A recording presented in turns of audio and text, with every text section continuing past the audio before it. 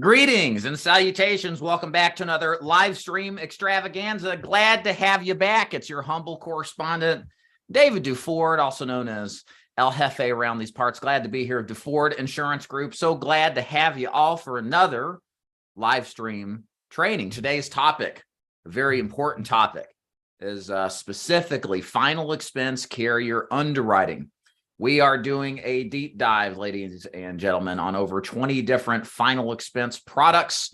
And we're going to go into the details on how underwriting works, how pricing works, and basically giving you a very fair and balanced approach to how these, sorry, I got to shift everything around here, how these products work, why you should use them, where their best advantages lie, with the goal of helping you help more people, right? Carriers, while they aren't everything necessary to your success, they do play an important role. And your knowledge of the options out there, as most of you are independent agents, some of you aren't, but maybe considering it, is very important. And so the purpose of this training is to specifically do that. It's to help you understand what your options are so that you're better equipped at helping more of your prospects get more comprehensive coverage at better competitive prices. Pretty simple to do. Now, a couple of reminders here. Number one, I see from X-Writer, not X-Writer, hey X-Writer. This is from, yeah, it is. This is all recorded. In fact, you will be able to watch this at a later date. I will go back, in fact, and timestamp each of the different carriers that we review, so you don't have to sift and sort through, whatever, like 6, 7, 8 hours, however long we go, trying to figure out which carriers you want to review. So yes, it's recorded. Yes, it's recorded. Absolutely.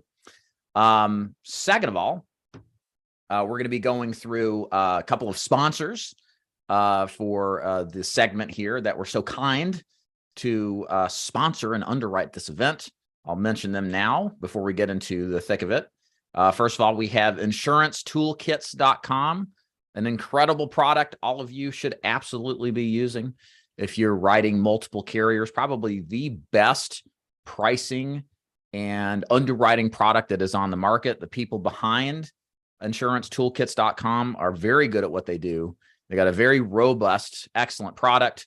We're going to be doing an overview of that product come sometime later today. We'll have about a 25-minute segment with Joseph Walls, who I believe owns Insurance Toolkits, and he's going to take us through how it works. So make sure you stick around for that, because that kind of brings everything we're talking about together and making the underwriting process super simple. Hey, Phil, how you doing? Nice to see you, man. And what else? Oh, we got more sponsors.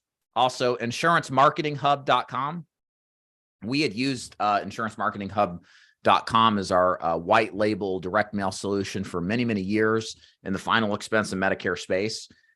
They bring along a lot of big brains behind the data side of the equation when it comes to direct mail for final expense and Medicare. And so we're going to have Cindy on. She's going to talk about her company, how it works, how it's different from the other direct mail vendors out there. So again, all of y'all are here probably because you're interested in final expense. Some of you sell face-to-face. Direct mail is king, as we've talked about in other videos. So make sure that you stick around and watch that video. It's very interesting and useful. It helps you kind of see how direct mail works and how to optimize it for its best success while seeing a great vendor that you can do business with.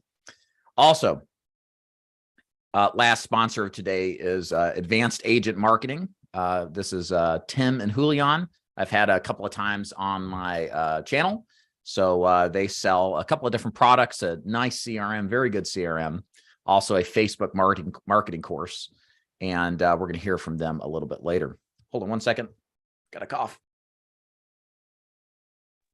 Kind of recovering from the RSV or whatever's going around. I think half the people in my agency were sick this week. Probably half y'all are sick too. So bear with me here as I try to find my voice. Okay.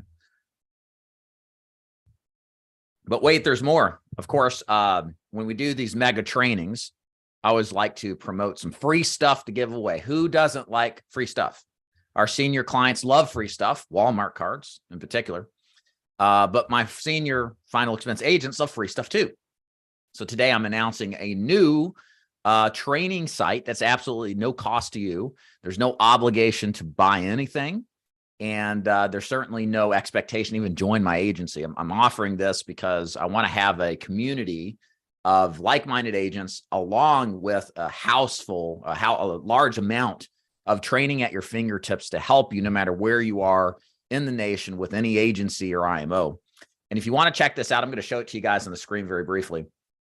You can go to davidduford.com/training. Allow me to throw that into the chat so you can go ahead and see that. All right. There it is. Hold on one second.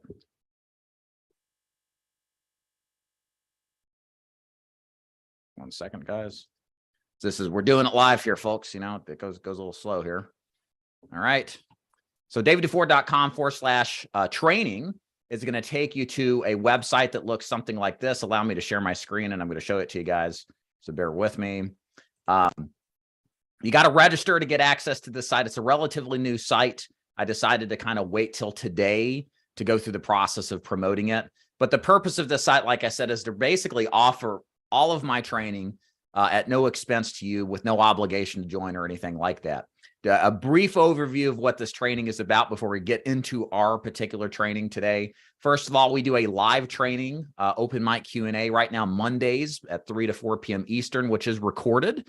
This is kind of like an Ask Me Anything type of thing. I personally host this. This is great if you're aspiring to sell insurance, final expense, Medicare, and anything really. You want some insight, kind of where to go, what about certain agencies, things to look for, et cetera. And you want to talk directly with me. It's also great for new agents that have sales related questions. Maybe they're not getting support on and want an opportunity to talk with me and get my advice.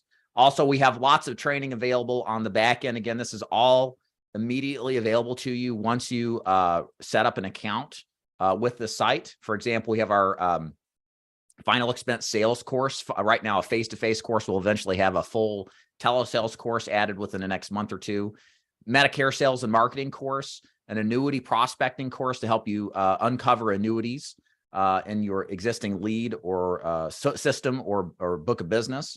We also have an ACA health insurance course. These are all video-based courses, 6 to 10 hours in length, 6 to 8 hours in length, really.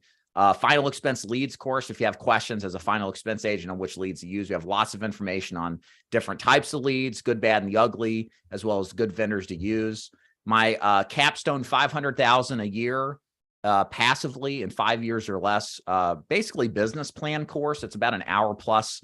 It'll walk you through the process as a new agent, how to work and scale up to make $500,000 a year or $500,000 a year in 5 years or less on a passive basis using final expense, then getting into Medicare or ACA. We also have lots of scripts available too, final expense telesales and final expense face-to-face scripts. We also have a bunch of freebies too. For example, discounts on getting set up for AHIP for selling Medicare Advantage. Also free stuff, which we're going to be using this final expense cheat sheet. So you will see this on the screen as we get started here. So if you want to follow along, the cheat sheet is available here. You'll find it under the classroom section. And of course, a forum, you can go ahead and post questions in and ask away. So we already got 10 people registered. That was quick. So continue the process. We appreciate it very much. I'm super excited about this.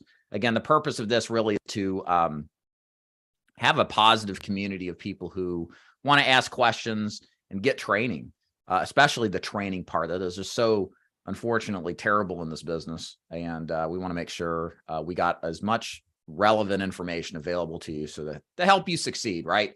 Too many people fail out of this business. And so I want to make the best that I can out of this so that you can do as best as you can. So free Virginia Slims. No, they need to put that on a card. I bet we'd have like a 5% response rate. Hold on one second. I'm going to close this blind, guys. The sun is shining right in my eyes. Not a good thing for me. So just one second. Hold on one second.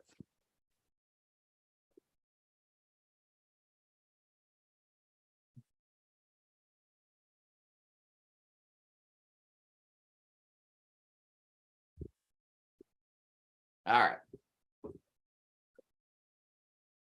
Yeah. So Jeff, is this different than the current school program? So this is really based for the non-DeFord Insurance Group agents.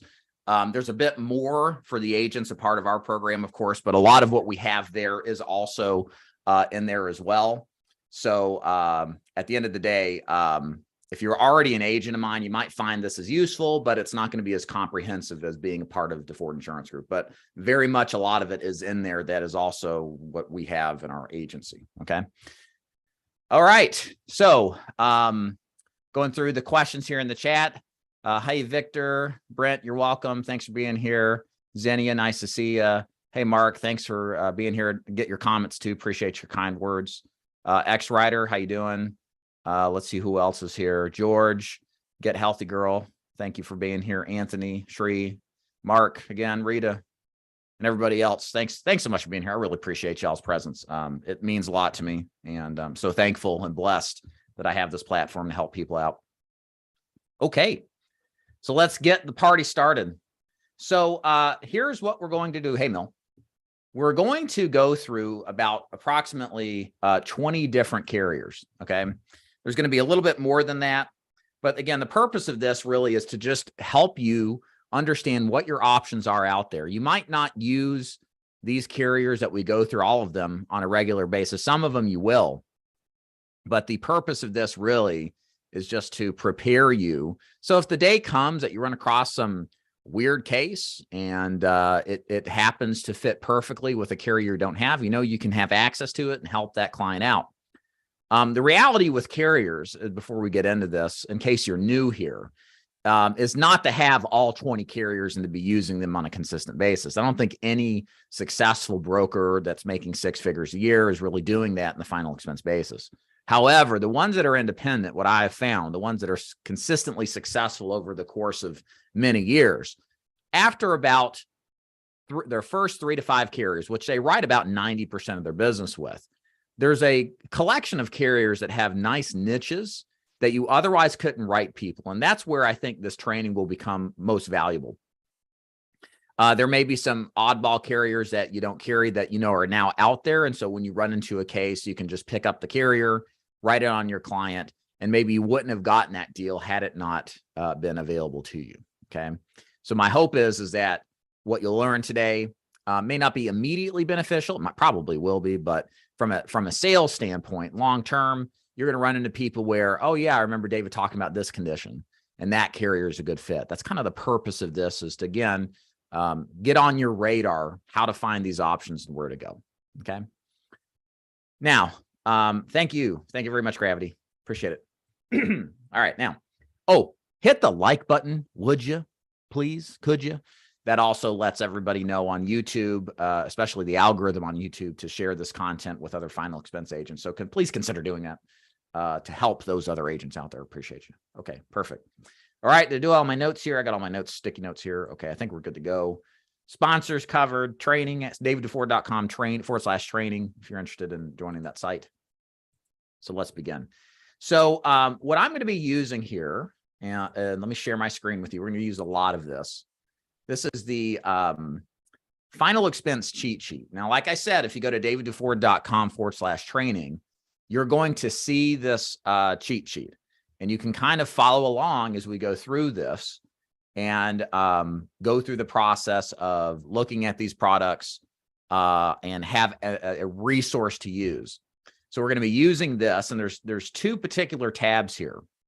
Just to kind of help you out as you pull up this information on your own. And I will let you guys in. I know you requested access. Once we go to a break, I'll let you in. So just bear with me on that. So the carrier cheat sheet here, we have a lot of basic information that we'll share. I'm going to zoom in a little bit so you can see it better. The other sheet here is the deep dive cheat sheet. See that, guys? What this does is it allows you by major health condition to the left. And not every single health condition's on there, y'all, but the most common ones you run into are.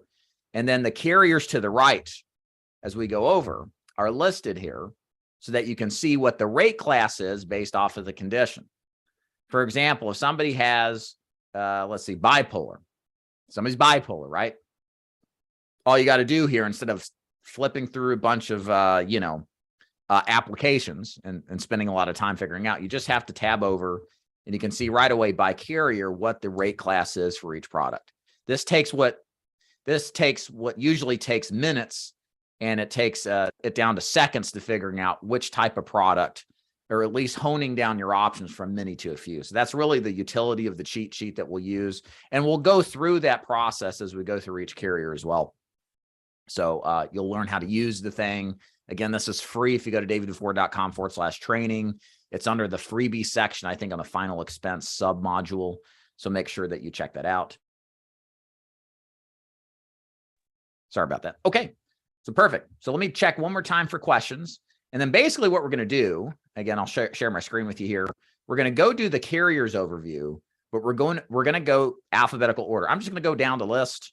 I used to organize it by favorite carriers and then kind of speed through the rest, but we're just going to keep it in alphabetical order, at least how it's presented here on the cheat sheet, and then go through things like that in just a second. Okay. So let's see here. Cheat sheet is there. We got that. Let's check the questions here in the chat. Good morning, everybody. Like button hit back to work for me. Thank you very much. Wonderful. All right. We're rocking and rolling. I'm gonna take my last sip of Java here. All right, let's begin.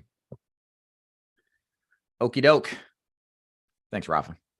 Hey, Carmen, Sylvia, Savella. Hey, okay, perfect. So let's go ahead and start with American General. So we're going to share the screen here. Again, American General, if you'd like access to this cheat sheet to get this information, daviddufour.com/training. So American General is a company that many agents like to use, that use in the, especially the final expense face-to-face space. American General's been around a good time. Maybe it's been like 3 to 5 years, maybe a little bit longer than that, because I was using them in the field like in 15 or 16. So it's been a bit longer. And their primary product right now that we use the most of is their guaranteed acceptance product. Okay. There is a newer product that came out with American General maybe about a year ago. But the reason that I kind of turned away from using it was my concern with the lack of underwriting. I can't quite recall. You guys can correct me if I'm wrong in the chat. They either didn't do MIB checks or script checks. And as kind of a rule of thumb, what we don't want to have happen is be in a circumstance where we write a piece of business on a client. While yes, it's easy to do it, we run into problems to where maybe there were scripts that the client forgot about that didn't show up, and the client dies within the first 2 years, and the policy gets rescinded and doesn't have a full death benefit payout. This would be for the AIG level product specifically that's out there. So for me, I looked at that, and for me, I like to do as much underwriting up front as possible within reason. We obviously don't want to do a full examination. All of these final expense plans are simplified issue whole life products that makes life easy. You just run a script check and MIB check against what's in the database to render a decision. Okay. And if we lose out on that, we lose out on our accuracy and underwriting, and it can come back to get us. So for me, I kind of made an executive decision for agents when this product was presented to me that, well, I didn't like the idea of making it a little too easy to write up policies. There was a product in the business about 7 or 8 years ago called 5-Star. And similarly, they did not have a prescription check, and they would brag they would issue 98% of the business that was submitted. And it was likely that they were missing out on some underwriting issues, which kind of eventually, I don't know for sure, but led to them exiting the marketplace. So, but on a grander note, it puts our clients at risk if we don't properly underwrite them to get them the best products. So what you're going to find a lot of the time with these products is that there's always this kind of balance between, is it easy to write and but is it too lax as far as underwriting? Sometimes there's just going to be this balance of good underwriting, but we don't want to make it too hard to underwrite either, right, guys?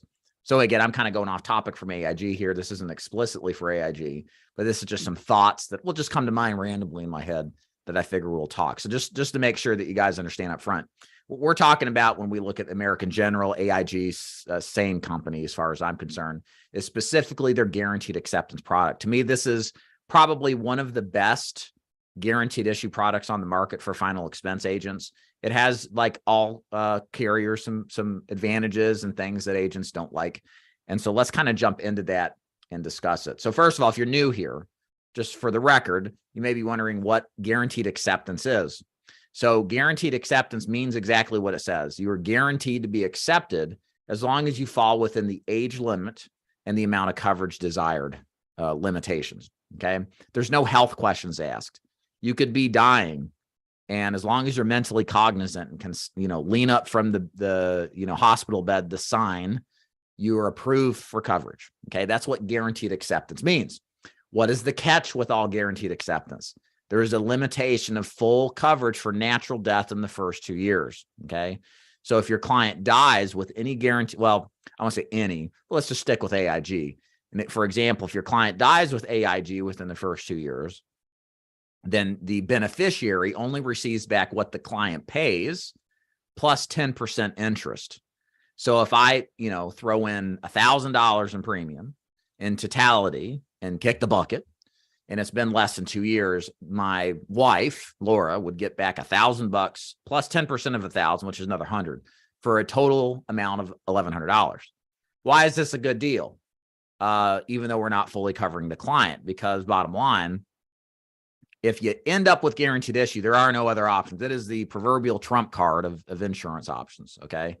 And also it's better than putting it in the bank and the interest associated with that. I mentioned this because sometimes you'll run into clients that will object to you getting a guaranteed issue product. You got to be kind of versed on how to defend against it. Why to still justify, hey, it's better in the bank. Once you're past 2 years, it's golden. Plus, you're 100% covered for accidental death from the first day. Okay. So that's AIG. We're going to look at some quotes here in a minute on this. Minimum and maximum face amounts. So we're going to go through the cheat sheet here. Is 5,000 to 25,000 coverage. That means you can't do any less than 5,000. You can't do any more than 25,000. You cannot take one plan for 25,000 out, then another plan with the same company for 25,000 out. That's true for all of these carriers, but let's say you wanted more than 25,000. It was truly a guaranteed issue situation. You would max out what you could with AIG, then find another guaranteed issue carrier, just in case you're wondering. Age limitations are 50 to 80 years old. If they're under 50, you can't write them. If they're over 80, you can't write them. Now, if they age over 80 and they took the plan out 80 or between 50 and 80, they can still keep it. Okay. It's not term insurance. This doesn't mean the plan ends. It just means this is the limitation when you can actually get the plan out of them. Now, all nice little feature at AIG is they take all forms of payment, bank draft, debit, credit card, direct express. So those forms of payments are available. I don't know if this is 100% accurate. I put down Social Security deposit billing. We'll talk about that later. In short, the Social Security deposit billing is the timing of billing with when the client receives his or her Social Security check, so that there's no delay between the deposit and your draft coming out. 1 second, I got a cough again. I'm not sure. Somebody correct me in the chat if that is not the case. Might not be. With AIG, you can do a paper application, but most of you nowadays are going to do an electronic application. Again, that's where everything is done over an electronic app on their website. It's super simple. It's probably one of the easiest electronic applications available. There's no underwriting. It's guaranteed acceptance. So you don't have to underwrite anything at all. You just submit it in and it's automatically approved. But the thing is, and this is why in the next stage, we've labeled the product as not being telesales friendly, because in most cases, AIG only allows an electronic signature unless you're part of a call center and you meet the requirements of being in a call center, like you can record all your calls, there's compliance metrics put into place, then you don't have a verbal signature process with AIG. So if you're in telesales, I generally don't recommend AIG for telesales. Reason why is because it's just really hard to get Mildred to get on Zoom, get on her email, find the email that was sent from AIG, click the button in the email to sign it, and then do all the steps necessary to complete the application. I wish it were easier. It probably will get easier with time, but a lot of our clients tend to be, well, technologically technological Luddites, illiterates, if you will. Instead, as a side note for final expense telesales focused agents, you want to work on verbal application processes, not the EAP processes. Not to say you can't get them to sign, some will, but I don't bet, you're going to run into a situation where you insist on putting it through AIG.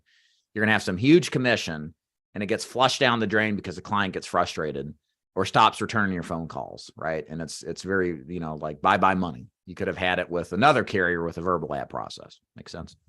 So let me check to see if there's any questions so far. So I will be stopping from time to time getting your questions as we go through this training. So this will be a little bit more interactive through each of these modules and discussing here. American General back in 2001, yeah, they used to do debit business. They probably do in some places. I think I saw an American General debit guy down in Anniston, Alabama, I think. Kind of an old steel town. If we have contracts with one of your carriers, but product with the FE is dual contract permitted. Good thing to bring up with AIG. They do allow dual contracting. So let's say you have an AIG contract with one FMO or IMO, but you're sick and tired of them and they won't release you, and you want to come to me or anybody else, you can get a second writing number through another organization with just AIG. That is only for AIG. I haven't seen that for any other carriers. Some companies like Mutual of Omaha will allow you to split up the products with different IMOs. But in most cases, you have one IMO for all of the products for that one product, and you have to get a release to move any of them. Several carriers are doing risk score now, which adds a lot of nuance to the underwriting. Now, is that the case for final expense? That's the kind of stuff that starts to get a little irritating, right? And this is, again, a good point to bring up.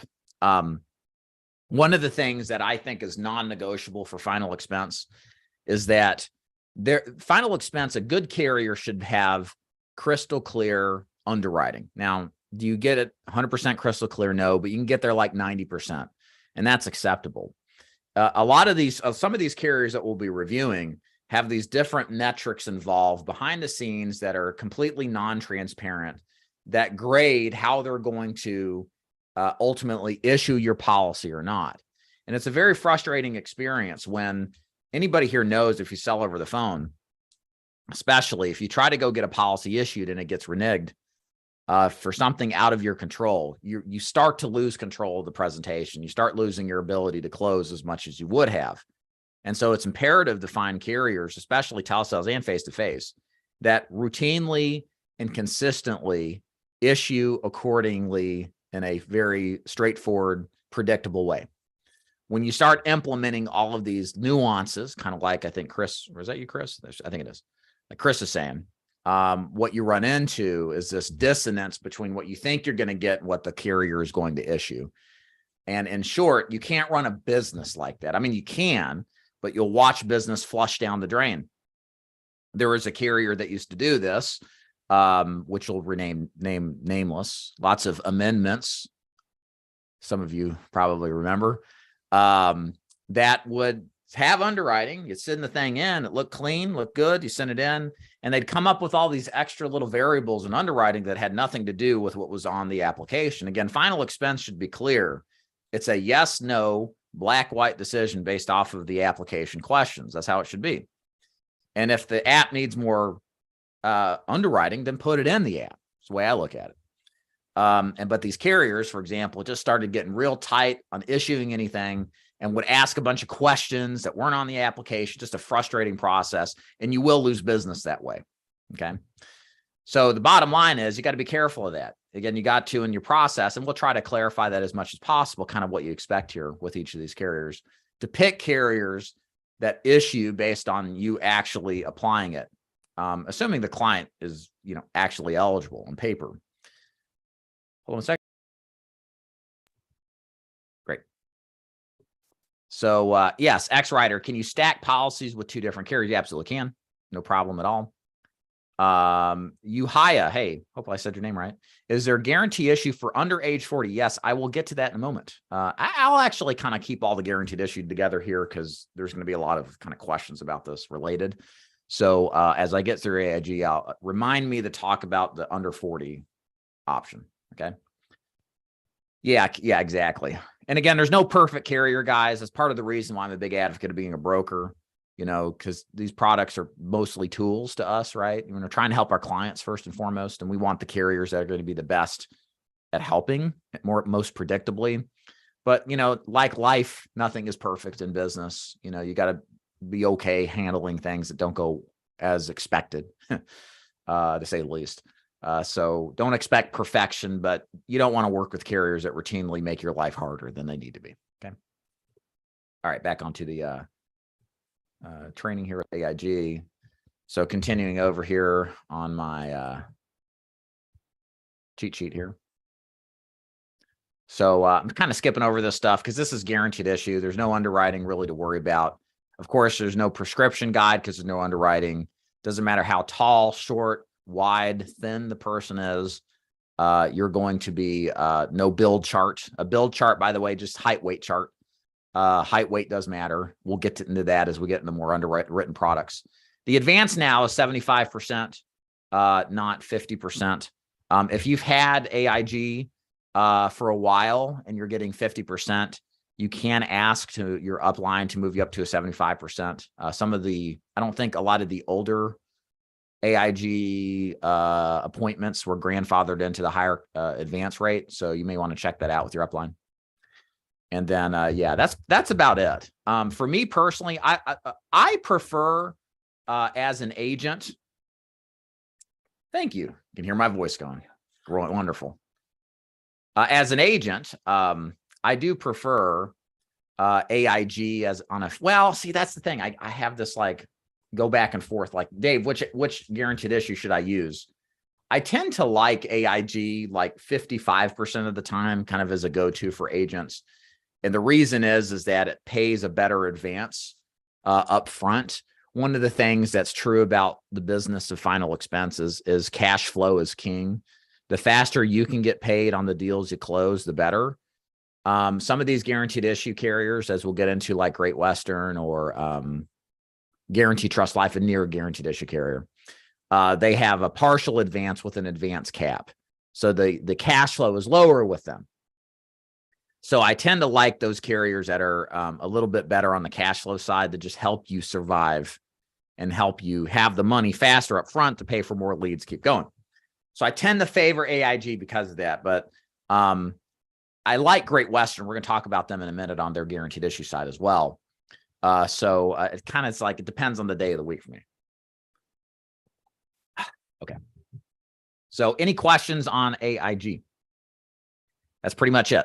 Oh, let me do this. I'm going to show you the pricing here. I went ahead and I wanted to show some pricing to you guys so you guys can see how pricing stacks up at some kind of basic levels of coverage and where the product sits. So let me just give me a second here. All right. So on this quoter that I ran here, you can see AIG is one of the better products here as far as price goes. Gerber, we'll get to Gerber in a minute. I'm not hot on Gerber for a number of reasons. We'll talk about that momentarily. This is for a 50-year-old male. As we go up the scale here, I'm just going to jump up to 70 and kind of see it starts to get a little bit more closer aligned between AIG and Gerber as far as pricing goes. So AIG is generally pretty competitive. One other feature that AIG has that other carriers don't have is they pay out at a certain age. I shouldn't say pay out. They're paid up at a certain age. And it depends on the age when the client takes it. So for example, a 70-year-old male gets a 10,000 large plan, and that person's going to pay till they hit 86 and stop paying. So it's like paying off your house, right? It's a paid up plan. It's pretty cool. So sometimes that stuff sells to these prospects of ours, right? As far as females go, let's look at the ladies. Should be similar. AIG, really close to Gerber. Max pay a little higher for the ladies here for whatever reason. Not sure why. 60-year-old. Take a look at that. Kind of same thing. So you see how the prices are very close, not too much different. I feel comfortable in recommending AIG because of that. As far as a competitive product goes, and it pays well, generally has better commission than the other products too. This assumes if you're in like in a brokerage environment. Yeah, so I like them. I think they're pretty cool.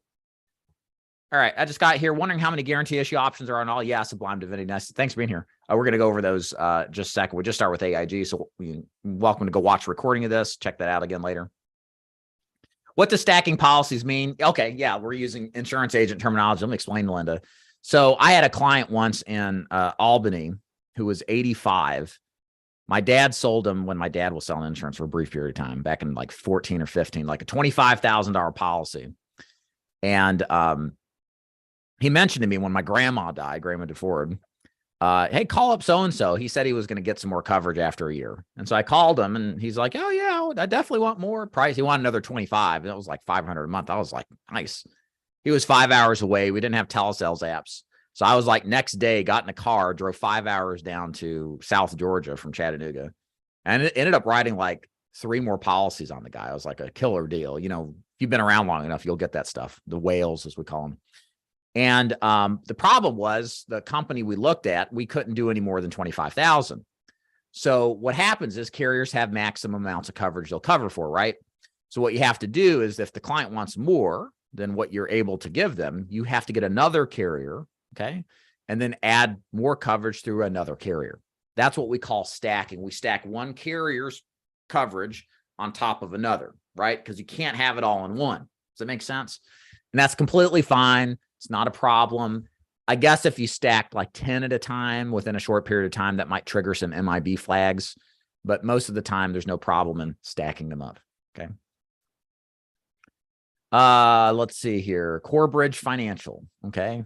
Another rebrand. Yes, it's, yeah, hey, Ian. I think that's Nick, right? Yes, it'll be on YouTube for reference. It'll be recorded. So the quoter I'm using, Chris, is the one that we have on our training site. If you go look at it, it's a FEX quote. I think it's fexquote.com or fexquoter.com. fexquotes.com, quotes plural. If you guys want to check that, it's just quotes. That's been around forever. They do a good job. It's not going to underwrite anything, but it will run quotes for you. Was the quoter comparison homegrown spreadsheet? Yeah. fexquoter, quotes.com. Trans amendment. Yes, Mike. Yes, it's being recorded. All right. What are the best companies for the Spanish market? That's a good question. If you guys have any advice for Mr. Ignacio, please put it in the chat. And on that, I know a lot of products now are getting into the Spanish-speaking market. Most of them have literature for it. The questions that you're going to want to know is that if you're doing a phone interview, do you have someone in Spanish that will speak through the phone interview for your client, right? So those are kind of additional things. I'll let somebody in the chat answer that. I'm sure there's somebody can. Hold on one second. Okay.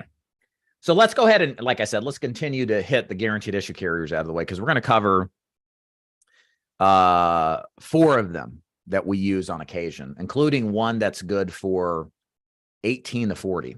That's we'll stick around for that. We'll cover that one last. But now we're going to talk about Great Western. So again, I am practical in nature. I'm not going to waste your time with products that I think are not, worth looking at, frankly.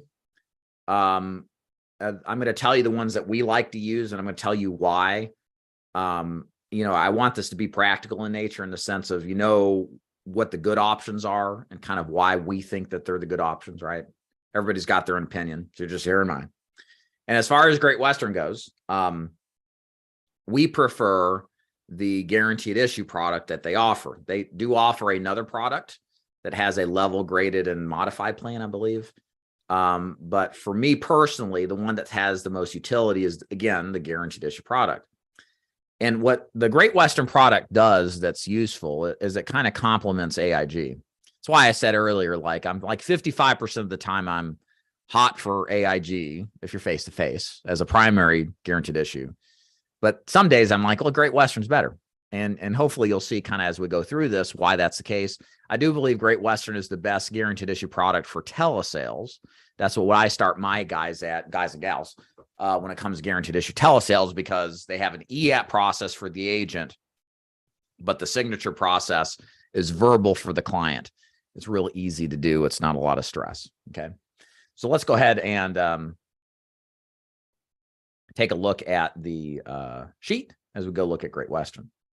So Great Western, again, guaranteed issue only, issues 1,000 to, I believe it's actually 25,000.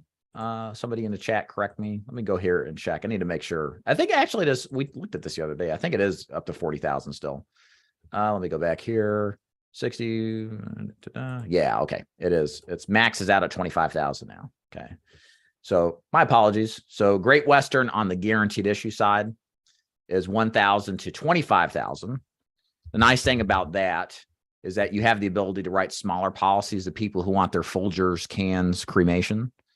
A la Big Lebowski has an option with Great Western. So you kind of have the ability to go lower where you don't with the other company, AIG and Gerber. The other thing that's nice about Great Western is the guaranteed issue range is a little younger, 40 to 80, not 50 to 80 like AIG, but 40 to 80. So you're able to hit some of the younger people up for guaranteed issue coverage. Same thing as far as the type of coverage. It's a 2-year waiting period product, 10% return premium plus 10%, excuse me, if they die within the first 2 years. Natural causes, full accidental death from the first day. So they're fully covered after 2 years for natural and accidental death. They take all forms of payment, bank draft, debit, credit card, direct express, all the typical stuff. As last I checked, somebody correct me if I'm wrong, Social Security deposit billing is a no. So you have to pick a numerical date. They probably have second, third, and fourth Wednesdays, but the Social Security deposit billing for like the third of the month, the moving target, don't think it's the case. Definitely telesales friendly. We like them. They're real easy to use over the phone for guaranteed issue. Real easy e-app process with a real easy phone interview portion of that application process. Moving along here. Again, no prescription guide here. No build chart here for guaranteed issue.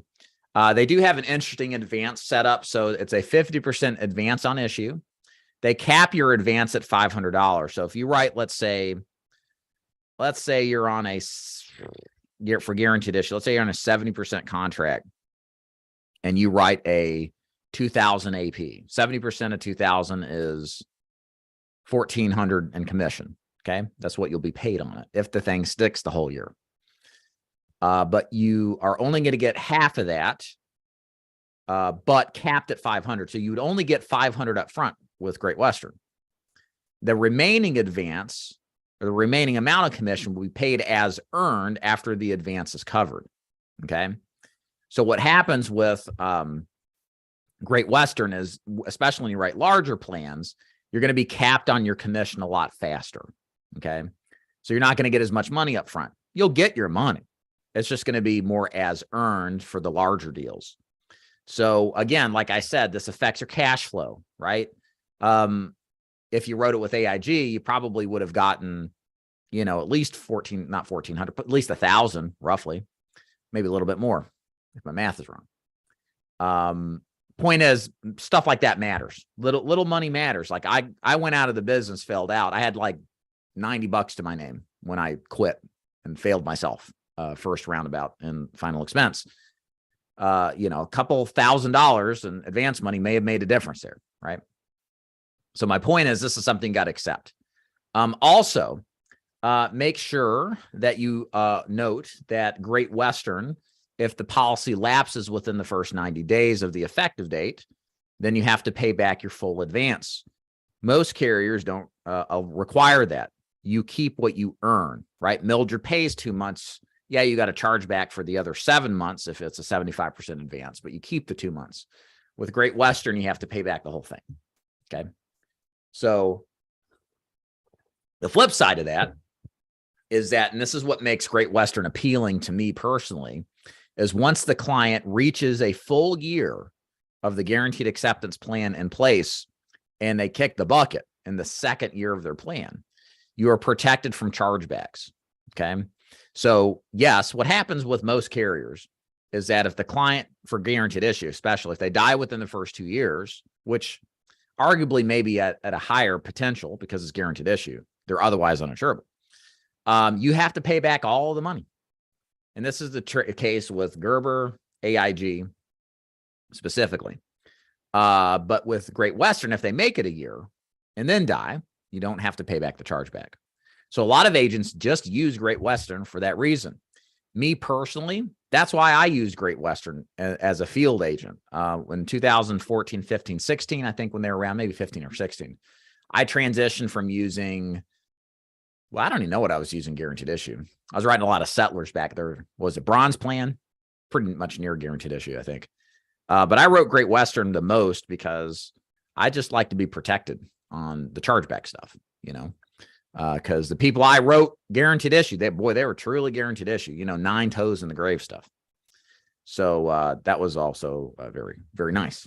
Okay. All right. And that's pretty much it there for Great Western. I like them a lot. Like I said, kind of like my summation of Great Western is that they do the guaranteed issue in a very complimentary way to AIG. Very easy to use on the guaranteed issue product, especially good if you're selling over the phone. Highly recommended if you're looking for a good GI carrier to use Great Western. Again, because they don't require an electronic signature from the client. That's kind of the big deal. Okay. So questions in the chat. All right. When you go into the portals, there's a section for Spanish documents, 100%. If this answer is too wide open, no worries. I'm an Army vet and former Fed. Do you think final expense is a special place method of selling folks? I don't really think so, Jeremy. I don't necessarily think there. Now, I've seen some marketing firms, marketing companies that target their marketing towards vets, in a more vet appealing type of way. But I don't think there's necessarily a niche from a product standpoint to that market. You see this from, somebody will mention it in the chat. I can't recall the company name. What is that company that appeals, that insurance company that appeals to vets, military veterans? I forget what it's called. But they that's like their niche, right? But there's nothing like that in the final expense space. That doesn't mean you couldn't market towards that kind of affinity niche. I think that's a smart idea. If you can come up with a compelling copy and strategy, it's a bit unorthodox with what we teach, but I think it can be refined out. Yes, thank you, Richard. USAA, that's who we're thinking of, right? My advice for you guys getting started, just to kind of pick up on Jeremy's angle, is just stick with the fundamentals. My agents get tired of me saying this, and they roll their eyes, I'm sure. That's just okay. We want to be fundamental in our application as new agents to this business. What we want to do is focus on what we know works. It may be boring and old and predictable, but that's good for business and making money. I prefer that to some extent. If you're looking for something creative or fun, get a hobby. That's kind of why I like doing jujitsu. Keeps my brain occupied on something that has a sense of creativity. So I don't start screwing up my business, trying to screw with something that's already working, right? Likewise, do the fundamentals. Once you get the fundamentals down, then you can kind of experiment and get unorthodox. I think the veteran strategy probably is a great one. Let's see here. Amigo, why or why not in America? We'll get to America eventually. We're doing kind of more of the guaranteed issue. By the way, that cheat sheet you saw, for those people who are here, a couple of things. Number one, hit the like button, please. Help the YouTube algorithm spread this to other final expense agents. Number two, if you want that cheat sheet, along with tons of free training, I didn't mention this. I'm giving away my books for free, electronic book format, of course. Go to davidduford.com/training to set up a free account there. We've got a forum that you can ask questions, communicate with other agents. We do a once a week Q&A call, ask me anything type of call. If you've been around long enough, kind of like my calls I used to do on YouTube, where it's kind of just a Q&A. So if you're new agents, you have questions to ask, it's a perfect format to do that. And tons of sales and marketing training for final expense Medicare annuities and ACA.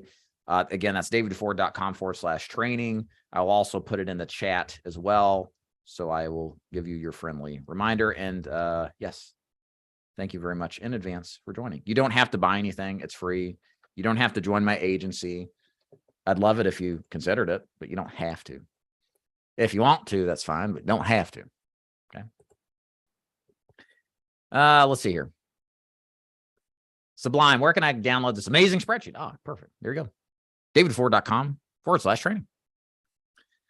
Is it a percentage of AP that is paid? Yes. So So yes, the advance percentage amounts, like, so you'll see a lot of 50% and 75%. That's of your commission base, right? So if the commission on the deal is 100%, so that's what your commission percentage is off the AP, annual premium. And the annual premium is $2,000. 100% commission on $2,000 annual premium means you're getting $2,000 in commission paid to you, right? But of that, the advance percentage is what you're going to get up front of that dollar amount. So if you have a 50% advance, you're going to only get $1,000 of the $2,000 up front. You have to wait on the remaining $1,000 starting in month 7, and that will be paid as earned each month from there on out. If it's 75%, you get, in this case, $1,500 of the $2,000 up front, and then you get the remaining $500 paid out in the final 3 months. 75% is 9 months, means 3 months left over. In months 10, 11, 12, as earned as the premium comes in. Generally speaking, I'll kind of talk on this for a moment. I generally recommend agents to take the advance. Some people don't like the idea of advancing because it is a loan and your policy is collateral. And yes, the policy can lapse, and then you got to pay the money back, or a portion of it back, depending on the carrier. That is a risk. But the other side of the risk is if you don't have an advance, where are you going to get your money to pay for your leads, right? Like, you have to have money to buy more leads every single week, because if you're only paid as earned, you're going to get a fraction of what you will be paid. And now you've introduced a new problem, which is, how do you fund your business enterprise? Most people aren't sitting on a wad of cash that they can just come out of pocket for without having that advance. I have an advance. I've had an advance since I started. I don't think it's a bad thing. The key thing really with an advance is write good business. Make sure you have a selection of carriers. Part of the reason we're doing this training, so you know what your options are, so you provide good options to your clients. That makes sense? So don't poo-poo the advance in most cases, guys. You really need it. What you have to do is manage it, sell the right way, and sell the right products in order to eliminate, or you can't ever really eliminate all lapses, but you can reduce them with good sales principles. GTL, we'll get to GTL here in a minute. I would call that almost a near guaranteed issue carrier. We'll look at that in a second. Very good carrier. USAA, that's correct. Right, Julia, no prescription checks or underwriting on any GI. If they can sign the thing, they're approved. Okay. Are they paid up after X amount of time with Great Western? No. Every other product that you're going to see here that's straight final expense is what we call life pay. It's basically you pay it till you're dead. Okay. Some of them mature or pay up at 100. Most of them don't pay up or mature to 121, which effectively means you pay until you die. Does Great Western provide final expense leads? I don't think so. But if you go to YouTube and put in final expense leads DeFord, I have I think we did like 6 or 7 hours on different leads, different vendors that I like. You can also go to davidford.com/training, and I've got a whole breakdown on all the lead options there too as well. Very useful. Yeah, I know, Brent, gets old, doesn't it? Yes, you still get residuals. Most of these products have residuals.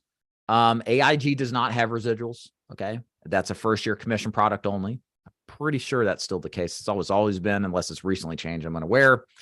Great Western has a small residual, I believe. What else? There's a few other products that don't have residuals, but most have residuals. If you're at a street level contract, 3 to 8% years 2 through 10. It's just going to depend.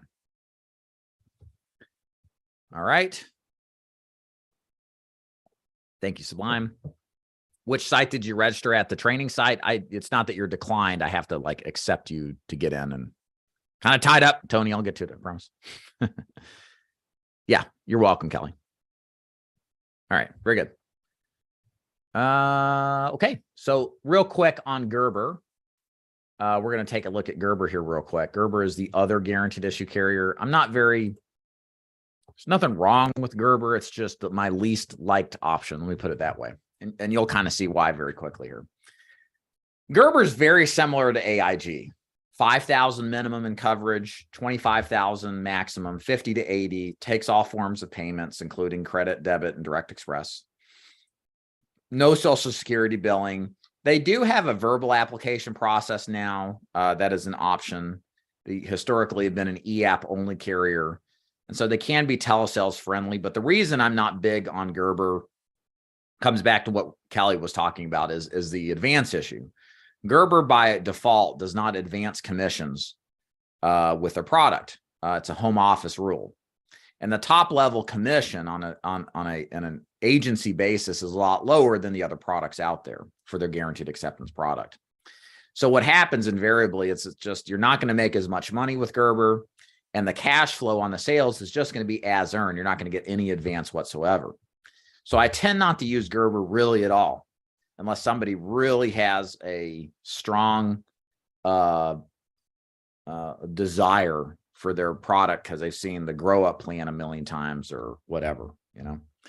So yeah, understand if you write Gerber, you're just not going to get paid very well on the front end. It is an as earned product, guaranteed acceptance, two-year return of premium, 10% on top of that if they die within the first 2 years of natural causes, all that stuff. So with Gerber, you know, in short, to keep it pretty easy, I'm not a big fan of it. It is useful in New York.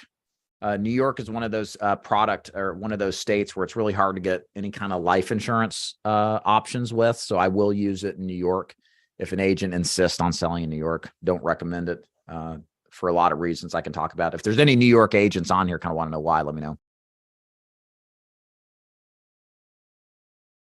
But yeah, otherwise, yeah, whatever. Any questions on that? Now, I'm going to take a moment here. I don't know why I took it out of here. I had another product. I'm going to talk about it very quickly. I'm going to share it with you guys in a second. It is a guaranteed issue product for people under 40. And thank you for the person that mentioned that. I forgot about this product. It's not that great. It's good, but it's not great. You'll see here in a minute why. So I want to make sure to throw this in the chat. So the webpage, if you want to get this product, I offer a contract on it. It is going to be davidduford.com, and this is coming in the chat, /guaranteed-issue-term-life-insurance. Just look in the chat and you'll find it. Okay. I'm going to show it on my screen. This is a product that I only use when I have somebody who's under 40 and truly guaranteed issue. There's a few products we're going to talk about later that might actually be better than this option, but this is something that you want to use and put it in your back pocket when the circumstances arises where you might need something that is otherwise a client is insurable. So with this, you can get up to $50,000 in guaranteed issue term life insurance. There's no medical questions, guaranteed issue. Everyone age 18 through 75 guaranteed. It is a level term that increases every 5 years. It cancels at 80, just like AARP or Globe. Pretty much why I don't really recommend them as a first option, but they do go down to 18 to 40. They only pay 20% as earned monthly for the life of the product. So in the second year, you're still paid 20% of the premium as earned. So it's pays almost like a Medicare supplement without an end game. So as long as they pay, they get it. But this is not truly an insurance product. This is a membership product where part of the membership is having insurance. Okay. It's Protection Plus Life program. If you want more information about it, please click here to see the rates. You can also see details on the product. Okay. And it'll clarify all the stuff we're talking about, the limitations on, I can show it to you real quick. There's a limitation on the states. I think the website says, but read through that. You'll get an idea how it works. Where was it? I thought I had it up here. Oh, it's under the rate section.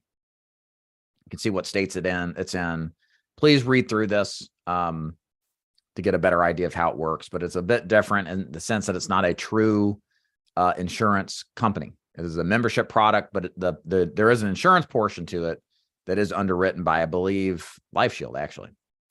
So again, I would only use that if I'm in a circumstance where I need something on somebody who's too young for anything else, and this would work. I think I've got another one here. I'm going to show you. No, that's it. Check that out. That should be pretty useful. Let me see if I can find. I thought I did a video on this one. I guess I didn't. Okay. Wonderful. Let me see if there's any questions here before we continue. All right. Is the audio quality all right, guys? Hope so. Yes, there will be a recording. No worries there. Is there a reference website we can use to point clients to show them the average death-related expenses? Yes, let me pull that up here. I'll share it with you since you've brought it up. I think it's the National Funeral Directors Association. Yeah. Let me pull it up here. And I'll throw it in the chat. There's a page in specific. I'm just doing this on the spot. But if you check this out here, guys, I'll throw it in the chat. That's the link. And it's going to take you to this page. So that's the National Funeral Directors Society, I think is what their official name is. If you look here, pull this up, and you walk through this, this is basically a survey of where the prices are for each of the years. You can see the change in the pricing across the averages, right? This is useful. It's not a price list per se, like you would get from a funeral home. That's helpful too. But this just kind of shows you, hey, everything's getting expensive, right? And lets you know kind of what the averages are. Some people like to use this in their presentation. It kind of helps them present it better. So yeah, check it out. And again, if you're watching or recording this, look in the chat, look in a live chat recording, and you'll see where it is, okay? All right, let's go back to questions here before we get to Guaranteed Trust Life. Let's see here.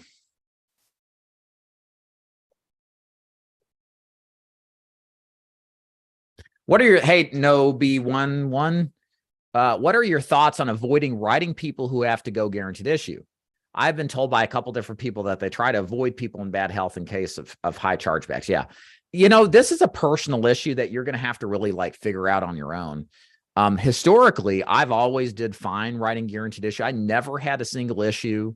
Let me make sure in my, you know, where writing full time from 2011, 2017. I never had an issue like getting bad chargebacks from guaranteed issue. And I wrote it consistently. So for me, I'm okay writing it. But I had a really good agent who we did a conversation with who really does well on the phone. His persistency first year for his level full coverage products is like 85% over the phone, which is really good. So that's of every 100 apps he would write, 85 are still on the books after a year. Pretty good, especially for telesales. But when you looked at his guaranteed issue, it was like 50%. And it blew my mind because this guy's good at what he does, very good. We use some of his sales calls as examples, but his persistency for just guaranteed issue showed something entirely different. So it varies by agent. I've heard it for years. This is kind of as similar. Agents will say, I don't really like writing direct express business or credit card business. I can understand the credit card. That's like, you know, net spend, maybe not so much net spend, MetaBank. Ugh, terrible. You know, if they give you a reloadable Walmart card, you know, Lapse-O-Matic, right?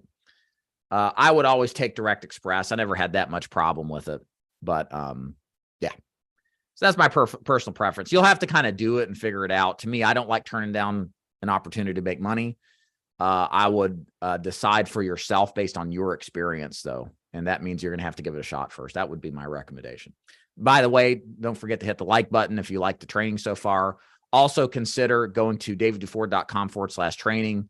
We have over 30 hours of final expense, Medicare, annuities, and ACA, sales and marketing training, leads training as well for final expense, free scripts, all 3 of my ebooks for free, the 500,000 in 5 years or less capstone course to help you build a business plan to develop passive income and selling insurance. All that's for free. There's nothing to buy. There's no obligation. I don't have to join my agency to get this.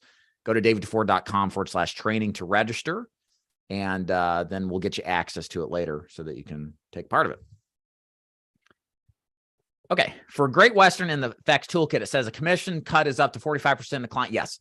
So some carriers, Jasmine, do have a commission cut depending on their age. So so that's why I don't really talk about specific commission levels, because it is just going to depend on the age. I would generally assume if somebody's over 80, you're going to get less commission on a product. Sometimes it's over 70 or 75.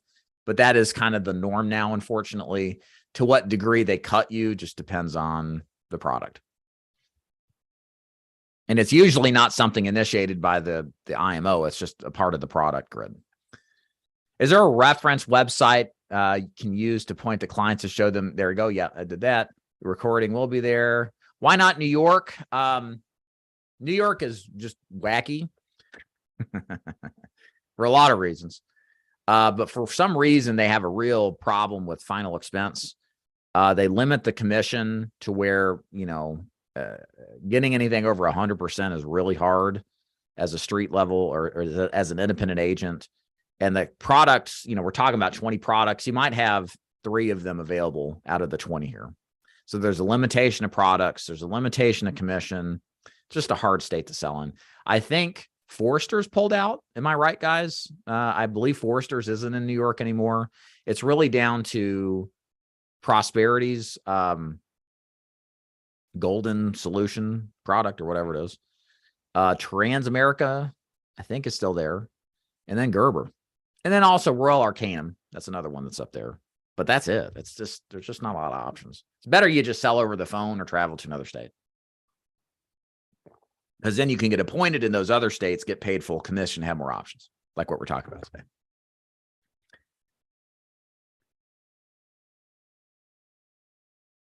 Yeah. So So that's one of those products. That's one product I don't write a lot of business with. Every time I've looked at that product, I can't justify it personally.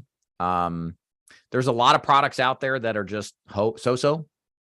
They're not really compelling the right from an underwriting standpoint, pricing too, or they're really hard to get the lower prices. And so I'm like, So we won't do all of the carriers, but that's one in particular that I've tried looking at and justified to pick up, but it just doesn't make any sense compared to these other products that are out there. Great information. Thanks for being transparent. Welcome.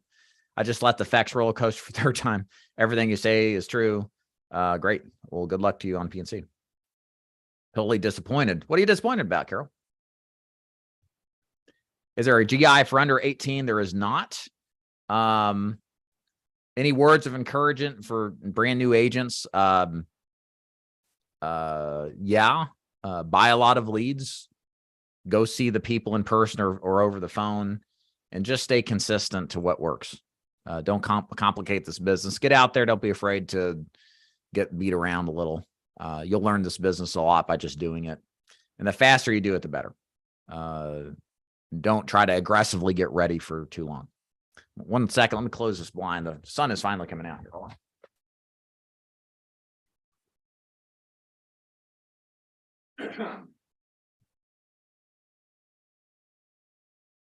All right.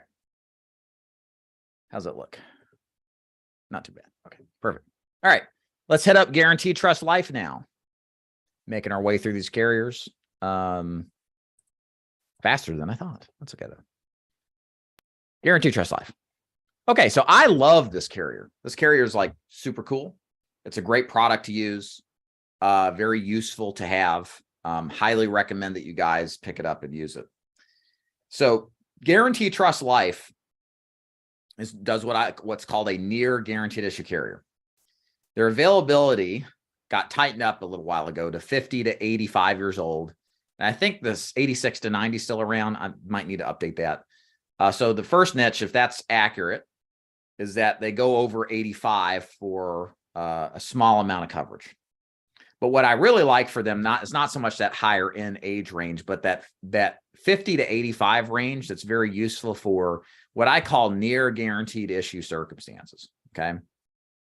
So if we go take a look at the underwriting here, we'll go to the deep dive cheat sheet. Then I'm going to actually show you the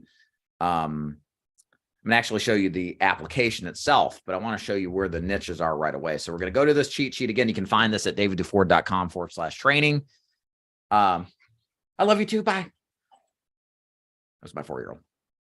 Covered in chocolate. So I don't want to know. So this cheat sheet's cool because as you look at it, you see where these green highlighted words are. This tells you which carrier has the niches for these conditions. Okay. So we'll kind of go through this quickly. There's 6 questions on here. We'll get to those in a second, but I want to point out like why I would use these and what circumstances. So first of all, Activities of daily living. This is where somebody needs help getting out of bed, help washing their hair, help putting on clothes, using medications, that kind of thing. Hard to get insured. Guaranteed Trust Life will take them. Now, real quick here, let me clear my throat. One thing I forgot to say, why do I like Guaranteed Trust Life? They're near guaranteed issue coverage in that, but they offer faster coverage than other guaranteed issue options. And they're very useful when you otherwise would have used guaranteed issue. So what do I mean? In the start of the second year of Guaranteed Trust Life's final expense product, they give you half of the coverage amount. So if you got a $10,000 plan with Guaranteed Trust Life, as soon as that client gets through the first year, they're covered for $5,000, right? So it's always half of the full amount of coverage they have. That's better than guaranteed issue because guaranteed issue takes 2 full years, right? Before you're fully covered. So we get our clients more coverage faster with GTL. Okay. So that's why I like them. When I need this plan and I otherwise can't get first day full coverage, but I don't want to go guaranteed issues. That makes sense. Hopefully it does. So now that that's out of the way as to why I'm even talking about them, let me talk about again niches. And these are ones that usually end up being GI. Alcohol abuse, drug abuse type stuff. There's no questions about that on the chat. Cirrhosis, especially progressed cirrhosis, GTL doesn't ask about. Congestive heart failure, that's a big one. This is my go-to carrier when I run into congestive heart failure. And I used to run into this all the time, like once a day in the field, and it normally was guaranteed issue, but GTL will take congestive heart failure. Didn't have this back then, so that's why I like it. Diabetic complications. If you're in a circumstance, drug abuse. It actually is pretty good in some instances for diabetic complications if you can't get some of the carriers we'll talk about later. Isosorbide mononitrate. So a lot of our clients take this, they've had a heart attack or blockage or something, and they've been prescribed nitroglycerin in pill form. That's called isosorbide mononitrate. It's a hard medication for carriers to cover. GTL is one of the better ones that will cover it. I believe Transamerica will cover that after the first year. They treat it as current use medication, or there's another terminology for it. It's not coming to mind. That is another option, Transamerica. But GTL is also another option, easier option to use in my opinion. Narcan prescription. A lot of people have opioid drug abuse issues. And they're prescribed Narcan, even if they don't have a problem, they're prescribed Narcan because Narcan cuts short the overdose. You can administer it as you're ODing. Cops carry it, nurses carry it. And our clients many times carry it as just default. A lot of the doctors have stopped saying, well, just if you got a problem, call us. They just give you Narcan right when you start some pain pill medication. Okay. So Narcan sometimes is an issue with a lot of carriers because the carriers are like, wait a minute, you got Narcan, you got a drug problem. Not necessarily, but GTL doesn't care about that. This is not a knockout issue. So sometimes when you run into Narcan, GTL is a great option for it. Pending diagnostic test results. If somebody's like, waiting on a diagnosis for, do they have a certain ailment or issue that would be a knockout, GTL is good for that.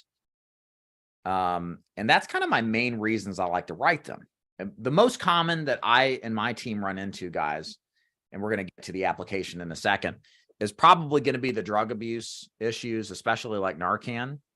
And then also the congestive heart failure being number one. So that's kind of my go-to carrier for congestive heart failure. And then for the Narcan issues. Now let's take a look at the application here as I pull this up. And just for those of you who are using this or watching the recording, if you're going to the cheat sheet, again, davidduford.com/training, register an account there, free one, you'll get access to this cheat sheet. If you go to row 10, you'll find Guaranteed Trust Life. We'll scroll over until we find the sample app. There it is. We'll pull it up and we'll show it to you. There's only 6 questions on this application. It's only an e-app process. It does require a phone interview for doing it over the phone. Very good for phone sales, guys. I love using this for telesales or face-to-face. I think the face-to-face app's just an e-app process with no phone interview requirement. But if we go down here, here's the questions. Again, we'll just go through these very quickly. Within the past 24 months, have been receiving kidney dialysis, require daily oxygen use, excluding CPAP, have an implanted defibrillator, or received or been advised by a medical professional to get an organ transplant. So there is a little niche here. If it's been longer than 2 years, and then that you've received a organ transplant, like think kidney transplant, like they had a kidney transplant 3 years ago, they could actually answer no to this. And so it's potential that some organ transplantees can get this policy, whereas mostly they're guaranteed issue. Any memory loss, Alzheimer's, dementia, I'm just kind of shorthanding this. Within the past 2 years, any cancer. So if they have cancer in 2 years, can't get them. Amputations due to complications of diabetes, if you've had or been recommended. So diabetic neuropathy is fine. Retinopathy is fine. Are you currently bedridden, confined to hospital, nursing home, mental health care facility, long-term facility? So just like if they're incapacitated or have less than 12 months to live or have HIV, AIDS, or ARC. Everything else is wide open. So that's why they're useful. They come in handy a ton. There's no height weight chart as well. Just pointing a couple of other things out. They don't do a prescription check either. They do advance cap 50% and have a $600 advance cap as well. So same issues like with Great Western we talked about. So if you get a big deal closed, that's more than $600, you'll be capped at $600.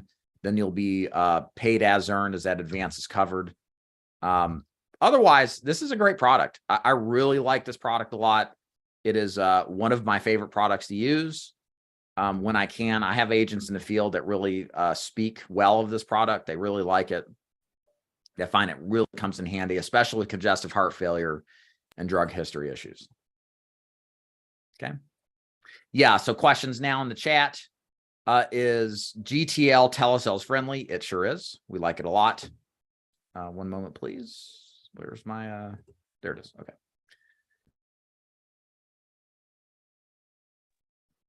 Do you consider Zoom meetings telesales? I don't.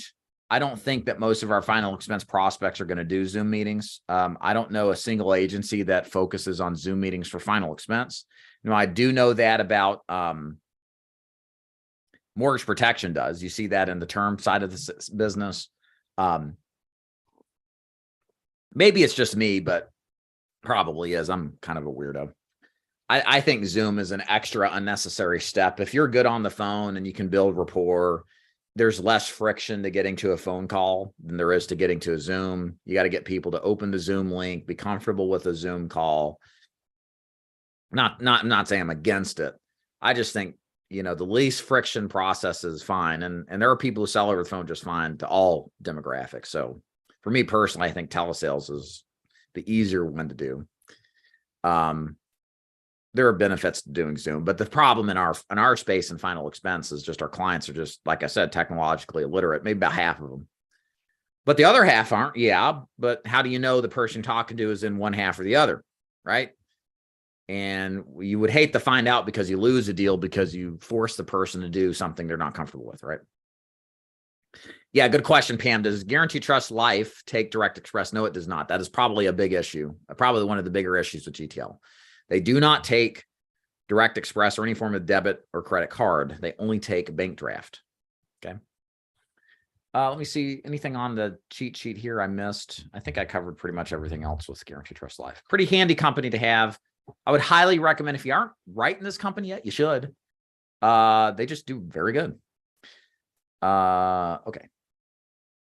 Is live transfer a good idea for leads? It could be if you find a good vendor. I'm a fan of just buying leads and calling them personally. Live transfers are tough sometimes to find that are consistent. That's been my experience the last couple of years. Okay. Any more questions on GTL before we make the transition? All right. So we covered all of the major GI carriers. Let's go ahead and move down the list then. Okay. As a reminder, I want to thank our sponsors for our training, of course, insurancetoolkits.com. In a moment, we're going to be doing a interview with Joseph Walls to talk you through how their amazing underwriting and pricing program works for final expense, also for other products too. Make sure you watch that. It's really good. Later, we'll have Insurance Marketing Hub on to talk about how they generate direct mail for final expense and Medicare. They do a great job. We've used them in the past for many years. Very good in the sense that they're very data-driven type of direct mail company. And then we'll also hear from Advanced Agent Marketing on Facebook marketing and a little talk on CRMs as well. So if you're interested in self-generation of Facebook leads and CRMs, Advanced Agent Marketing is where it's at. We'll have more information on that in a minute. Hit the like button if you haven't. Also, Insurance Sales Success Training Site. If you're interested in getting this cheat sheet I've shown, as well as 30 plus hours of free sales and marketing training, no cost whatsoever, no obligation to do anything other than just enjoy it. Go to davidduford.com/training, register a free account, and then you will get access in a little while. Okay. Questions? Hey, Dash, I have a 40-year-old who asked me to help with his life insurance. He's been to rehab and has diabetes with protection plus life. Yes, I would also look at Great Western as well. One of those two options would probably be most suitable. Hey, Philip, not to go off topic, but you will. What's a good It's okay. What's a good rebuttal when a potential client says they already have their final expenses taken care of through a funeral home? So you would have to tell me at what point you hear those. If I hear it on the phone, I'm going to say, hey, no problem. All I need is 5 minutes to deliver the information that you requested. What you do with this is up to you. It's just my job to do that. Why don't I swing by at 10 o'clock or does 2 work better? I'm not going to talk product on the phone with them till I get in front of them. If I'm selling them over the phone, I'll say, hey, no problem. Look, it's just my job to deliver the information. That's the only thing I'm here to do today. What you do with this is up to you. Then I'm going to ask a rapport building question if I'm selling over the phone, or I'm going to ask them, so why did you fill out the form to begin with? What were you looking for? Start asking some need and want based questions to better ascertain, why they even were interested, right? The key thing, Philip, here that you want to do with rebuttals, especially in the beginning, is there's a reason why they requested this information. Okay. Even though they've got a funeral expense plan in place, so, allegedly. Okay. So there's something about it they're interested in. So don't let their excuse be a reason not to still continue a conversation with them. Make sense? Second of all, they don't know what they're objecting to. You haven't had time to explain it to them. They're really objecting to, well, I don't want to get in a sales presentation. I don't want to deal with this. They want to put it off. So you have to kind of walk around that and speak to the true objection. You're hearing the smoke screen. The true objection is, I don't really want to deal with this. I don't know who this is. It's stressful. That's why I say things in our rebuttal strategy where we say, no problem. All I need is 5 minutes. What you do with this is up to you. And then continue to close with a time or a question to get into the presentation. I have if you get to the pre-qualifying section and they talk about this, like, why would they have a final expense plan if they have it through a funeral home? Well, perhaps there's more expenses beyond the funeral that need to be taken care of. What about credit cards? What about the mortgage if there's one? What about leaving a loved one behind with a little extra money? What harm does it do to have a small final expense plan just in case you need it? So you have to build some value sometimes if you are in the presentation already and they're kind of wondering why I should own it. So you want to feed them a couple of ideas where they might see some value out of having something like that. Okay. I have a full-time job, 7 to 5 p.m. What are your thoughts on me doing final expense after 5? Would be fine. I would say, one moment. I would say, if you're doing telesales, I would target maybe some, if you're not in California, I would target some area codes or area codes, time zones that are earlier than yours. So you have more time to call. You could also sell face-to-face. That's fine too, part-time. I absolutely work every Saturday just to make up for the opportunity. Because the goal hopefully is to go full-time into this business, right? After you get some traction. But a lot of people start like that. That's fine. Micah, when telling a client the cost for a cremation, would you use the low end number of $3,000? So for me, what we like to do in our presentation, I like to talk about inflation. Inflation is this is a critical mistake I made early on in my career. I didn't talk about what the price will become. I only talked about what it was today. But the reality is our clients need to prepare not just for today, but for the future, right? Because the price of where a funeral is going to be, if inflation before all this happened recently stays the same, well, it'll double in 20 years, just the natural normal inflation averages. If you look at some of the numbers, we have some charts on our training site. And so what this leads me to do is talk about, hey, yeah, a cremation is $3,000 or $5,000 if you have a service and everything else, but you also need to be prepared for what it will become into the future. And what it'll become in the future is something way more than what it is today, right? Think about, Mrs. Jones, what a house cost 20 years ago, or think about, Ms. Jones, what milk cost 20 years ago. Well, the same as for funerals. So when you think about getting a policy, don't just prepare for today's cost, but think about tomorrow's, right? Makes sense. Most of them are like, yeah, oh yeah, I remember when, a loaf of bread was a dime, gas was 2 cents a gallon or something. So make sure you mention that. And what you'll find is your coverage, your average policy sizes will increase. Funeral prices double every 8 to 10 years. So today's price is going to go up. Yeah. I don't think they double that fast. They probably double every 20 years. But either whatever they double to, I think the more important thing is everything goes up. They know it. They've lived long enough to realize this. And funeral prices aren't any different. We need to make sure we reinforce that, right? Most prepaid funeral home plans are mostly bad. If the client moves to another city or state, they have a problem. It depends who you do it with you. Some of them have.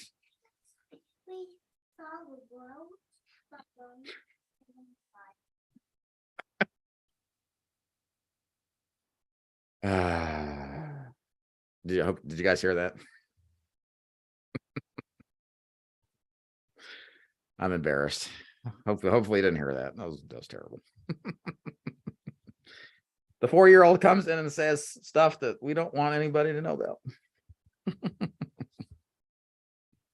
All right. Some of the prepaid plans are okay. It just depends on the details.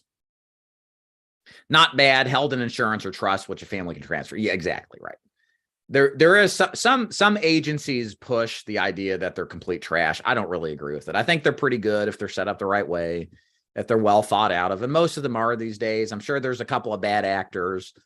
The prepaid programs from like 50 years ago, some of them were pretty bad, but it's much more decent business now if it's done the right way. In most cases, it is. Okay. All right. All right, let's keep going here. So let's hit up Aetna. So we're going right down the list now, just in alphabetical order. Aetna, also known as the Ascendo plan, American Continental. I kind of go back and forth with all of these different options out there. This is a plan that has been around for quite a while.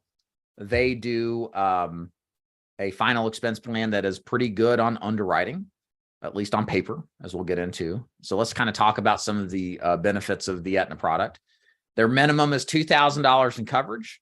Depending on the age of the client, they can go as far as $50,000. That does dramatically drop off as you get into the 60s, 70s, 80s, and beyond. Nice little niche with the Aetna Ascendo product that's 40 to 89 years old. Most plans, as you'll see on this list, are between 50 and 80 or 50 and 85. Aetna goes lower, Aetna goes higher. So this can be nice if you're in a situation where you have a little younger client, maybe, the Mr. is 60 and his wife is 40. It happens sometimes.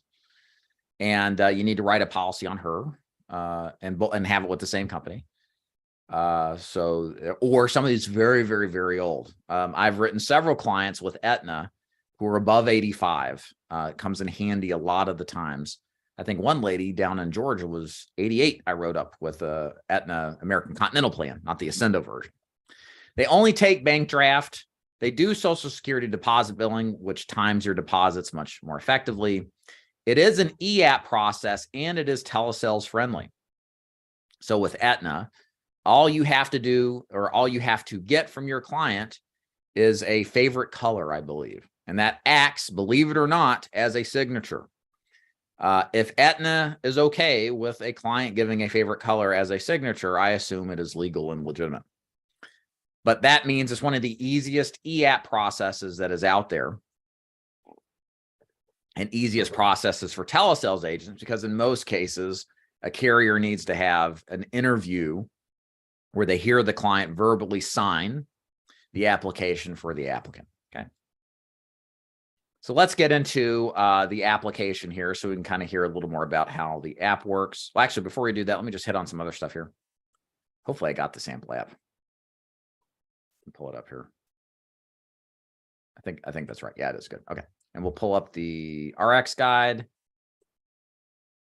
I don't know. Yeah, it does work. Okay, good. No build chart. That's another benefit of Aetna. There's no height weight chart. So if you have a 5 foot, 500-pound man who's otherwise healthy, height and weight don't matter. Okay. They do advance on issue 75% up front of your full commission.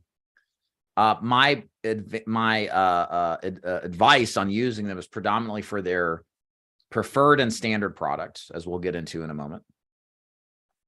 And yeah, that's kind of just the general overview of how they work, just looking through the rest of this.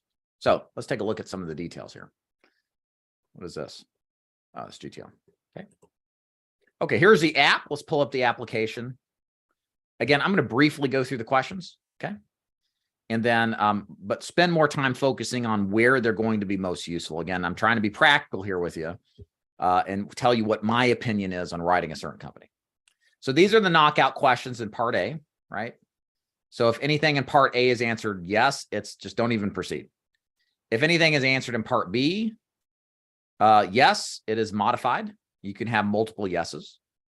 If everything in part A and part B is no, and assuming the interview and all that stuff checks out after they pull medical information, if there are all the answers in part C are answered no, it is preferred pricing. We'll take a look at the pricing in a minute. And if any or all of the questions in part C are answered yes, but part A and B are answered no, it is a standard price. In case you don't know, a preferred plan is first a full level coverage from the first effective date, usually the first payment date. That means if the client dies for natural causes, the full face amount is paid out, barring an investigation in the first 2 years, because sometimes people lie on their applications. So assuming that all checks out, they're fully covered. Beyond 2 years, they're fully covered. They don't do investigations at that point when it comes to that stuff. If I can explain that a little bit further, if you'd like to, kind of glossed over that. Standard pricing means the same as preferred, but at a higher price. So it's first a full coverage level. But because there's issues, and we'll go over those in a minute, they don't get as a competitive rate. These are very useful to have because what I feel is most important in my business, selling final expense to my clients, to get them first day full coverage when I can. I don't like to give partial coverage, graded, modified, guaranteed issue when there's a first day full coverage option available. So what happens is that if I can use carriers that have good standard rates and options for the health issues, they become very useful in niche situations, which we'll talk about more in a minute. So that's what I like using the Aetna Ascendo product for predominantly, is their standard and preferred product. Okay. So again, back to the application to clarify a few things. The knockout issues with Aetna, and again, just going over this very quickly. If you're in a hospital, correctional facility, any kind of medical facility, confined, knockout. Home health care, hospice, knockout. Activities of daily living or use a wheelchair, knockout. And that's mobility scooter too. And it says use, even if you use it at Walmart to go shop, that's considered use. Okay. Some companies say confined. That's different than just using it when you need it. So even if they just use it, and we'll get into this more with other carriers, you'll see the verbiage difference. Usage is a knockout. Oxygen use, a knockout. HIV, AIDS, a knockout. Have you got bone marrow transplant, amputations, complications of diabetes, disease, knockout. So diabetic neuropathy, not good. HIV, AIDS, more knockouts here. Lou Gehrig's, Huntington's, Alzheimer's, dementia, congestive heart failure, cerebral palsy, cystic fibrosis, muscular dystrophy, anything answered yes is a knockout. Number 7, number 8, 2-year look back on cancer. If you had it in 2 years, it's a knockout with Aetna Ascendo. And then recurrence of cancer, the same or a different kind. If you've had cancer more than once, then it's a knockout. Okay. Moving on to get their 2-year waiting period modified product. If you've had drug abuse problems in the last few years, be a 2-year wait modified. Complications of diabetes, a modified plan. Kidney or liver problems in the past 2 years. So diabetic neuropathy? No, not neuropathy. Nephropathy. That's a kidney issue due to diabetes. Or kidney insufficiency, renal failure. That's going to be a knockout. Hepatitis C, diagnosed received treatment for. Sometimes it happens, liver cirrhosis. Past a year, notice 1 year look back on angina, chest pain, heart attack, cardiomyopathy, circulatory procedure, surgery, stroke, TIA, aneurysm, brain tumor. Anything in the last year is a knockout. Okay, so that's laying the groundwork on not necessarily just knockouts, but also what their 2-year wait products are. And again, think about what we talked about with GTL. Why I don't care so much about the modified plan with Aetna is because I can pivot to GTL, get my client more coverage faster with any of these conditions here, right? If they had a problem in the last year with heart issues, well, GTL will do that, right? Because there's no knockout there, right? So TIA, stroke, cardiomyopathy, congestive heart failure, as mentioned earlier, drug issues, right? So GTL is where I'm pivoting more for that type of product. Now, in the past 2 years, now we're getting to the products I like, or the versions of the Ascendo product I like and recommend agents to consider writing. So it's a 2-year, so it's a 1 to 2 year look back with standard here. Okay. So for example, if it's been more than a year, but less than 2 years that you've had a heart attack, cardiomyopathy, heart or circulatory procedure or surgery, then you can get standard coverage. Same with a stroke, mini stroke as well, or TIA, aneurysm or brain tumor that you've been diagnosed with, received, or been advised to have treatment for. So that's first day full coverage. So the niche with Aetna here is a 1 to 2 year look back on select cardiac ailments. Okay. Barring prescription check. Sometimes that knocks that out. And we'll look briefly at the prescription checklist. Number 2, these are also other niches Aetna is useful for. Parkinson's, multiple sclerosis, or systemic lupus. Sometimes those are graded or modified or guaranteed issue. You can get first day full coverage for these clients because it's a have you ever had it? COPD, chronic bronchitis, emphysema, or any chronic respiratory condition, which would include chronic asthma. There are some carriers that are more friendly with asthma, as we'll look at. But this is where this product gets pretty useful, or these conditions on a first day full coverage basis on a standard rate class. Okay. Again, if we look at the cheat sheet, we go to the deep dive section. If we look at Aetna directly, again, I will highlight the niches here. Overnight hospitalization. Once the client is out of the hospital, that is another niche with Aetna. They're walking out of the local hospital. Their first foot is out the door and they sign. They can answer that question no from the hospitalization question. Okay. I don't think I highlighted the other niches here, but COPD, any lung issues like we talked about are also very good niches with them too. Now, as far as rates go, if we look at level coverage, 20, let's just look at 10, 60-year-old female non-smoker. We need to look for the Ascendo product. It doesn't show up as Aetna, I think. Right, CVS Health, excuse me. That's the other, there's still like 3 or 4 names for this product. It is a mid-price product. It's sometimes it's more competitive than others. Sometimes it's not. It's kind of mid-range. You'll see the preferred product, and then you'll also scroll down and see the standard product, usually near the bottom. Okay, that's the one you would get, like most cases, COPD, maybe a heart issue in the last year to 2 years. Okay. And then again, we look at males, 60 years old. Can check that out too. Going to be very similar. Scroll down a little bit. You'll eventually see it. There's a standard near the bottom, about midstream price. So it's a mid-priced competitive product. As you can see, there's other ones with lower prices. So it has its niche. Okay. And that probably vary depending on how old they are, if they're female, male, smoker, or non-smoker. Okay. So in short, where would we use Aetna? The only reason for me that I would use Aetna, as we'll get into these other carriers, will become clear, would be really on the telesale side. It's very simple to use. Also, niche-wise, really for the standard pricing.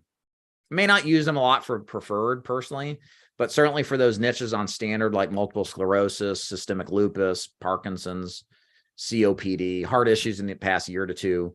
Those are kind of like big reasons why I would like consider using them. Definitely the height weight chart comes in handy. The younger side of the limitations, the older side too, up to 40 to 89, that does come in handy too. So at times, based on the situations, it can be a very useful product to consider. So let's take some questions in the chat here.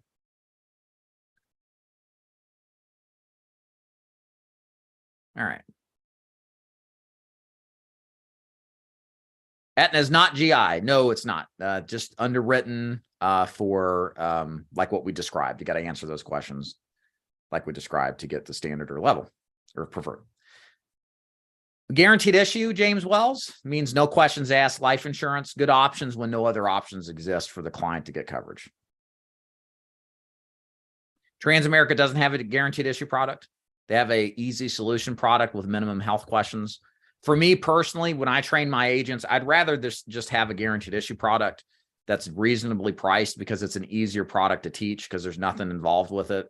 You know it's going to get issued if the client is eligible age-wise.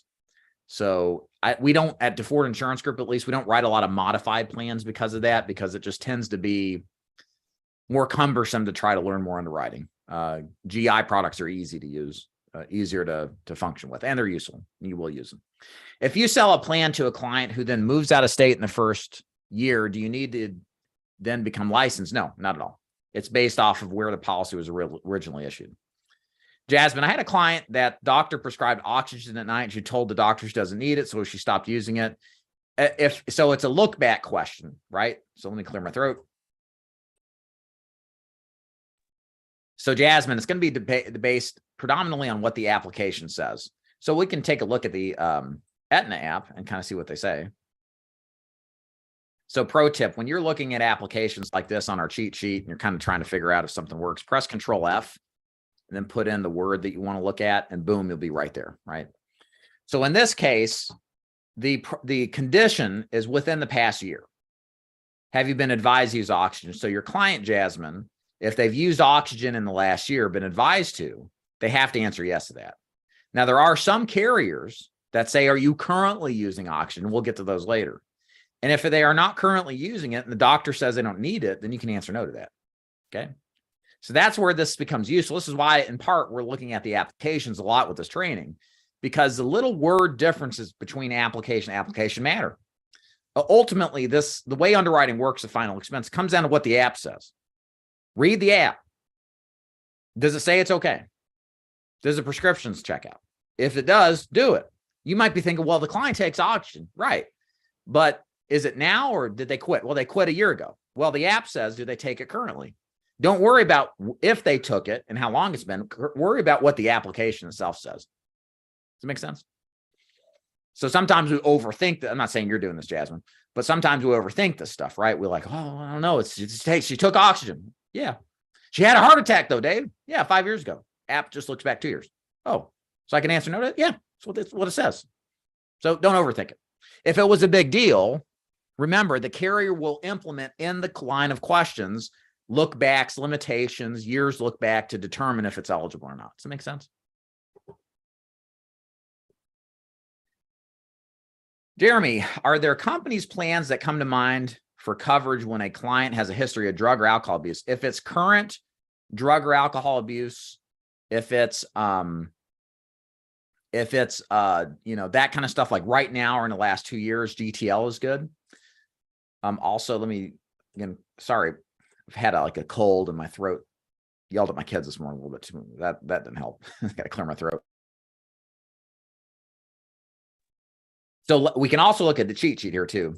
By the way, if you're just popping on here, davidduford.com/training. If you want this cheat sheet, it is accessible there once you register an account under the freebies section for the final expense. You can find all this stuff for free. There's no cost or anything to do it. Also, for you new people joining on, please consider hitting the like button if you've liked the training so far, to share this with other people on YouTube that desperately need this. Now, if we go to what were we looking at? Oh, if you go to the cheat sheet and you look at, let's say, drug abuse, it's on the left here. It should be in order. You can find out what the limitations are. So like with American Amicable, if it's longer than 2 years, it's level, right? And you can kind of see what different products do. GTL is accepted at any point, so on and so forth. So use that cheat sheet to help you. We'll definitely go a far, far way. Okay. All right. Continuing on here, questions.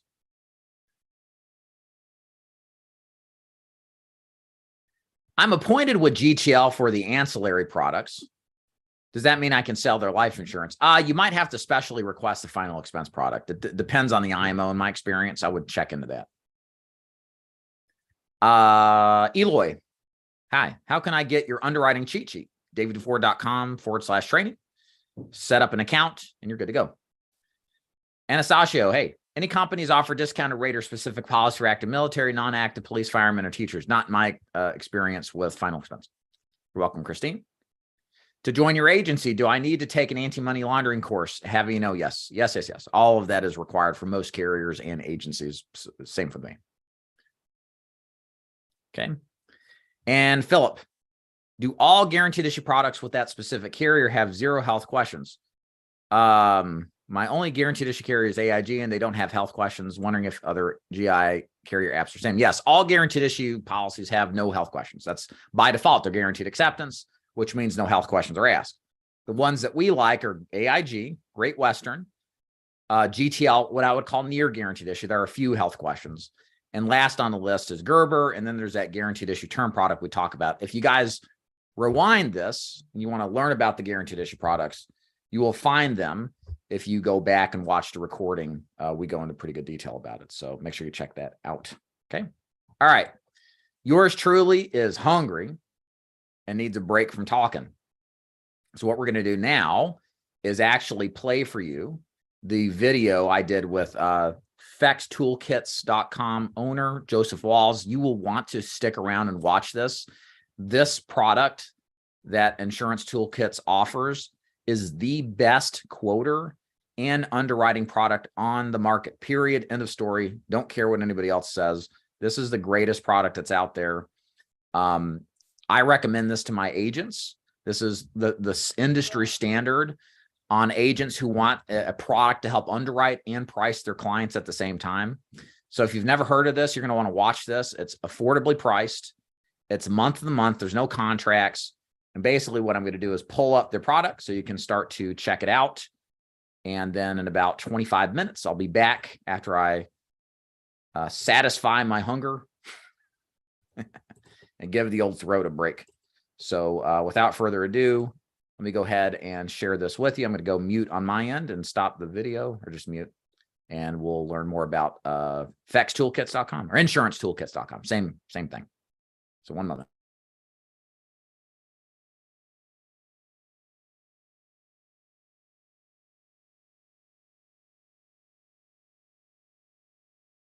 Greetings and salutations. Welcome. It's David Duford here. Hope you guys are enjoying our live training segment. I got Mr. Joseph Wall with Insurance Toolkits here today. He's one of our special sponsors of the event. Joseph is going to walk us through what his company does and how his very cool product works. We are people who absolutely love using it. A lot of my agents use it. If you don't know what this is about, you'll definitely want to stick around because this is a tool that can absolutely make you money. So Joseph, welcome. How you doing today, man? I'm doing well. Thanks for having me on. We appreciate you, Dave, because you're one of the first people that adopted our system back in the early 2021 when it was brand new. And since then, we've expanded it a lot in terms of its capability. So. And clearly, in my opinion, the market leader when it comes to what you guys are doing. So yeah, why don't you kind of give us an overview of what you do for those in the audience, maybe are unfamiliar, and then kind of show us how it works. Sure. So here's my screen here. I'm going to pop it up. So we support a number of different product types. So we're a quoting and underwriting platform for final expense products, simplified term, Medicare supplement, dental, vision, hearing, and as of last week, also hospital indemnity. We're building out critical illness on the back end, and hopefully that will be up over the next month or so as well, which will pretty much span all of the important ancillary health and simplified life products. So our core product is the final expense. That's what a lot of you sell primarily. The core market for many of us, and then the other sales are made as you come across them. But first thing you always want to do is you go into your customization page and you turn on or off what you do and don't want to see. We do have some carriers in here that you probably don't sell. Lincoln Heritage is an example. If you want to keep that one turned on so you can compare it to your clients. If you want to keep it off, that's fine too. But you can, even if you're not contracted with a carrier, you can turn it on and see maybe if it comes up a lot as one of the top options, maybe it's something you want to pick up. Because of course, when you first start out, you want to have a few and then kind of grow as you expand into more niche situations and wanting to take advantage of them. So the quoter is our main tool. I'm not going to spend too much time on the drug lookup or health cheat sheet. So the health cheat sheet is basically just our backend transposed into a sheet of all the carriers that you have turned on. The nice thing with ours is that it's always up to date and it shows every rule for that carrier. So for Moo, any heart condition is, if it's diagnosed within a year, is a decline. Most cheat sheets you look at, if you type in AFib, which is what I typed in up here, are just going to tell you within 2 years graded. But it's important that if they've been prescribed, digoxin or something within the past year, that was their first fill, it's going to get kicked and you don't want that. So we have all those little rules in there for you. And the drug lookup is just if you want to look up 1 or 2 medications real quick, but that capability is built into the quoter anyway. Right. So if we were to run a basic case here, so if I didn't want to enter any underwriting information, I just want to run a 15,000 level quote, we'll say for an Ohio male age 65. So pretty much the middle final expense demographic. Nicotine use we'll leave off for now. It does matter for some carriers which kind of nicotine use, which is why we asked that there. And the payment type matters as well. So if you have a client who's paying with Direct Express, you're going to want to make sure to check that off, as well as credit or debit card if that comes up. So when I run the quote here, I'm going to see a list of all the carriers I have turned on. You can see our system is pretty quick. Within about a second or two, you're going to get your results. And we sort the carrier. In this case, it's a manual level quote. So I'm only going to see level options, and I'll see all my different carriers here. So I can pick what I want to sell, and we'll also show you different components of the policy. So for Transamerica here, you can see they offer true Social Security billing. If I'm an agent running a lot of business, that's the difference of 10 to 15% in persistency over a book of business. And that's pretty significant when you're working maybe a full-time job in the field or over the phone. That 10 to 15% can add up to tens of thousands of dollars over the course of even a year for some agents. So there are other components to the system too. And to show those, I'm going to change this quote to a graded modified quote. So when we do that, you see this little icon pop up on the right. So when a plan is graded or modified, it can mean really any number of things. There's no consistent language with the carriers. You can see here Life Shield calls their what's basically a modified policy graded. But when we go down to American Amicable here, this is a 30, 70, 100. So especially, this is so confusing to me, even especially for a new agent. I can't imagine you're looking at all these different names. None of them mean the same thing. Some of them are really baffling. There's Lumico Standard here, which is basically graded. So we actually put it in parentheses for you because this has been such a point of confusion. And then there's really interesting ones like one of my favorite ones is, if I can find it, the Liberty Bankers Modified, where they actually increase the face amount in years 5 and 6. So whenever you're running quotes, you want to make sure that you mouse over this little I here because it's going to tell you important information. UHL, you can see here in 4 states, they actually have a different parameter for their modified plan than they do everywhere else. Oh, wow. So whenever you're selling, especially if it's a product you're not too familiar with, make sure you mouse it over. Or even if the client just asks you the question, you can just spin around your device and show them, this is what you're going to get. This is the plan. It helps to solidify the sale a little bit more, especially for these people who tend to get pitched a lot of different plans and what they think they want to shop around. Well, you can spin your screen around. You're doing the shopping for them. Right. That's another good component. So the money sign here is if you might get a commission cut. So certain products can cut your commission pretty aggressively. Prosperity is a nice product here because there's no cuts. Right. So that can be something in this case that I might choose over writing a Forrester's Basic because I'm going to get over half my commission. Depending on my contract, it's going to be over half my commission taken away just by writing this modified plan here. And you can see it's in plus 10% ROP first 1 and 2 years. And I'm actually looking at New Vista graded, but even for Prosperity Modified, there's no commission cut. So that can be the difference for a lot of agents between choosing what to write. Now, the main component of what a lot of agents like our tool for is the underwriting part of it. So the nice thing with our system, I'm going to type in a condition here that we see pretty commonly, diabetes.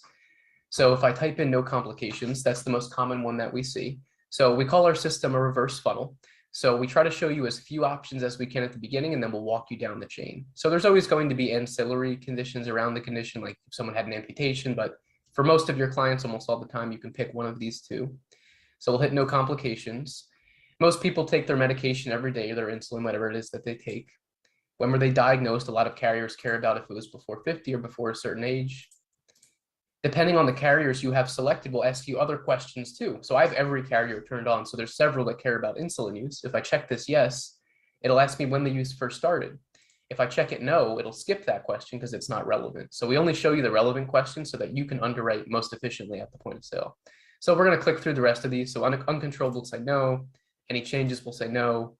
3 or more will say no. And A1C less than 8% will say yes. So now we've asked the client every relevant question as it pertains to their condition. So there's not going to be any surprises with the application, the MIB report, as long as the client is telling me the truth. A question we get asked a lot too is, well, do I have to enter the medication and the health condition or just one or the other? So the most common diabetic medication is metformin. If I have the person's medications, it's always best to enter the medications, but we're still walking you through the same chain of questioning because it's still tied to that health condition. Right. The important part comes in where you have a medication like Abilify or spironolactone, where it can have many different uses. Certain carriers will see certain meds a different way. Like, for example, Liberty Bankers, if you read their app, they take multiple sclerosis modified. However, every single medication that the client can take for it, and everyone is taking medications for multiple sclerosis, and generally speaking, is going to decline the app. So it's important to have the meds, because if you just go by what the client is telling you, even if they're telling the truth, the carrier doesn't always go by what they say on their app, which can be a little aggravating. But when you have the meds, you want to get the meds. And I'll show an important reason as to why. I'll show two examples actually here. So I'm going to remove diabetes here. And then I'm going to enter gabapentin. So gabapentin is a pretty common nerve pain pill. We'll say the client says they're taking it for back pain. So I click through the same chain here. We'll say it was roughly first filled around 2019. And you can see the system will automatically add here diabetic neuropathy. Now, does every single client taking metformin and gabapentin have diabetic neuropathy? No, but many do, and many carriers will see it that way. At the very least, American Amicable is a good example. It might come up at the end of the app. They'll ask if the client's taking it for diabetic neuropathy. Even if you check no, it could say referred to underwriting, and you have to put a comment at the end of the app so that the company knows, like, hey, this person actually doesn't have it, and the underwriter can make that decision. We have these indications in the system for a number of other conditions too. So if I type in furosemide, which is a very common diuretic that clients take, often for high blood pressure. The important thing with furosemide is the daily dose. So if a client is taking more than 60, chances are they have CHF outside of very rare instances. But if they're taking 60 or less, it's possible they're taking it just for high blood pressure. So we'll say they're taking 60 or less. And I'm also going to add spironolactone, which is another common pill that clients take for a number of different reasons. However, it's commonly used for high blood pressure. And we'll say the client swears up and down that's all they take it for. And we'll say we'll estimate the first fill to be 2017. So when I add these two meds together, it's going to say CHF as a suggestion. Now, does every single client who's taking these meds together have CHF? No. But some carriers like Royal Neighbors will even have an explicit rule where if a prospect is taking these two together, they're not going to take it. It doesn't matter what you say, even if the client genuinely might not have CHF. And many other carriers, especially carriers like Ascendo and Aetna, who can be a little bit tougher on heart and circulatory, that's how they're going to see it. So if I'm really confident, I can remove this system, that indication and run the quote, but we put those things in there so that what the client says doesn't trip you up when you're underwriting. So it's a practical measure and the balance out. Yep. And another example that we use pretty commonly is if you enter 3 different inhalers for mild asthma, we're going to suggest chronic, because someone who has mild asthma or just seasonal asthma isn't going to be taking 3 inhalers. So there's a number of different safeguards. It's just a touch of COPD. Yeah, just a touch of a little COPD or minor dementia, things like that, where the carriers aren't going to see it that way, unfortunately. So the other component to our underwriting system is the red dot system. So we use the red dot to show you if a carrier might, for example, go by age nearest. If in this case we have Royal Neighbors, so furosemide is a diuretic, and these medications often trigger an adverse decision with RMA. Or with Transamerica here, this might cause a referral to an underwriter, as many apps with them currently are. So this red dot can help give you an indication as to, well, maybe this carrier is going to flag this med, maybe I want to put it elsewhere, or there could be a certain condition, right. Again with Moo here. But the other thing I want to highlight, when we ran this underwritten case, we see the Y button here. So the Y button will tell you why we're showing the decision that we're showing. So in this case, if the client wants to know, or you want to know why they're graded, it's because you put in diabetic neuropathy, and Moo takes that graded. And in that case, there's going to be a potential pretty large commission cut here, and the client's not going to get day one coverage. So we try to give you every piece of relevant information upfront so that you can make the best decision and communicate that to the client, so there's no surprises when the policy comes in the mail or when another agent calls them. Of course, you don't want a client thinking that their $25,000 of accidental also translates to a 50, they're doubling the policy itself, because no one really wants that for the clients. Additionally, if there's anything extra that a carrier offers, so for example, Transamerica, accidental death or 10 pay, we hide it in the expand menu over here, because that's something that agents sometimes like to add on to the policy. It can be a value add for the client. Now, if there's any carriers that get excluded from this quote, we'll show you down here and we'll tell you why. So some carriers might not take a certain condition, or maybe you entered a face amount that's out of the range we'll put it down. You can see Oxford here is declined due to diabetic neuropathy within 3 years. So with that said, I really don't care about the quotes when I ran this quote here. So I'm going to remove the face amount. I'm going to run it again. And you'll see that the quoter will still allow me to run this case without a face amount being input. So the way that I've always been taught to sell and the way that most agents sell, I would think, is the bronze, silver, gold method or the 1, 2, 3 method. So let's say in this case, I want to go with Transamerica. So I hit the compare button here. And at this point, I would type in, we'll say 10, 15, and 20 for this client. I would spin my iPad, that's what I always use around, or your Surface, whatever you happen to use yourself. And you show the client, okay, this is your bronze option, your silver option, your gold option. Which one works best for you? And maybe the client says, well, that's a pretty good rate. What can I get for $120 a month? That's what my budget is. So we can type 120 up top, hit compare again. And then we can say, okay, Mr. Jones or Miss Jones, for $120 a month, we can do a face amount of $23,110. So it allows you to close down the sale, and it helps to alleviate those objections of I need to shop around or I need to think about it. It makes it feel a lot more official. You've ran it through the system. You've shown them the different carriers. They're picking their option. This is the end point. Pre-qualified is the term that a lot of our users use when you get to this point. So it can help you close down the app. And when you're ready, we hit e-app and it takes you over to the carrier's e-app. And of course, the trans, you have to authenticate the login, and then we would go through the app. So that's the final expense side. A lot of people ask, well, what after, I made the sale, can I save the information? Is your platform HIPAA compliant? We are HIPAA compliant. So we don't have go high level. We're not a fancy CRM. We do have a basic CRM, primarily for the storage of clients' drug and health information. So let's say I made this sale, it got approved. So I would go in here, I would hit push to CRM. I would type, we'll say Michael Jones. I'll skip the rest of the fields for now. I'll hit save. When I go up to my CRM here, we'll go over to clients. There's Michael Jones. If I hit the expand box, we can see all of his conditions here are saved. Now, this is important because especially if you're a new agent, you want to be following up with your clients, maybe 2 weeks when they get their policy, maybe in 6 months to see if they're happy, because chances are even if you're not even trying to sell them, maybe 1 out of every 10 people said, oh, I picked up this policy with Lincoln Heritage. What do you think? Or I want to add on an extra few thousand. My sister died. I've been thinking about this again. Just following up with your clients, if I call Mr. Jones up on the phone, I click load and I'm right back to where I was before. And I can just ask him, okay, you're still taking the metformin, you're still taking the furosemide, has anything changed? Because of course, clients can add or remove medications over time. So it allows you to pick up right where you left off. And that's the main purpose of our CRM, is to HIPAA compliantly store this information. We're not a drip system. We're not go high level. We don't want to pull you off of those platforms, but you can download, import information into the CRM and primarily, again, safely and compliantly store the information of your clients. You can go back at a later date. Maybe it's a sale that you kind of had someone on the fence about, you can follow up with, so you can pick up relatively quickly. And all of this data, of course, goes between your different devices, regardless if you're logged in on your phone, your iPad, your computer, it's all going to show you the same thing. So it's a pretty convenient way to store everything. Now, with that said, sometimes, now in this specific case, this person probably is not going to qualify for term, but let's say they're just taking their metformin. And let's say we did the final expense presentation, but they're looking for something a little bit greater in terms of the face amount. So what I would do, I would hit save. So this will save the quote locally to my computer as what's called a JSON file. So computers can't read it. If I tried to click this, my computer doesn't know how to run it.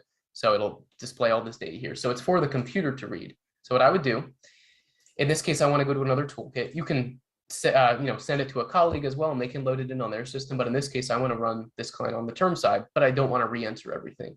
So I would click load, go to my downloads here. That's the default save location. I would click the quote, and now I have that case loaded in. So 65 Ohio male, everything is loaded in. Let's say the client's looking for something a little bit greater. So I type in 100,000. And of course, we're probably not going to be able to get a 30, but for someone who's this old, we can get a 10-year, something along those lines. And with term, it's a good segue to show that the underwriting is a little bit different, of course. So most carriers are approved decline on the term side with simplified issue products. Some of them, like American Amicable here, do have standard classes. So in this case, someone's been diabetic in the last 10 years, they're going to get standard. We're also going to show you the living benefits for term. It's important not to commoditize these policies, especially as you compete with Primericas and other policies that might just have terminal or no living benefits at all. Because for many clients, these living benefits can be more valuable than the death benefit itself. Right. Critical illness, heart attack, stroke, these are things that typically happen. Most people don't just get hit by a car and pass away. There's often complications before death. So these living benefits can be very valuable. And we show you which benefits each policy includes, or if the policy might not include any, which is especially important on return of premium plans, which this client might be a little bit too old for. but many return of premium plans take away those living benefits. So we'll show you the ones that still do, because that can be important. And of course, the diabetes is going to knock out a lot, but basically illustrates my point. On the term side, it's basically the same system with just a few tweaks. And we do show you different, we'll run a 55-year-old client here. We'll take off the ROP.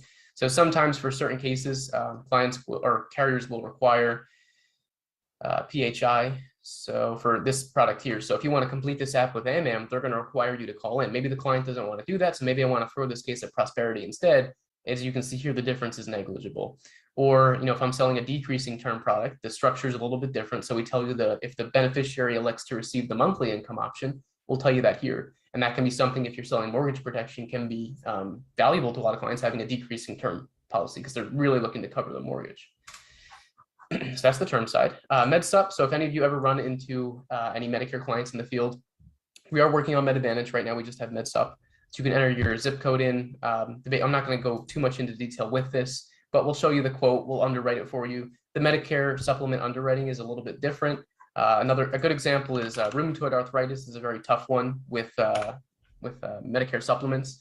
So this methotrexate medication is pretty common, and many carriers have rules about the dosage that they'll accept. Like it can't be more than 20, I believe, or 25 for Moo and different carriers. So same kind of deal, just the underwriting is a bit different. And we'll show you the different, costs of each policy here. What their AM Best rating might be of the carrier, the effective date of the most recent rate sheet, if there's a household discount.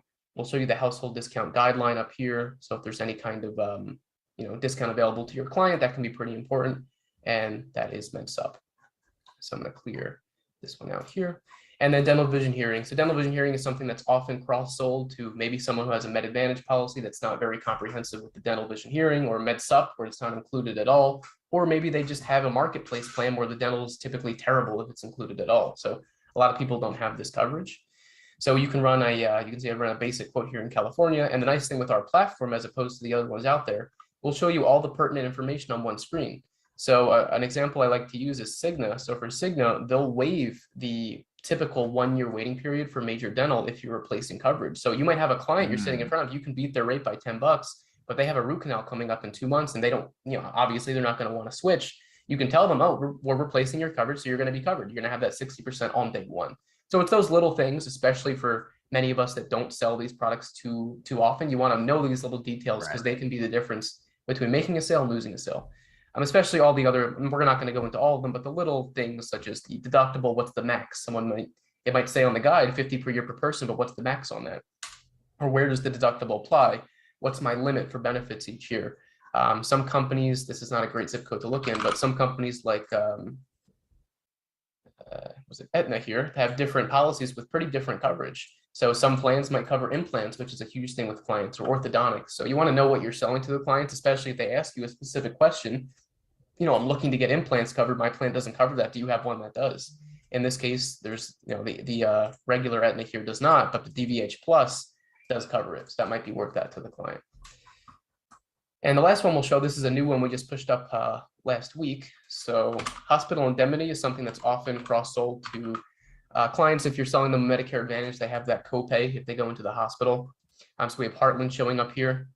So with Heartland, there's a number of different riders, and this is true with all the different companies. We're soon pushing up GTL and Medico as well, which are basically the big three in the hospital indemnity space. But you have your daily benefit amount, and most people, like let's say I sold this person an Aetna Medicare Advantage policy, and their hospital copay is $250 a day for the first 5 days. I can basically create the exact coverage they need if they were to go into the hospital to have that fully covered. So for just $14.50 a month on potentially a $0 MA plan, this client doesn't have to worry about if they get hospitalized having a $1,000 bill at the end of that 5 days. In addition, there's some other components such as a household discount, which it can vary by state. So we tell you that information here. The policy fee, we give you some information if 2 applicants are applying. There's also a guaranteed issue period with hospital indemnity, which can make it a pretty attractive cross-sell if you ever come across any agents, 65 for Medicare. And then all the little riders we give you more information about because they can be a little confusing. So a lot of people don't know that Heartland includes an ER benefit of $150 per admission due to accident or injury. And there's different limitations on the other riders as well that will tell you here. So whether you add them all on, or just add on some, will make sure you know exactly what you're representing to your client. So these little things, even if you only sell one a month of a dental or HI plan, that can really add up, and these policies stick. People generally don't cancel these coverages, and it's also going to help you retain your other business. So if you have multiple policies in a home, they're going to think of you as the insurance guy or the insurance girl, as opposed to just the life insurance agent.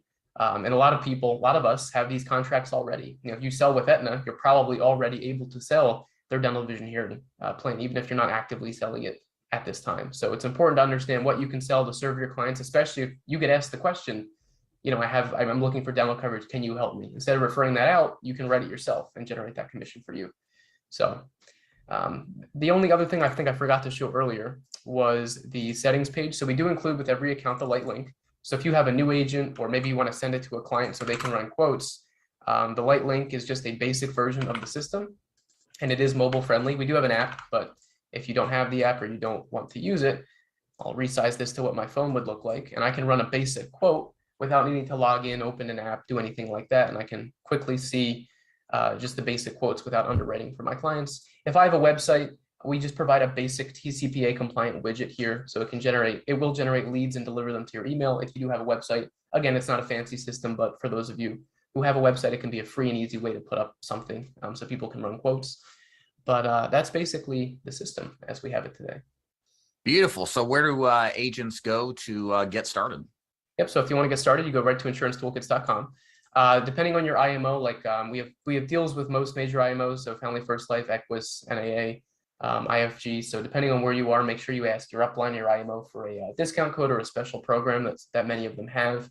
If you have any questions that I haven't answered, remember we have our live chat system. We're on basically all day, myself and several other of us. So if you have basic questions while you're using the system or beforehand, you can use that live chat system there, and we'll get back to you within 20 to 30 seconds.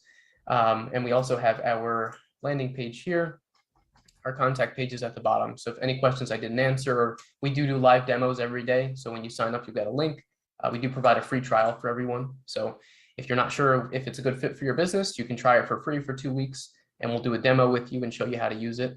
And I think we'll leave this maybe in the description, but the discount code for you, Dave, is DUFORD15, I believe. So that's 15% off. So if you just type that into the, let's do it here.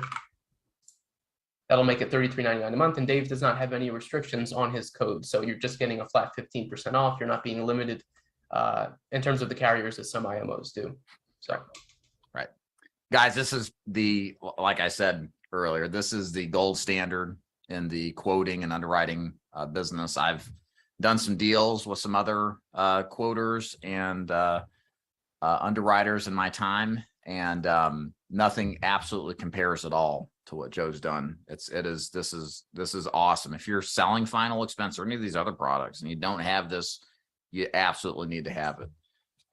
You can tell I don't need to sell this thing anymore. This stuff sells itself. I mean, it's so incredible. So Joseph, thank you so much for being here. Anything else you want to add? I appreciate it very much. That'll be it. Thanks for having me on, Dave. All right. Well, y'all have a good one. Thank you. Thank you. And I'm back. Hope you enjoyed that nice overview from Mr. Joseph Walls at insurancetoolkits.com. Man, that product is friggin' awesome. It's funny. They just do such a great job at it. It is the industry standard. I know I've said that plenty of times before and after the video was over, but it really is just so good. You guys should absolutely be picking it up if you haven't already. Okay. Remember, put in DUFORD15 at checkout to squeeze a few dollars off the final price. It'll be well worth your investment. Okay. So I'm going to hit through the chat here and make sure we're hitting up on making sure everybody's questions are getting answered. Let's see here. Thank you, Anthony. Appreciate you. Guaranteed issue for under 40, Derek. If you go back to earlier, you'll see a guaranteed issue term product that's available. I have a contract, full disclosure. You can request it from me. Doesn't pay a lot of money, but it is really good for those niche cases under 40. Jelena, that's why I want to learn telesales after getting better at face-to-face. Never been out of the U.S., but I truly believe this career is about to start and is going to allow amazing travel trips. I'll tell you this. So back to Jelena. Is it possible to tell us if you live outside the U.S. but have a valid license? Yeah. So if you have a U.S. residency, typically is a requirement, and I think either a permanent residency or citizenship. The question isn't, can you sell? It's based off of where your clients are at, and do you have the requisite licensing? It doesn't matter where you are in the world. You can sell wherever. There are agents I've talked to that were in Philippines, Colombia, Thailand, Ireland. They're licensed and have residences in the States. They're a citizen or a permanent resident. And that's typically enough for these carriers to allow them to sell wherever they want to. So you can absolutely sell and be anywhere in the United States or beyond, as long as you have a license in the state that your client is in. So that is absolutely fine. Hey, that's my plan in the next 2 years, hitting the road with my RV. Yeah, actually, I have a lady who does that in our agency. And she is RVing post-retirement from teaching and selling final expense here and there and everywhere. Anybody using insurance toolkits? Lots of people do. They have a demo and it looks great software. They have free trial. Yep. Yes, this will be saved. Hey, Nicole. This is all recorded. Sure is, Anthony. So you can go back and watch a recording of this. No problem.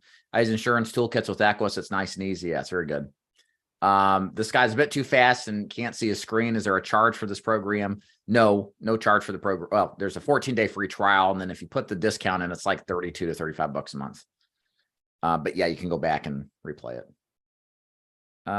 This guy is one of the top trainers and agents in the US with tons of free training. Thank you. Appreciate it, Paul. Hefe, hey, Alejandro. How about people that only have ITIN number for final expense term dental vision care? Yes, good point to bring up. ITIN number, that's when you don't have a social security number to use. I believe Liberty Bankers Life takes ITIN numbers. I believe Mutual of Omaha does as well. I think there's probably a few other final expense companies that do, but those are the ones that come to mind. Alejandro, if you want to mention that product you and I were looking at, the standard life and casualty product, that it's Viva Life. I think that one takes an ITIN number. Also, the new True Stage product that sponsored our last event also takes ITIN numbers too as well. So there's a lot of different options out there that make it nice and convenient. I don't know much about dental vision hearing or short-term medical options though, unfortunately. Okay. All righty. Well, let's keep this thing going. Again, thank you so much for being here. Appreciate you kindly for my final expense deep dive carrier and underwriting mastery program. Thanks again to insurancetoolkits.com for sponsoring, as well as we'll hear more from insurancemarketinghub.com, great direct mail vendor for final expense and Medicare. And then also we're going to do hear from Advanced Agent Marketing on Facebook Final Expense Marketing as well. And then, yeah, also reminder, we're going to be looking at a cheat sheet, of course, or a lot of our training here to help us kind of go through the process. If you want to access this very same cheat sheet, if you go to daviddufour.com/training, register a free account, you will get access to it, as well as 30+ hours of live training for final expense Medicare annuities ACA, my $500,000 annually in 5 years or less blueprint for new and aspiring agents. Very good training to watch to kind of build your business plan around. My 3 ebooks for free, discounts on pre-licensing, AHIP for Medicare, and a community you can interact with of like-minded agents, and a once-a-week Q&A call that I host personally to answer any questions that you want. You're welcome to check it out. Since I have put this out, I have 68 requests pending. So thank you guys for requesting.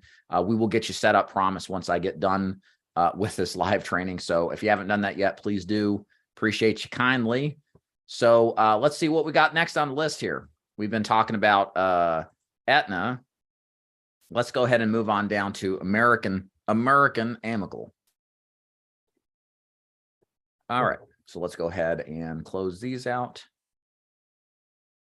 and get to American Amicable. And again, if you're just hopping in on here, if you got questions, throw them into the chat. I kind of every 5 or 10 minutes stop, check questions. This is going to be an interactive type of training. If you're joining us, feel free to post any questions that you got. Also, like this video, if you haven't already, I don't so much as care about getting this content to other agents that are out there that may not be in our sphere of influence. that helps the YouTube algorithm push this out to other final expense agents that need to have this information that probably won't get it otherwise. Because frankly, the training in this business sucks. All right. Let's go move on. Pressing onwards. Let me share my screen. Let's talk about American Amicable. Okay. So American Amicable, one of the first companies I ever started with. I kind of look at American Amicable as an all-around really good carrier to work with. It's easy to use on underwriting. It's easy to, the pricing is decently priced. It's not, there's nothing about it that is exceptional that stands out like from an underwriting or pricing standpoint. It's not going to be the lowest price carrier. It's not going to have the best underwriting in all circumstances, but it's kind of like a mainstay carrier. It's very, very useful and has been around a long time. American Amicable is also, there's a couple other different product names for it that you may have heard of. One is Occidental Life. I think North Carolina, it's Occidental instead of American Amicable, plus several other northern states. And then also Pioneer Life. Pioneer Life is a version of the product that's sold over the phone in a lot of these kind of call center setups. So for example, like I think North Star Insurance Advisors use Pioneer Life. Lots of others do as well. So American Amicable has been in the telesale side of the game a lot longer than most other carriers. So they kind of have that going for as well. So they do work for telesales as well as face-to-face. Very good overall application. So hitting the high notes here, just basic stuff. They do 2,500 minimum with 35,000 maximum, depending on age. You have to go look at the agent guide. Again, if you get this cheat sheet at daviddufour.com/training, you'll see where it is. And you'll see what those limitations are. It does get lower as they get closer to 85. The age limits are 40 to 85. So they reduce the age requirements down a little bit lower to help with the younger people. They only take, last we checked, bank draft. They might take direct express now. I'm not 100% sure. If you guys know for a fact, please post it in the below. They do definitely take checking savings accounts. They do Social Security deposit billing. So with American Amicable, you can time the draft to the exact day the client gets their money. Again, that's important because if the third falls on a Saturday, they get paid early. That's what Uncle Sugar does, pays a day early on a Friday. But if you set it up numerically with some of these carriers that don't do Social Security deposit billing, they get paid on Monday, can't do it before. So there's that whole weekend to blow their money on smokes and booze. So what we're allowed to do with Social Security deposit billing is hit the account on the same day that they get their money. And the closer you get their money after it hits, the more likely your plan is going to stay in force. It's a very, such an important benefit that for all the products that are out there, if all else is equal, it's always better to use a carrier that has Social Security deposit billing because you want to be the first one. You want to beat them to the ATM before they pull all their money out. I mean, yeah, worst case scenario, a little extreme example, but there's some relevance to it as well. There's an e-app. It is telesales friendly with a verbal application process. Let's take a look at the sample app here just to kind of give you a rundown. But let's look at the deep dive cheat sheet. Look at the kind of basics of the product when it comes to the major issues here. And I'm going to scroll through it real quick to see if I can find any like huge standouts. And that's kind of the thing with American Amicable for me. Like there's no like huge standout on underwriting that makes like a huge difference relative to the other carrier. So if you're looking for like some like niche player to answer some weird health conditions, American Amicable ain't it. Again, it's just solid across the board. Typically, I believe it's a 3-year look back for heart issues, 3-year look back for cancer. So it's relatively fair on the look back period of time. Again, as we go through this, AFib is accepted, bipolar, mental health issues are generally preferred. That's their first day full coverage product. It's graded if they have like COPD, you know, so there's other products like we talked about Aetna that would do first day full coverage. So, yeah, insulin after 50 is okay for insulin use, for level coverage. If they started insulin before 50, it's going to be their modified 2-year waiting period product. And nothing here, like I said, I'm just quickly going through this before we go to the app and actually look at what the app says. There's nothing that's like, again, uber compelling about the underwriting part of American Amicable. It's not great in the sense that it stands out across the board, but it's not bad either. Okay. So if we go down here, just a quick rundown of what the application looks like. We'll look at it real quick. The first 3 questions, if they answer 1 through 3, yes, any of those, yes, they cannot be eligible for coverage. Okay. And the knockout questions are pretty simple here. If they're confined to a nursing facility, you'll start hearing a lot of the same knockouts too, by the way. Wheelchair due to chronic illness or disease, using oxygen, hospice, amputations, current form of cancer, or need help with activity of daily living. So think like, what are some of those, what are those carriers that would work for a circumstance like this? You know, like I said, current cancers, guaranteed issue, activities of daily living, guaranteed trust life, if you watched the earlier modules. Any organ transplant, kidney dialysis, congestive heart failure, terminal end-stage disease, AIDS, HIV, ARC. Anything answered yes there, don't even fool with it. It's not going to be accepted. Questions 4 through 7. Any sort of diabetic complications, like most common is neuropathy, is going to be a return of premium plan, which is very much like guaranteed issue. In most cases, I prefer to just write guaranteed issue on most clients, not a return of premium, just in case underwriting issues do occur. Renal failure, kidney insufficiency, cancer more than once, last 2 years, any HIV, any diagnostic testing not received or completed, 2-year look back on, again, just briefly going through these questions, most heart issues, illegal drug issues, cancer, COPD. And then if it's within the past 3 years and they answer yes to any of this, you get the graded plan, which is 30% coverage first day, 70% coverage second year, and then full coverage to the third year and beyond. So anything within the past 2 to 3 years for stroke, angina, heart attack, aneurysm, COPD, chronic bronchitis, cerebral palsy, Parkinson's, et cetera. Again, a couple of these conditions, just again, this is why, you know, I will choose other carriers as a broker. Multiple sclerosis, Parkinson's, Aetna will take that standard, right? There's a couple other products that Willis too as well. So that's generally the underwriting when it comes to the health questions. The one thing that's useful about American Amicable is they do have some flexibility on historically when it comes to their prescription guides, if you want to check that out. So when we pull this up, I think one of the ones that are most useful to use with this would be like Coumadin, warfarin. They've historically had, see if I can find it. There it is. With some conditions, they have what's called a first fill look back period, right? So some people who have strokes, heart attacks, et cetera, will take blood thinners like warfarin or Coumadin forever. My wife's grandfather, I think, took this because he had several strokes, right? So what most companies do, if they see that you take Coumadin at all, they just decline, right? Doesn't matter. Current prescription, even if the stroke was 5 years ago, current prescription is decline. The nice thing about American Amicable, I'll scroll on so you can see better. See where it says like first fill greater than 3 years ago?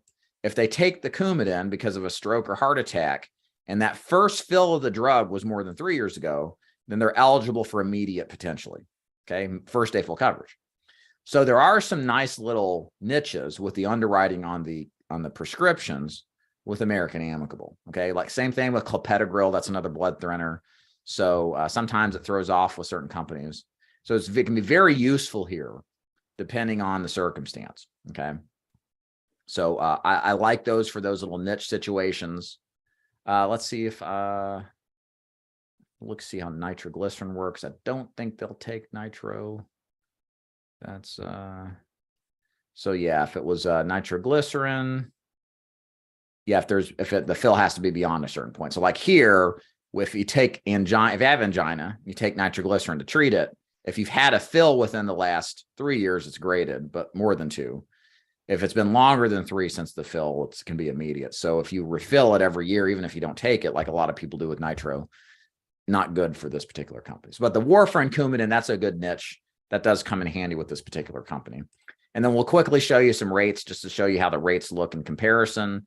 If we go over here to male, non-smoker, 10,000, scroll down, American Amicable is not bad at all. It's right there in that range. It's not going to be a price buster. We'll go over some of these later, but it's not like as high price as some of these other products will be. It's kind of right there in the competitive third of the options. And that does actually improve when you run it as smoker. It should be a little bit better priced. Yeah, it does get a little bit better when you run it as a smoker. I'm sorry, that's Colombian. There's American Amicable. American Amicable historically has also been known to be a good product for smokers as well. Female smokers, let's take a look at that. Probably not too bad. Yeah, pretty good for the ladies out there who like their smokes. And then non-smokers as well. Let's take a look there again. This 60-year-old, 10,000, just a rough estimate, just to give you an idea of how pricing looks. Kind of more back into that top third position. So smokers can be somewhat of a niche here. I want to say, we'll check real quick here as we get older and we look at smoking. Does it become more competitive? Yeah, it's pretty much up there with some of these price busters on price. Not the lowest, but pretty competitive for the ladies for smoking, and then for the men too. Well, actually, it's sort of kind of, yeah, it's up there. So in short, American Amicable to me, like, prices are good. The application process is great. It's pretty good for mental health issues, bipolar, especially depression. Some of these companies will review, kind of push back on that. Okay. For the niche-based stuff, you're going to get a lot of gradeds and modifieds with that, whereas other carriers may do graded for those that would do modified with American Amicable, or first day full coverage. So if you're looking for a niche type of basis to use this carrier, to me, that's not what it's for. It's just the solid all around carrier, great starter carrier is kind of how I look at it. You know, like I said, again, in 2011, I started with American Amicable, that, and I think Royal Neighbors, and Presidential Life for guaranteed issue. Some of you guys remember that, but I like using them. Didn't really have many problems with them. Thought they're a great company, easy to use. Still kind of are the same way. And so there's my thoughts on that. Let's take some questions from the chat. Any disqualifying questions dealing with COVID? That is a good question. I am not 100% sure. There was during the time of COVID, right, when it was of most concern. Most of those, in my experience, have been rolled back. But there are some companies that will ask a couple of COVID disclaimers. I think Forrester's comes to mind if they had it within the last like 30 days. Thank you, Jamie, for sharing that. And most people have figured out the dose and are well managed after the couple of years. Coumadin, right, 100%. Great. If you guys got questions, feel free to throw them into the chat. Would appreciate it. Happy to help. Let us press on. We'll continue our process going through here. Let's talk about Americo. Somebody asked about Americo. We're going to talk about Americo. Happy to talk about Americo. So Americo, been around a long time. I remember writing them back in like 2013, 2014. They had what was called the Ultra Protector series of products. They've since discontinued that and have basically put all their eggs in one basket with the Eagle Premier product. We're going to talk about that. It has some unique features that other products don't have. For example, they have what's called the Quit Smoking Cessation Program, or the Smoking Cessation Program, I guess. Yeah. The idea behind it is simple. When you write an Americo plan, an Eagle Premier plan on a smoker, they're locked into non-smoker rates for 3 years until they go up to smoker rates. Usually what happens is there's a correction in the face amount. The price stays the same, but the face amount drops. And that's contingent upon the client actually quitting smoking. So what Americo essentially says is, hey, we'll get you a lower price for the first 3 years, but if you don't prove you've stopped smoking for at least 12 months within that period of time with us, like a saliva swab, I think is a requirement. If you don't prove it, then we're just going to lower the face amount. The price will stay the same and you'll just have less coverage for the same amount, roughly speaking, is what to expect. So what a lot of people do is they like Americo with smokers and lead with that product when it comes to smoking rates. For example, if you look at these smoker rates, check this out. Again, a 70-year-old male, you may have noticed when we're looking at the rates, the smoking rates always with Americo are really low compared to the rest of the rates, right? Like they're very competitive. But if you look at the non-smoker rates for a 70-year-old male, 86.49. Let's run this quote again. We go down to Americo down here, 86.49. So it's the same smoker, non-smoker. So incidentally, what ends up happening is that the non-smoker rates for Americo aren't as competitive as the smoker rates are. Americo's pricing for the Eagle Premier product tends to be on the higher side of competitive. You know, again, just looking at the lineup from these quoters, as I quickly scroll up and down, you can see they're in that kind of like bottom third range. Okay. Granted, they're easy to write. They got an instant e-app with an instant decision, no phone interview required. A lot of people like writing them just because they're just easy to work with. We're going to take a look at the prescriptions here in a second. One moment while I clear my throat. But if you write, one thing I will add here, if you write the Americo smoking cessation product, please, please, please, if you're going to do it, then you need to be fully disclosing to the client. Okay. What you don't want to do is offer an Americo Eagle product to a smoker and not mention exactly how the thing works. Okay. The only reason I would write this plan is if I sat down with a client and I said, hey, you smoke. Would you be willing? Do you think you'd really have a good try at quitting smoking? Yeah. Okay. So I want you to take this plan out. It's going to lock in non-smoker rates, but you got to be able to prove for 12 months that you've stopped smoking with a saliva test or whatever it is. And if you don't, though, in 3 years, the coverage amount goes down and you'll have less coverage, right? It's the only reason that I would sell this product, is just to be totally upfront with what to expect to the client, with how the product works, so that the client knows what they're getting into. I wouldn't want to sell this without explaining to them, because they may think that the price at that low amount stays the same forever, which it doesn't if you don't quit smoking. Make sense, everybody? So let's take a look at some of the niches here for the America product. I'm going to pull that over here. All right, here we are. So let's go over to deep dive cheat sheet. Go to the Americo product, just zips through to the top.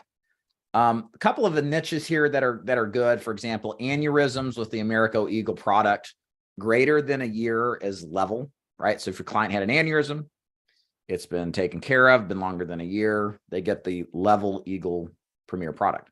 So first day full coverage, natural and accidental death. Let's see what else here. Asthma's level, AFib is level, bipolar is level, very important as well. Cigar, pipe smokers, and chewers, I believe, still receive, well, they do receive smoker rates. I forgot to mention with American Amicable, if your client occasionally smokes a cigar, you can get non-cigarette rates. That's an important little thing. Sometimes it pops up from time to time. Again, going through the declines here. So a lot of things are declined that you can get elsewhere, right? You know, you can do GTL or guaranteed issue with a lot of these products for the level product. Depression, insulin use is okay. So the heart attacks really are the heart issues are really the main niche for the Eagle Premier product. Beyond a year, heart attacks, bypasses, the strokes, these are all going to be first day full coverage. Eligible. Mini strokes are okay at any time. That's always been a nice niche with them. Multiple sclerosis, also level coverage with them. That comes in handy sometimes when you run into somebody with MS. Parkinson's level. Pacemaker usage is level. Schizophrenia is level. Seizures are level. Systemic lupus is level. So there's some things where the Americo Eagle product comes in handy on a price basis or underwriting basis. And just like any company, there's somewhere, you know, you'd want to go somewhere else instead. Okay. So that's my take on Eagle. For us at DeFord Insurance Group, again, this is just our experience. We don't use Americo all that often. For us, the reason is that the pricing for us is price isn't everything. But one thing that we teach our agents is that your client's going to come back in the door, or your client's going to have another agent in the door in the next 90 days. And that's how you should operate your business. In other words, if you knew that yours truly, David DeFord, was coming into your client's home within the next 90 days, that I, who do all these trainings, who help all these agents who's had success in this business, going to come to your client, what steps would you take to prevent Dave DeFord from replacing your client and getting that client another policy? So this kind of mental exercise is useful, because then we start to think about, well, I want to make sure I sell the right way. I don't want to high pressure or anything. Make sure the price is good. These are all sales tactics that we train. By the way, daviddeford.com/training will teach you how to do all that stuff. Also, you got to figure out also what products to sell to, right? Because there are instances when one product will be more competitive than another, and their underwriting outcome is equal given the client's health. And so for me personally, strategically, what I like to do is typically sell the more competitive option. There have been many instances where I've come across a client who had XYZ company very competitively priced, and the client would love to have replaced because they just love saving money. But there was nothing I could do because flat out the client had something that was very competitively priced and just wasn't worth fooling with. So keep that in mind for any products that are not in the competitive top third. These are things that you have to really weigh out if you want to use, in my personal opinion, because the reality of this business is just what I've described. I act as if I'm coming behind you to replace you. And that should inform you in a certain way on how to sell successfully. Okay. So that's America. Let's open it up to questions again here. Hey, Jelena, thank you so much. I'm so relieved to hear that it is possible to sell truly remotely as long as it satisfies residency or citizen requirements. At least I'm not out of the game. Right. Absolutely. Any companies that don't frown on cigar smokers? Hey, Timon, let's look at real quick here. I'll just show you on the screen. We'll talk about these later, but I do want to pop this up here. So if we go look at that cheat sheet that you can download at daviddeford.com/training after you set up an account, right here on the cheat sheet is a section that says cigar, pipe smokers, chewers. So we can see right here real quick, American Amicable is okay for, I believe it's just pipe smoking. No, I'm sorry, cigar usage, occasional. Smoker rates, no, so Guarantee Trust Life, no smoker question. So Prosperity Life to me is the one that I would use personally. For example, anything that's not cigarettes, they will rate as non-smoker. I had a convention in 2020 right before COVID hit in February. And I had a lady from Prosperity down. I said, what if what if my client is ripping a huge bong hit right in front of me at the time of the application? Can I get this client first day full coverage at non-smoker rates? And she said, yes. So another question you guys need to ask is a cannabis use. How does that impact underwriting? So Prosperity, they can be doing that, like, smoking a big one, and you can still get them first day full coverage at non-smoker rates. Pretty cool. I don't know which, we'll go through some. They may pop up and remind me. Some other carriers are friendly with cannabis use. But back to your question, vaping, e-cigs, those are non-smoker rates with Prosperity, and they've got the most liberal approach when it comes to those conditions. Okay. Let me see if there's anybody else. That's about it. If you guys want to add any more, let me know. Okay. Back to the questions in the chat. Let's see here. In telesales, when is clearly in the best interest of client, how do you deal with replacements? That's much trickier, Connie, to deal with replacements because you can't lay hands on the thing. You can't see exactly how it works. So incidentally, most agents don't replace as much over the phone as they do in person. That's been my experience in my agency. Comparing the two, I've heard of other telesales agencies explaining the same thing. Where the replacements are most common are when there's an egregious difference in price and the face amount is known, or the client has term or guaranteed issue and you can get them first day full coverage and they didn't want term. Americo has goofy commission cut. Yes, they do. Thanks for mentioning that, Jamie. Yeah, that once you get over, like, they really want your 60 to 80-year-old range. Anything below or above that, it's like some huge commission cut. Thanks for pointing that out. American Amicable took the COVID questions off the app. Most of them are gone now. What are the competitive top third? We'll go through that as we go through the quotes. You'll kind of see it again and again. I'll make sure to point out who's in that kind of top third competitiveness range as we go along. Dave, hey, Dave, isn't there something legal that you can't switch them unless it betters your situation? Yeah, I mean, you're supposed to get a replacement form signed that's stating they understand what's going on with the replacement and the consequences of replacement, which you should be doing. Sign the replacement form. Generally speaking, define better, right? I mean, better is subjective. It could be better pricing. It could be better underwriting, right? The best advice I could give you guys is if you love your mom, assume you do, if this was your mother you were talking or your grandma, like, would you make the suggestion to replace, right? So that assumes you love the person.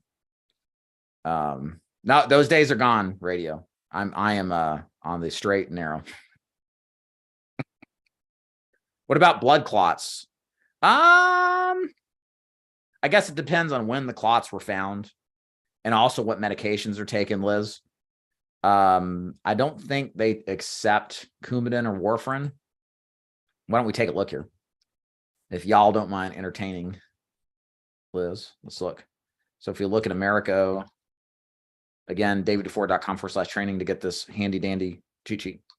We're going to go to the RX guide, pull it up. Eagle Premier. So I would say like I'm bringing this up because they probably take some kind of blood thinning agent. So let's see if I can find thin in here. Blood thin, blood. Yeah. So, okay. So treatment of a blood clot, Eagle level. Okay. So that's if they're taking Xtera. These are some weird meds. Never seen them before. Okay. Let's look at Coumadin. That's more common. So Coumadin. All right. If it's been within the past 12 months, it's going to be guaranteed. So they have to have been off of it, assuming they're taking Coumadin. There's also like Plavix, or it's what is it now? Clopidogrel. Low. Same thing. So yeah, it's probably not going to go through unless they've been off the meds for 12 months or longer. Okay. And again, that's where like American Amicable becomes handy, and these other meds that have first fill guidelines, because they don't care about they don't care about have you taken it all in the last 12 months. They care about when was the first fill, right? And if it's beyond that period of time, much easier to get approved for. Amalot, hey, I thought with insurance products, generally one needed to have a license in the state they're soliciting business to be able to. Yeah, that's what I was saying. What I'm saying is the agent doesn't have to be in that state. A lot of people think, well, I have to be in America to sell insurance. Yeah, we got to be a citizen or a permanent resident, typically is the minimum standard. But where you are as an agent in the world doesn't matter. It's where the client matters. And you have to have a non-resident license in the state the client's in. Does that make sense? Okay, thank you, Brent. What is the site to go to the info? Sure, I'll put it in the chat again. This is the freebie, the free stuff I'm giving you. daviddufour.com training/training. Go there, request access to the training site. We've got tons of scripts, hours upon hours of sales training, very similar to what we're doing right now. The cheat sheet itself, like we mentioned, and a whole lot more. Check it out. All right. Is the worksheet in lieu of the toolkit? Yeah, so good question, Rady. A lot of people, they'll go one way or the other. A lot of people love using insurancetoolkits.com, and that's all they use in my agency. I don't care. I like the cheat sheet personally because I think you get to a point where from your day-to-day activity, you'll eventually understand the underwriting, and it will be a lot faster for you to use the cheat sheet to just get to the questions really quickly, as opposed to like running all of the issues and all of the constraints and conditions. From a time standpoint, I think it's faster, longer term to use the cheat sheet and sufficient. But with that said, even for an advanced agent, even if you only use the thing once or twice a year to close a deal, because it's some, very complex underwriting case, it pays for itself. It's one sale in a year pays for the thing. So it's like stupid not to have it, in my opinion. So I would say use both. And you'll kind of get a feel for one or the other, like what do you prefer? But I would still carry insurance toolkits anyway, because you will run into cases that are just, that are just really strange. And that one will help out a ton. Yeah, Xaralto, that's another one. I see. So let me look at Xaralto real quick. I think I still got it up. Xaralto. Does it start with a Z? Is it X? I'm looking up for. I'm not seeing it. It's probably going to be the same thing because it's a blood thinner too. It's a pretty heavy one too. So Anthony, the client, it's where the client is at the time of the sale is where you should have the non-resident license, right? So if I'm selling a trucker, right, he's going down I-75 towards Florida. He lives in Tennessee, but he's trucking in Georgia, going through Atlanta's Spaghetti Junction. I have to have a Georgia non-residence license to close the guy, right? Because at the time of sale, he's in Georgia. Excuse me. So that's the only condition that we care about. All right. And as long as he's there at the time of sale, bada bing, bada boom, you got it. Okay. All right. Very good. Let us press on. So we covered Americo. The next thing on the list here, I'm not going to cover American Memorial because they're going through a rebranding and their product, they've been bought out by TrueStage. I had them sponsor a segment, the last training we did a couple of weeks ago. So if you want to check that out, go check that out. I think it was during the leads section that we did it. I don't have many details on how the new product works, so I'm not going to speak to it here just in case it's out of date. So with that said, let's move on to Foresters. So we're working our way down the list alphabetically here. Foresters is a product that I think is really good for a face-to-face agent. In fact, it's one of the primary products that I recommend my agents start with. In my agency, in the brokerage side, we start agents between 4 and 5 carriers in most cases. And for the telesales or face-to-face side, Foresters is one of those products that we use really either as a lead product or as a niche-based product. The things I like about it is, as you'll see on our cheat sheet, it covers a lot of different niche-based scenarios really easily. Its pricing is very competitive. Somebody asked about in the top third pricing. You will find their preferred pricing is pretty good. Their standard pricing is, it's either on the high side or the middle side, I think, with its kind of niche-based products, but that's okay. And it's just a good, reliable carrier that generally issues an instant decision when you call in and do a phone interview to get an approval. The downside to using Foresters at this time of this recording, you are required to do, if you're selling face-to-face, a paper application.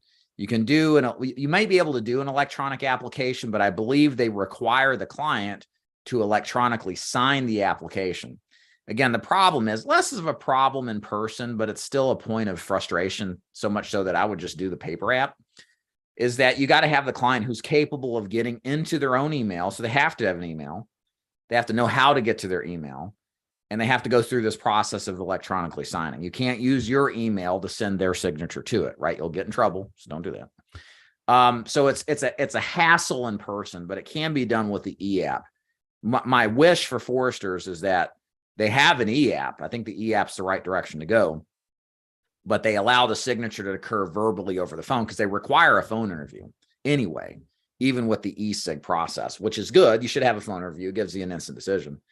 But the problem, again, is that if you go with the paper app, you're more likely to miss signatures or dates, spell a name wrong, right? Like there's issues with the paper app stuff that's kind of well behind us. So the paper app stuff's just like kind of in the dark ages now, but it's the preferred way to go. So that's kind of why we use Foresters mostly as a niche now in our agency.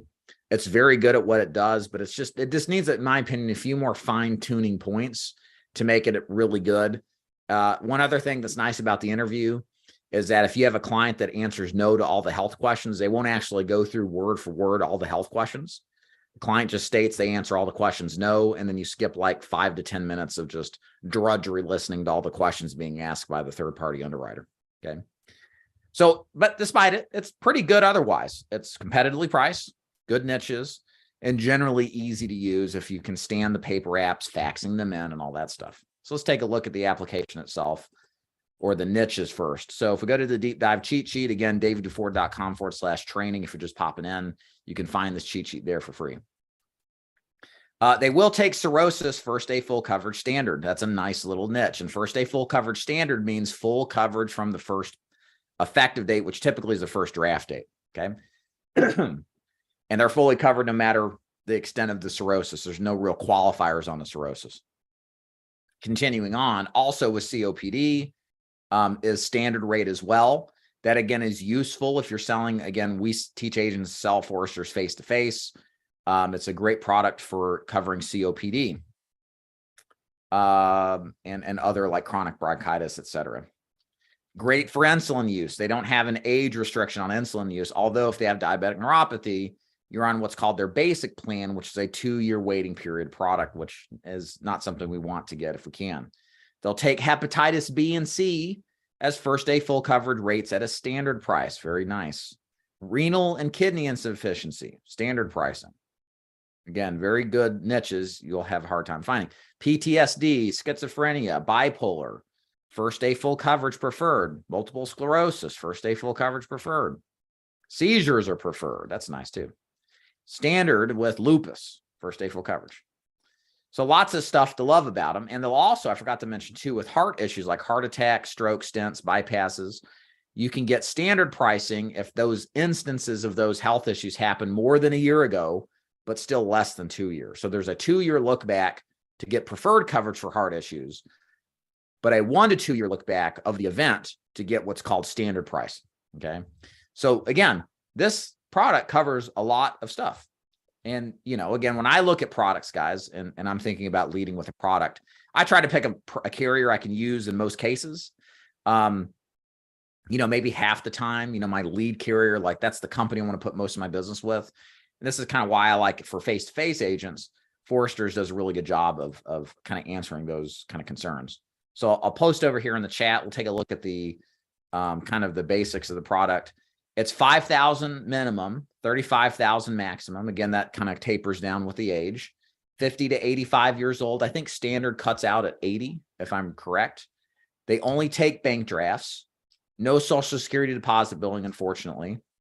It is an e-app or paper app. Like we said, I would not recommend Forrester's for telesales. Again, you're required to get an electronic signature from the client.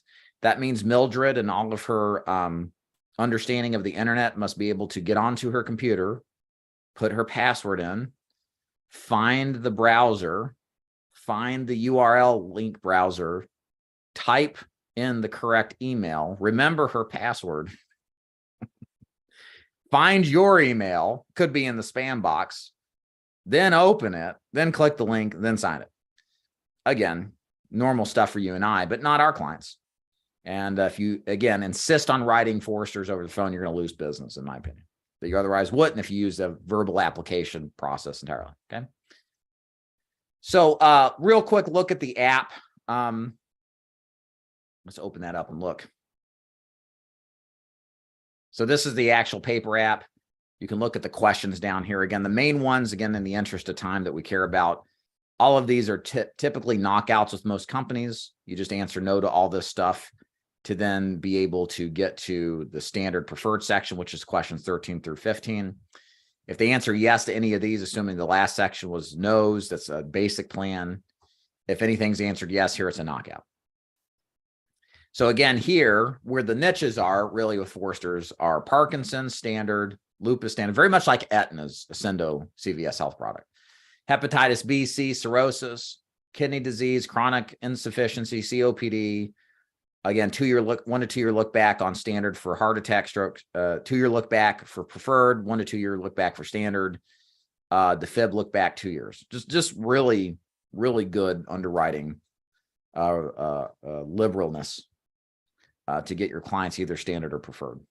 And then if you take a look at the pricing, again, if we run a 70-year-old male, you're going to find Forrester's kind of in that upper quadrant, right? There's always going to be these price busters we'll eventually get to. But we kind of look at these kind of as the competitiveness. You know, we're right at 74 and change.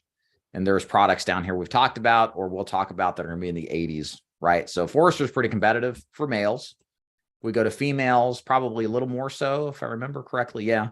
So again, right up against Mutual of Omaha, kind of the standard for competitive pricing as we'll get into. And then let's see how smoking affects it. Again, 7-year-old, 10,000, just one example out of many, of course. Still pretty competitive, upper third for female smokers, and for male smokers, probably, I would guess, a little less so. Yeah, kind of in that range. American Amicable is a little better. You can see 98.31 for same thing with Forrester's is 112. Also, remember the standard price, if you quote that, is going to be down here at the bottom. That is going to be typically, looks like it's a little more competitive than Aetna, which is CVS, which is good, but less so than Liberty Bankers. Those 3 products are kind of the niche products that cover like COPD, other conditions with standard pricing we'll get into a little bit later. It looks like Forrester's kind of falls right in the middle of it. Okay. So kind of in summation here. Oh, let's look at there's a couple other things I want to look at here. So let's check out, there is a prescription guide. So make sure that you're aware of how to use a prescription guide. Again, if we pop this up, this shows you all the prescriptions. Forrester's is unique because they do have some combo medication knockouts. If you scroll down, you'll eventually find if you take a list of these medications together, they won't allow you to get coverage for like indications of congestive heart failure or diabetic neuropathy. Again, I'll let you kind of read through this, but this is a little unique compared to the other carriers. Because if you're kind of taking these meds, even if you say, no, I don't have that congestive heart failure, neuropathy, they may indicate you otherwise do and still decline you. And then the drug lists are all here. Again, you know, I'm not looking for any in particular, but the ones that come to mind, like warfarin, you know, if it's filled within 2 years and it's because of a stroke, it's going to be standard, right? So good flexibility with most of these prescriptions, in my opinion, when it comes to the common ones that kind of get hangups on. So height weight chart too.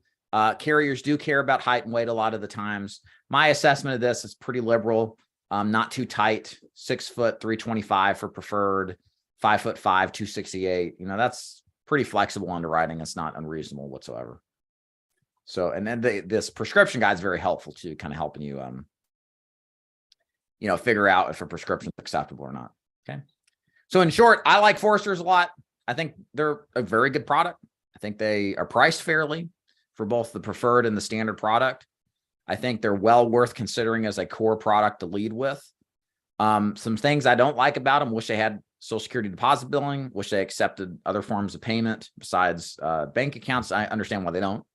And I wish I would fix the e-app so that it can be done without an electronic signature. If they could do that, then I think that kind of changes things. To me, it would be a very much a core carrier for me most of the time.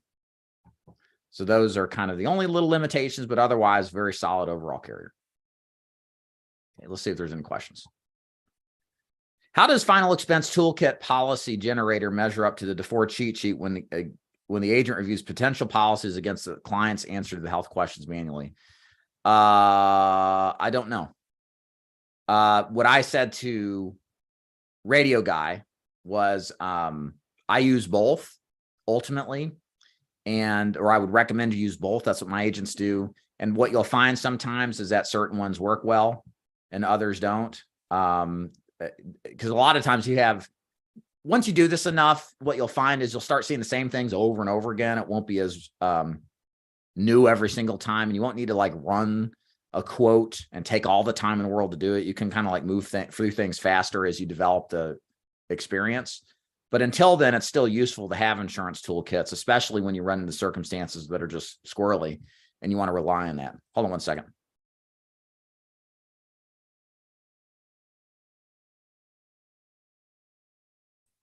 Sorry about that. Trying to run a show here. Bunch of noise out there. Okay. So in short, yeah, I just do both. Figure it out. Do both. You got a 14-day free trial. It's $30, $35 a month. Do what you think's best. It's kind of how I do it. Again, some people really love one or the other. It's kind of how it typically pans out. Okay. Any more questions on Foresters?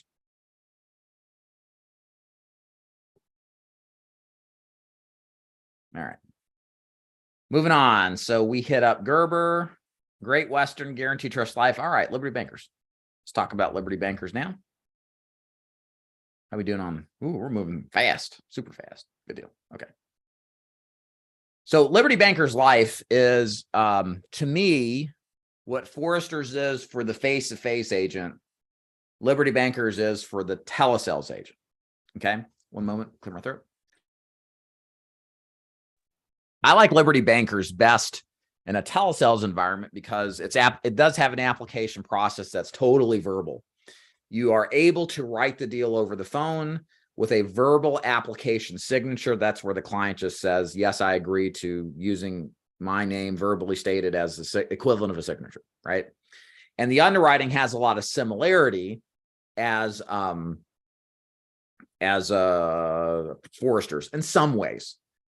For us, when it comes to one of these niche carriers, and I would kind of categorize this as like Aetna, Foresters, and Liberty Bankers, we prefer Liberty Bankers over Aetna for the niche-based carriers. So what we do more often than not is use Liberty Bankers to cover things like COPD, as you'll see in a moment. They're a little bit more consistent as far as underwriting outcomes for telesales agents than Aetna has been. So let's take a look at it so we can kind of understand a little bit more about how the company works. So Liberty Bankers Life, $3,000 to $40,000 in coverage is the range from 18 years old to 80.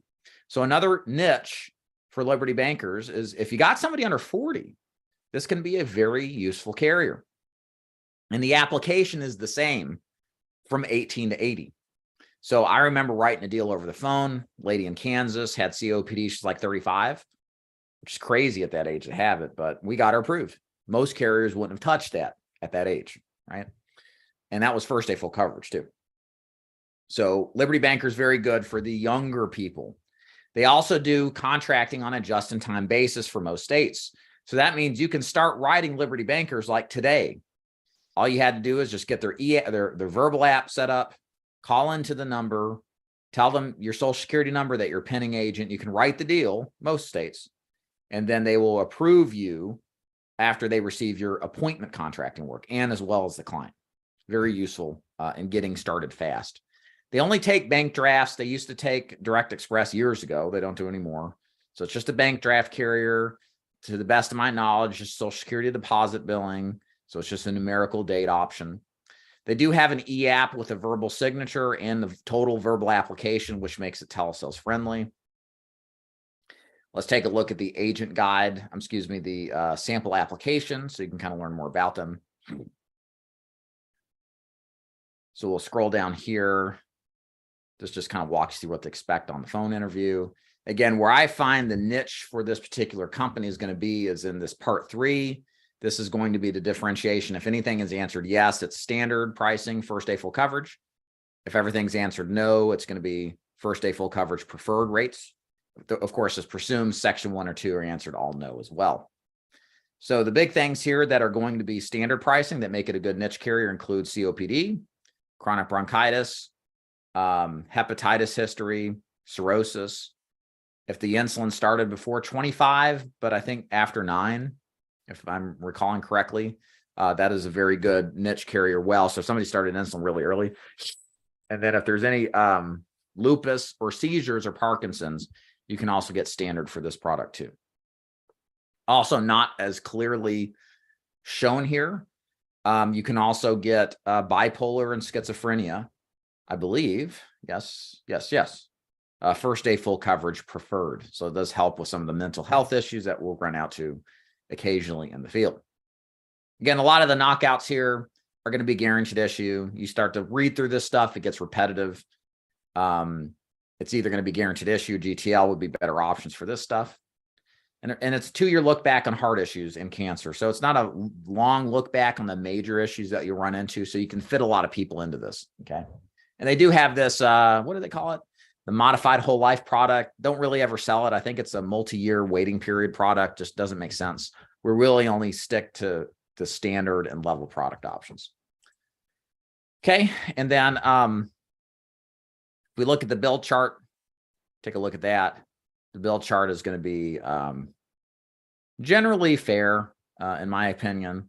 6 foot, 337. It's a little more than the range availability than Forrester's.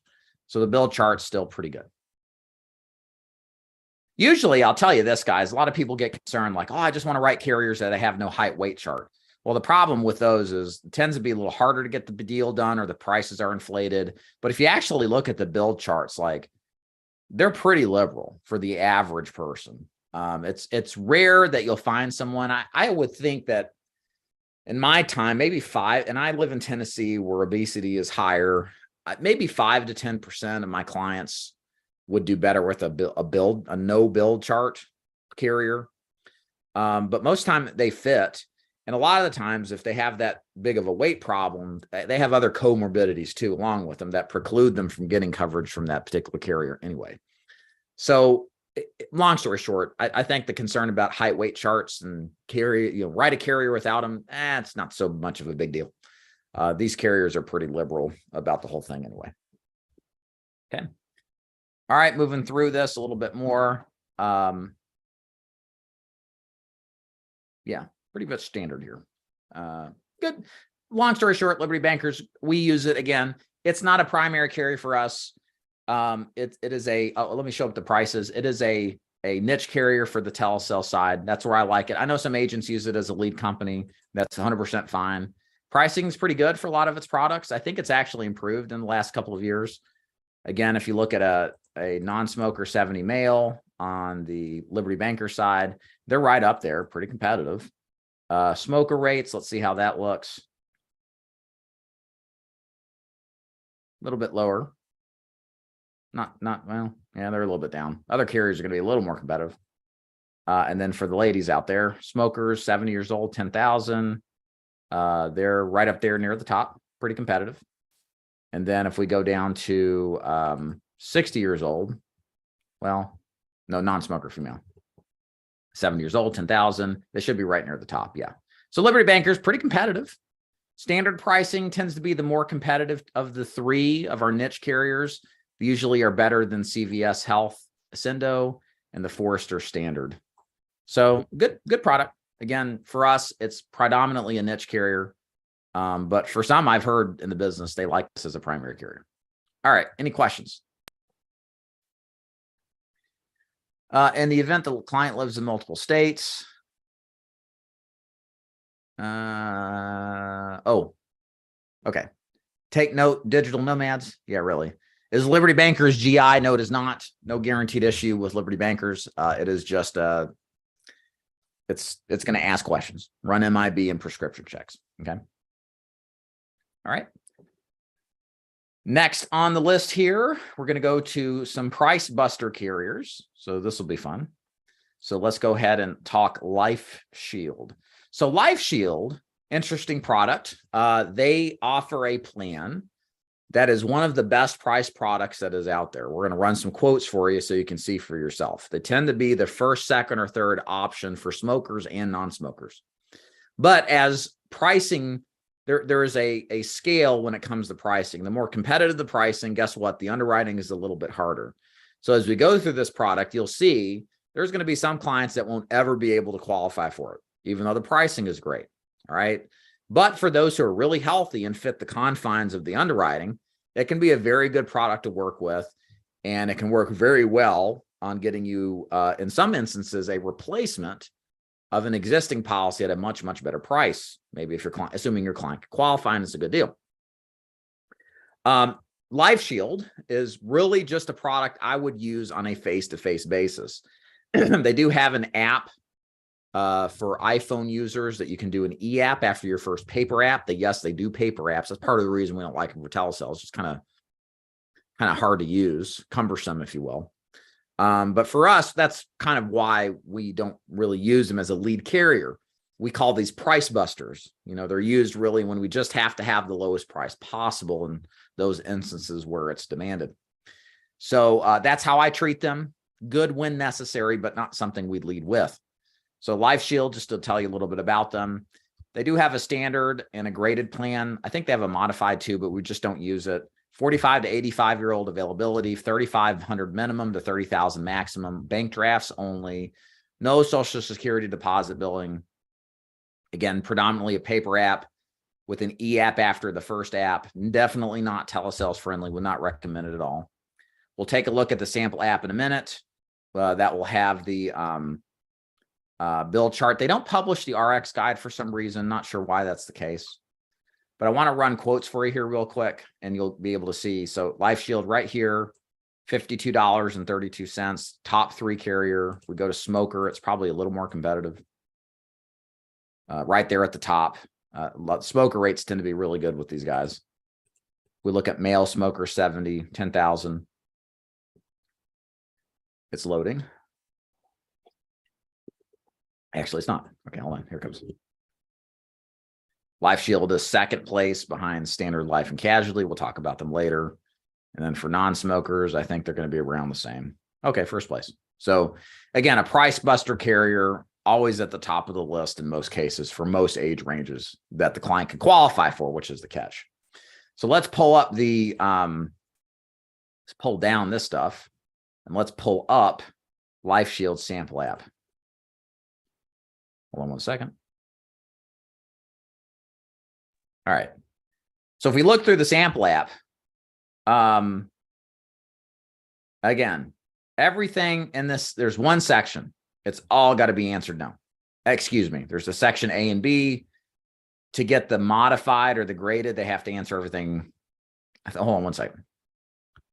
Okay, so if they have to answer everything no here to be even eligible, we'll look at that in a minute because there's a bunch of knockouts that are otherwise acceptable everywhere else. Here, if they say yes to anything, it's just graded, but we don't really care about the graded. It's the no that really matters. And then you can see the height weight chart.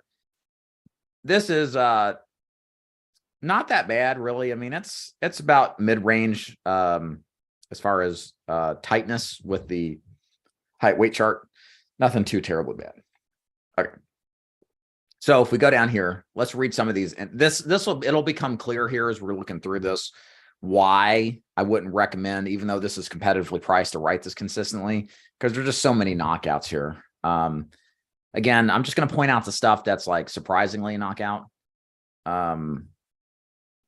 Schizophrenia, epilepsy. These are first day full coverage options you can get everywhere else. Uses a wheelchair. Ever had cancer. Cancer is an immediate knockout, no matter how long ago they ever had it, period. So bye-bye cancer users, cancer survivors. They will not take you. Liver problems, lupus, multiple sclerosis, all that stuff that was standard with the other carriers we looked at is a knockout here. Kidney disease, even if it's not dialysis. Insulin use. Insulin use is a knockout. So diabetic neuropathy is a knockout too. Oxygen use, that's typical. Here's the interesting one, and this cuts out about half of our prospects, is the pros insured under 65 and receiving Social Security disability benefits. Basically, everybody we see under 65 is receiving Social Security disability benefits in the final expense market. Any combination of chewing tobacco or smoking tobacco, along with COPD, lung issues, heart disease, it's a knockout. And then down here, 2-year look back in most issues. So it's just really hard to qualify for. And probably the highest issue that you run into is this under 65 and taking Social Security disability. So for me, when it comes to Liberty Bankers, LifeShield, I like using LifeShield when I run into our healthier final expense prospects. This is a great product to pull out to write on them in that instance. It's also a good product to write on people who have products in place that are otherwise not optimized to get him the most bang for their buck. Therefore, LifeShield is a good replacement product to use when the client can otherwise qualify. Okay. So that's generally my recommendation here. We don't start our agents off with the price busters, especially LifeShield, because it's tempting to use, but the reality is there's a lot more obstacles in the way of using it because of the underwriting. Okay. Any questions?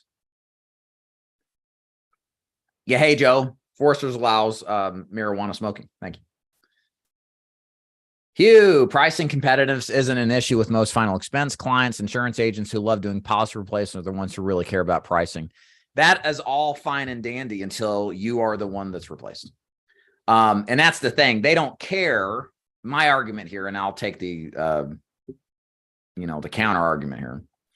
I would say about, not half, probably 1 out of 5 to 1 out of 4 of the cases I wrote, I was replacing inferior price coverage. And replacements happen more than I think agents realize. Some people get more of it for sure than other agents. It's not across the board. But the problem is that that's all fine and true until it isn't. And you have your good coverage that you wrote that's overpriced get knocked out again and again and again because some agent was smart and realized being a broker and carrying options was a good idea. And it's not so much the pricing side either, Hugh, in my argument as well. It's also the underwriting side too. I believe a lot of the replacements aren't necessarily on saving money. It's on getting the client more, either more coverage faster. Probably the most common reason people replace they've got something that's a 2-year wait that now is first day full coverage, and it's obvious to the client who otherwise didn't care but now does. They're shown that they should care. They'll replace you. Or the price is so out of whack with the first company that you come in and they realize there's more of a need than they thought, because the agent was a good salesperson that came behind them and showed them why getting more was a good idea because of inflation or the true cost of dying. So my perspective is, yeah, the client doesn't care. They don't know enough to care. And that's all fine and dandy in a situation where no other agent will ever come behind you. But that is a fool's errand to believe that you or any other agent, that's an exception to. I would rather play the game safe and have access to competitively priced products to build, in a sense, a moat around my client from getting replaced. Not just competitively priced, but also good underwriting. And I would lean more to the underwriting side as being more important. If somebody's not covered and it's competitive priced, it still is going to be replaced because there's better deals out there. And it's usually not the case that way. But my point is why take the risk when you don't have to? So there you have it. Okay. So let's move on. Life Shield. So let's talk about Prosperity. So for us, Prosperity is a lead product for a lot of different of for final expense and telesales. It is a good core product to start with. I believe it's an easy product to learn. The underwriting's fair pretty much throughout. Not perfect when it comes to underwriting, not perfect when it comes to pricing competitiveness, but it's just a good all-around simple product to use. Does have some advantages over the other carriers. We haven't really talked a lot about the exotic trips a lot of these carriers offer, just because we're just strictly talking about the type of products that are out there and the value you can provide as far as getting your client good coverage. Things tend to take care of itself if you worry about that more than trying to win your trip. A nice thing about Prosperity, though, is they don't offer a trip, but if you do 20,000 issue paid per calendar quarter, roughly, or more, they'll bonus you 10% extra cash. So they don't do the trip thing. They just give you extra money. And I think it's chargeback protected too. So it's a nice little add-on that you can increase your average commission rate if that's important to you as an extra bonus. Also, they have we talked about it earlier. One of their niches is the only thing that's considered smoking for smoker rates is cigarettes. Everything else, including marijuana, is considered non-smoker rates. Vapes, e-cigs, chew, pipe, cigars. I think that's everything. Cigarillos, right? So that does come in handy sometimes with some of our prospects. So let's take a look first at the quotes. Again, what you'll see here is probably about a third for Prosperity, probably about like a 1/3. That's not Sentinel Security. It's Life Shield. Okay. Price-wise is going to be about 1/3 to mid-range pricing. It just depends on the age range. So Prosperity here, new Vista level, right smack dab in the middle on pricing for the 70-year-old. There are some carriers that are going to be a little bit more competitive. For female, if you look here, you'll see also about the same, kind of right midstream. Some are going to be a little bit more competitively priced, $5 to $10 difference, depending on which carriers you're looking at. For the smoker rates, let's take a look at that. Should be about the same, about mid-range, just about middle of the page, give or take. Maybe a little on the slightly higher expensive end. And then also for males, we'll look at the same thing. Probably about the same, kind of mid-range. Okay, so it's a mid-range price product, not too expensive, not too cheap. Now we look at the product itself. If we look over here to Prosperity and start to look at the details of how it works, it's $1,500 to minimum, $35,000 maximum face amount. At all ages, 50 to 80 years old on the age range. One niche that's nice is they take bank drafts, debit, credit cards, and Direct Express. And they don't take the reloadable cards like Green Dot, but they do advance commission fully on Direct Express. This is one of the few carriers that allows a full advance for Direct Express card business, because they make everybody do Social Security deposit billing, and their billing history has proven to be pretty good persistency for Direct Express. All of this is the means most carriers don't advance commission on Direct Express, Prosperity does. You can do an e-app or a v-app. Okay. If you do the e-app in person, there's no phone interview required. You'll render an instant decision. If you do a v-app, you still have to do the e-app process for Prosperity over the phone. And then you do a verbal application process to get the client approved. So it is a telesales friendly product, both in person, over the phone, and is very good in person. We're going to go ahead and look at a sample application. Take a look at the underwriting. Let's pull that up.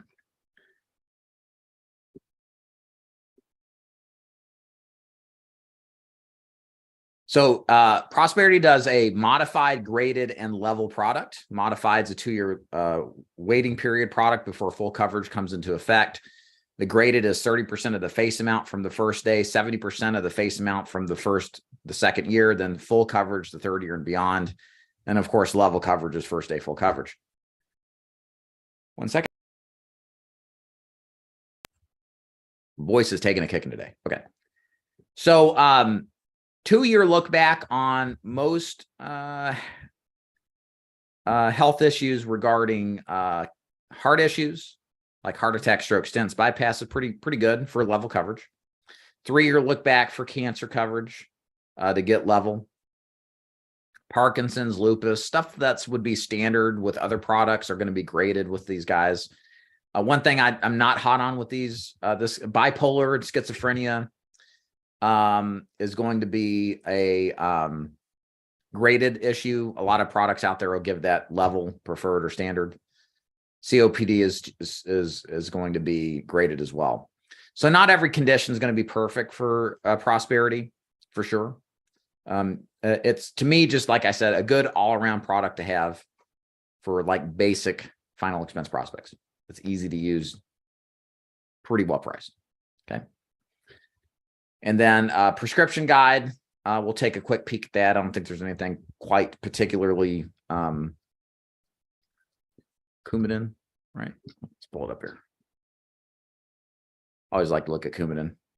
And it's a, have you ever, when was the last fill? They'll give you some flexibility here, depending on if it's been longer than 2 years since it was first filled. It's kind of the same process the American Amicable has. So underwriting prescriptions are, again, no major niches is kind of how I look at it with Prosperity Life. That's not necessarily a bad thing. No, like standout niches like COPD is what I mean.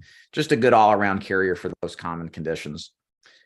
Good product to start with too, just because it's easier to use. One thing that's nice about it too is that you generally get an instant decision when you submit the application. Some of these products like Life Shield, for example, you have to submit it in to see what happens. There's other ones out there that half the time they give an instant decision. Prosperity is pretty good about telling you yay or nay, and then giving you a counter offer if it ends up being graded or modified instead. Okay, let's look at some questions in the chat. Let's see here. This is from Hugh again. You better do your replacement within 2 or 3 years of the first policy's issue date, or won't be price competitive with advance. Sure, absolutely, yeah. And that depends, right? I mean, there have been some circumstances where I've seen like debit policies that were old, that were like such a crazy price that the client wanted to cash out and replace, and it was still competitively priced. There have been other instances as well. But you're right, for the most part, if we're taking a like-kind final expense product that's sold by a broker and you're trying to do a price replacement or even a value enhancement, it's typically in the first 2 years where that's going to happen. Not always. I had a replacement from a guy I wrote 5 years ago. I don't know exactly what I was replacing. Got it within the last couple of months. Maybe a price, maybe cash value deal. So some people replace for other reasons as well. But yeah, it's not all price. That's 100% true. It's the value proposition. I think sometimes I've wondered, even replacing people's clients, a lot of time replacing policies, some of the people just didn't trust the agent. They just have a bad feeling about them.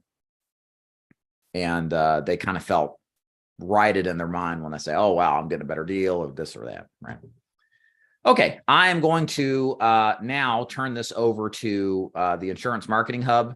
We're going to do a interview with them on direct mail marketing for final expense and Medicare. If you're looking for a great lead source, these guys provided our agency's leads. We use them as a kind of a white label provider for 3 to 4 years. Excellent at managing leads, getting quality leads to agents. They're very good on the data side of the equation. They've just basically recently opened up to offer their lead programs to the public, so you don't have to go through an agency to get access to them. I think very highly of them. They do a fantastic job. Again, this is Insurance Marketing Hub. So I'm going to pull up the sponsor video, and let's take a look here. We're going to go ahead and play them. And then once this is over, I'll be back. We'll continue on a little bit further with some more carriers. This gives me time to let my throat relax a little bit. So I'm going to go ahead and get this ready. And we're going to learn more from Cindy Seal from Insurance Marketing Hub. So sit tight. Go ahead and mute everything, and we'll be ready to go.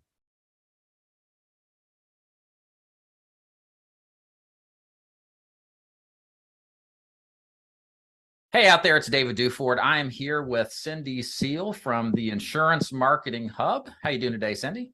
I'm great. How are you, David? I'm fantastic. Thank you so much for being here. Insurance Marketing Hub is one of our sponsors for today's event, and I have the wonderful pleasure to tell you more about their awesome marketing and lead generation services.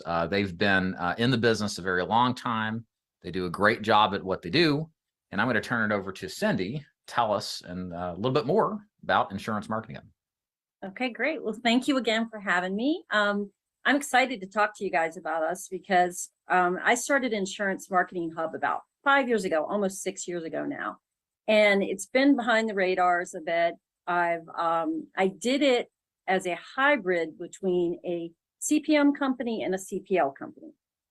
And it was predominantly focused on serving the IMO world, but we've just opened it up to insurance agents. But the reason that I started this company is I've worked in the CPL world and I've worked in the CPM world. And there's great things about both of them. A good CPL program is wonderful if your IMO is financing, subsidizing your leads. But the thing I didn't like about the CPL world is that any tweaks and changes you make are for the bottom line of the vendor. And it's not very transparent. So the agent or the agency doesn't have a lot of control. The CPM world on the other side of that is more of a spray and pray. They don't do a lot of data and analytics. So Cindy, real quick, please describe Yes. for our audience, what's the difference between CPM and CPL? Okay, a CPL is when you're paying a fixed price for a lead. So regardless of what the mail costs, you pay for the lead when it comes back. The CPM world is you pay up front for mail and you get what comes back on that. So combining the two, I sell my mail on a cost per mail price, but I do the data and the analytics that you would typically do in a CPL world, and I'm doing it on behalf of the client. So I can come back to them and say, hey, looks like, Dallas is performing at this. We could tweak your card. We could change your demographics. We can do these things. And then the client can decide what they want to do. I'm not doing it for my bottom line. I'm doing it for their bottom line. So that was kind of the hybrid that I created when I did this. Right. And I think this is important too, because one of the things we've seen in the leads world, especially with direct mail, is as there are more agents in the business selling like final expense and other products, the response rates have dropped. And Insurance Marketing Hub is one of the few that just don't spray and pray, but actually use a data-driven strategy to help lift responses and make the business a little bit more from an acquisition cost standpoint better. That is true. And that is, we have probably, we have 3 data sources that we use. And we do not mail all of our data. 30% of our data, we actually never mail because it's all of our data is stored. And we know that 30% of that data is not going to perform. So we don't mail it. And right. that's a perfect example of, that's a CPL strategy applied to a CPM world. Right. Excellent. So beyond data, of course, if you're a brand new agent, probably like, what does this mean? How does this work? Can you explain to the audience, Cindy, how do you apply this kind of overarching big picture strategy to marketing? What exactly do you guys do? Well, one of our very first things when we're working with a client is we figure out what is it that they are looking for. Every lead program we build, even down to the agent level, we spend time talking to them about what they're looking for. We look at historic response rates of an area. We look at anticipated data. Like we use a 13-week suppression period when we mail so that we don't burn out data too quickly.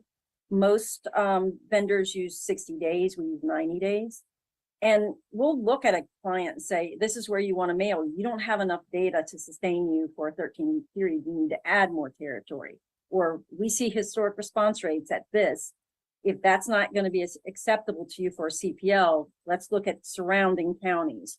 So there's a lot of consultation that goes into the beginning of setting up a lead program with someone. Right. And this is what you do, not just on the IMO, but the agent level too now, right? Yes. I mean, Okay. It's been interesting because we've never really worked directly with agents. Right. And sometimes we do have to do a lot more of explaining because we're explaining the data science behind what we're doing. We're explaining the CPL, but we think it's important to do it. And surprisingly, the agents have a lot more to say about what they really want in a lead program than what we would get from the IMO. Yeah. Yeah. Sometimes there's a divergence in what the goal is, right? From the IMO side, to the agent side. So yeah, you're kind of getting absolutely, there's a divergence in it. So what kind of leads do you actually do? I mean, is it just limited to final expense, or are you in any other markets? We are in final expense. We do Medicare. We do Medicare Supplement, Medicare Advantage, T65, dental, vision, and hearing. We've dabbled some with annuities. That's a really hard market to tackle, but we've played in that one a little bit, and we do mortgage protection. Right. So those are all the types of leads that we offer. And again, for everybody here, this is direct mail. It is direct mail currently. We are in the process of rolling out our digital strategy, and that we're probably 2 months away from being able to roll that out, and it'll roll out for final expense and for Medicare, where we're offering digital leads. Gotcha. Cool. And that leads to kind of another thing I wanted to mention. I'm a direct mail lead vendor, but I am a huge omni-channel marketing proponent. I've seen things that you've talked about generating your own leads, being able to do your own digital. And I think that is key for any successful agent.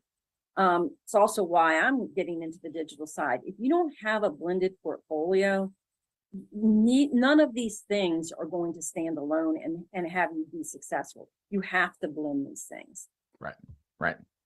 So one of the things we're talking about on today's training is leads, kind of the ins and the outs, how to work them, the differences out there. And one of the things I think is important is to kind of understand, leads as far as exclusivity, freshness, are they resold, et cetera. Can you tell us more about kind of more detail about the nature of your leads and what agents can expect? So every single one of our leads are exclusive leads. We do not have any leads on the shelf. People will call me sometimes asking for B leads. There's no such thing in our world. When you put an order in, and that's also why it takes a while for you to start seeing your leads. We don't have anything on the shelf. We're creating the drop for you. Every lead we generate from that drop comes back to you, even if it's a year later. It'll come back to you. And it's just completely exclusive and never resold. Why is that important? Can you explain? I think there's a couple reasons. One, there's, I guess, a mistrust of lead vendors because there are a lot of resold things happening, especially in the digital space. Yeah. So the fact that we're doing this, we buy data on a one-time use basis too. So we buy it, we have an agreement with our data provider, we buy it once, we sell it once, and that is it. It also makes sure that, what you're paying for is what you're getting. I mean, direct mail is not cheap. So having exclusive leads is highly important because it's a trust level between the vendor and the client. Yeah, it's very important, if we all have exactly what we want in this business from a lead standpoint. I tell agents all the time, fresh and exclusive is everything. It's the night and day difference. because there are lots of organizations that push these garbage, resold, recycled leads that are just trash and upsell it tremendously and make a lot of money. And I think having as an IMO, if you have B leads, they're great training leads. You know, a lot of times I will get a brand new agent who will call me out of the blue and they want to drop direct mail. I've had a guy just recently came to me, he had this huge budget. He wanted to drop 10,000 pieces of mail. And one of my first questions is, have you ever worked direct mail? No, I'm new. I'm like, okay, let's start over. I think you need to get your talk track down. Direct mail is quality, great. But if you don't have a good talk track, you don't have your pitch down, you're going to waste money. So I tell people, go get some B leads, practice. It doesn't matter if you make the sale on those, because what you're working on is honing your talk track. If you are experienced and you have that talk track down, you talk a lot about managing objections and, you know, things like that. If you've got that down, direct mail is beautiful for you. But if you are young and inexperienced, you can lose your shirt on doing direct mail because you don't know what you're doing. Right. So let's talk about the lead types. You know, most of what we're talking about today in today's training is geared towards final expense. Can you kind of tell us the type of direct mail leads when it comes to the copy and how Sure. it looks when it goes out, just to better picture this for the agent? Most of our stuff is a 1/3 page buck slip. Then we call them buck slips. It's basically a third of a 8.5 by 11 sheet. They're just printed black and white. Simple always works better than anything branded. And then they're mailed out in a window number 10 envelope, standard pre-sort mail. And then there's a BRE, a business reply envelope included in it. That's postage paid, and it comes back to us first class. That's what the consumer puts the lead in and mails back to us. That is the most standard format that we use. Now, from a language standpoint, we have a lot of different choices. And language, this is where I spend a lot of time talking with the agent about what they want. You have a couple different schools of thought. You have guys that say, quantity, quantity, quantity. As long as you get me something, I will sell it. So they'll go for something really generic, shorter language. We have two different versions of copy. They'll go for the really short one. They may not say life insurance on the card. It just will be super, super generic. For those people who want a higher quality lead, we may have the longer version of the language. We'll definitely say life insurance on it. We'll stay away from special offers, like you can offer a Walmart gift card, a memorial guide, anything like that. So I usually tailor it to what the agent is wanting. We'll talk about what response rates do with each of the cards and the impact that language has. I mean, it's simple little things like you put life insurance in the first sentence versus the third sentence, and you'll see a drop in response rates. Yeah. So getting to understand what they want in leads helps me direct them to the proper card for them. Let me ask you a question, Cindy. In your experience dealing with agents for years now and seeing what kind of campaigns last the longest and who purchases long, like if you had to give an advice to a new agent who's maybe stuck, should I get the generic vanilla stuff or the more specific lead? What would you tell the new agent to select? I always give them the more highly qualified lead. So it's usually longer language. I put them in a final expense because you can always, I believe in testing. You can always start paring things back. We can, if they're torn between two leads, we A/B split test. So they're doing 1,000 pieces. We'll put 500 on one, 500 on another. The important thing at that point when you're split testing, yes, I will know which responds better. What I won't know is what closes better. So the feedback from the agent is important because just because I can generate leads, if they're not leads that close for him, they're not the right fit. Right. So it's a lot of back and forth on that, but I'll usually put a newer agent on a more qualified lead. Gotcha. Perfect. And you guys don't do freebies. Is that what you said? Like the Walmart cards, memorial guides? If the agent wants it, we do have cards that offer that. We just explain to people, yes, you can get it. And I will say the Walmart gift card is one of those things that back in the day, you'd always get a huge spike on a Walmart gift card. People know it's a $5 gift card now. You're less likely to get responses. you do get a lot of people just calling you up for that $5 gift card. So I see less people wanting the Walmart. And, you know, I always check to see what I've mailed, because there are some pockets out in the country where a Walmart gift card is popular. Right. But in others, it doesn't matter. And the other thing that I've seen is it used to be a non-insurance card performed so much better than an insurance card did. And that is not true anymore. Really? You see a little bit of a lift, but it's not across the board in every county. So it's important to A/B split test to see what's right for that particular county. Another interesting thing that we started testing is, it used to be that if you said licensed insurance agent may contact you, drop in response rate. If you just said a representative may call you, you'd be fine. But people, the consumers, are now much more accepting and actually receptive to a licensed insurance agent written on the card, because I think it gives credibility in a world where there's a lot of scams out there. So that's a big change than it used to be 10 years ago. Yeah, because I remember running copy on that on some of the leads I used to work, and you know, the fear always was the more you say, the less you sell. Not necessarily. It's funny how things kind of shift over time. And I am seeing that hold true with this new compliance language for Medicare, though. Right. That's a whole nother ball of wax. Yeah. So, good thing we're talking about final expense leads today. Exactly. Right?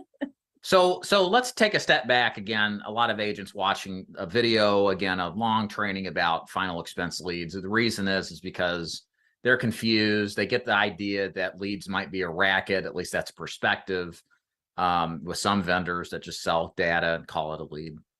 But maybe they're just used to Facebook leads or digital leads, and maybe wonder, isn't direct mail like for dinosaurs? Does anybody actually respond to direct mail? Why is direct mail something any agent should consider in 2022 and beyond? First of all, I will say, mix it up, put it all in. But direct mail, why I love direct mail and why I see it lasting through the years, is it's tangible. It's something that you hold on to. You know, I'm watching TV, I see all these commercials for final expense or Medicare coming up, and they pop up a phone number. People might write it down. It goes on a sheet of paper, you lose it. The direct mail piece stays in the home. People hold on to their mail. It's usually in a stack. We have gotten mail back years after the date that we mailed it because they hold on to it. And I also think email marketing is intrusive. People hate email marketing. It's so easy just to delete. Most people don't even really watch regular television anymore. They're watching Netflix, cable, things like that. A piece of mail gets in your home. It's not intrusive, and it stays. So when people think, oh, my aunt's brother just died, I need to fill out that final expense thing that I got in the mail. They find it in their stack of mail, they mail it back. So that's one reason why I think it's so.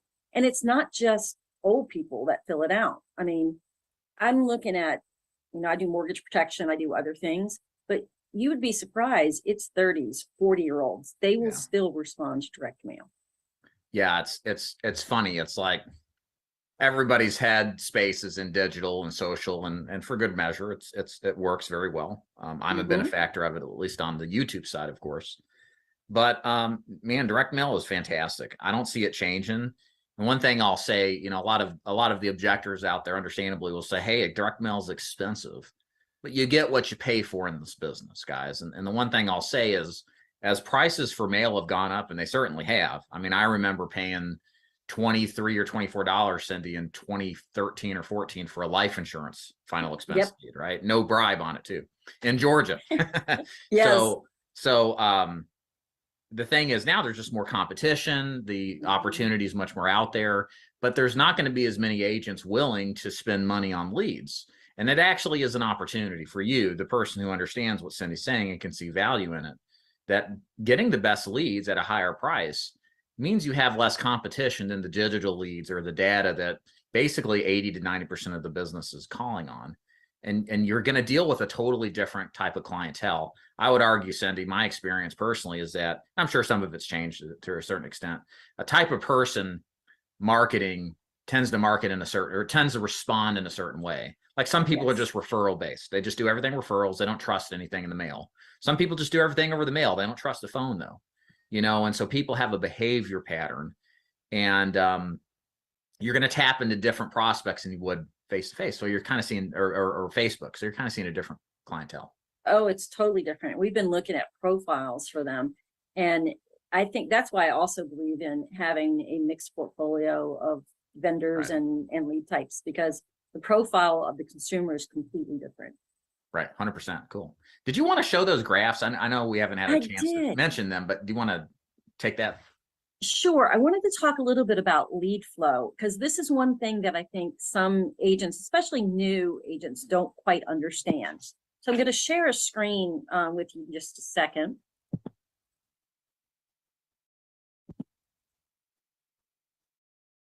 All right.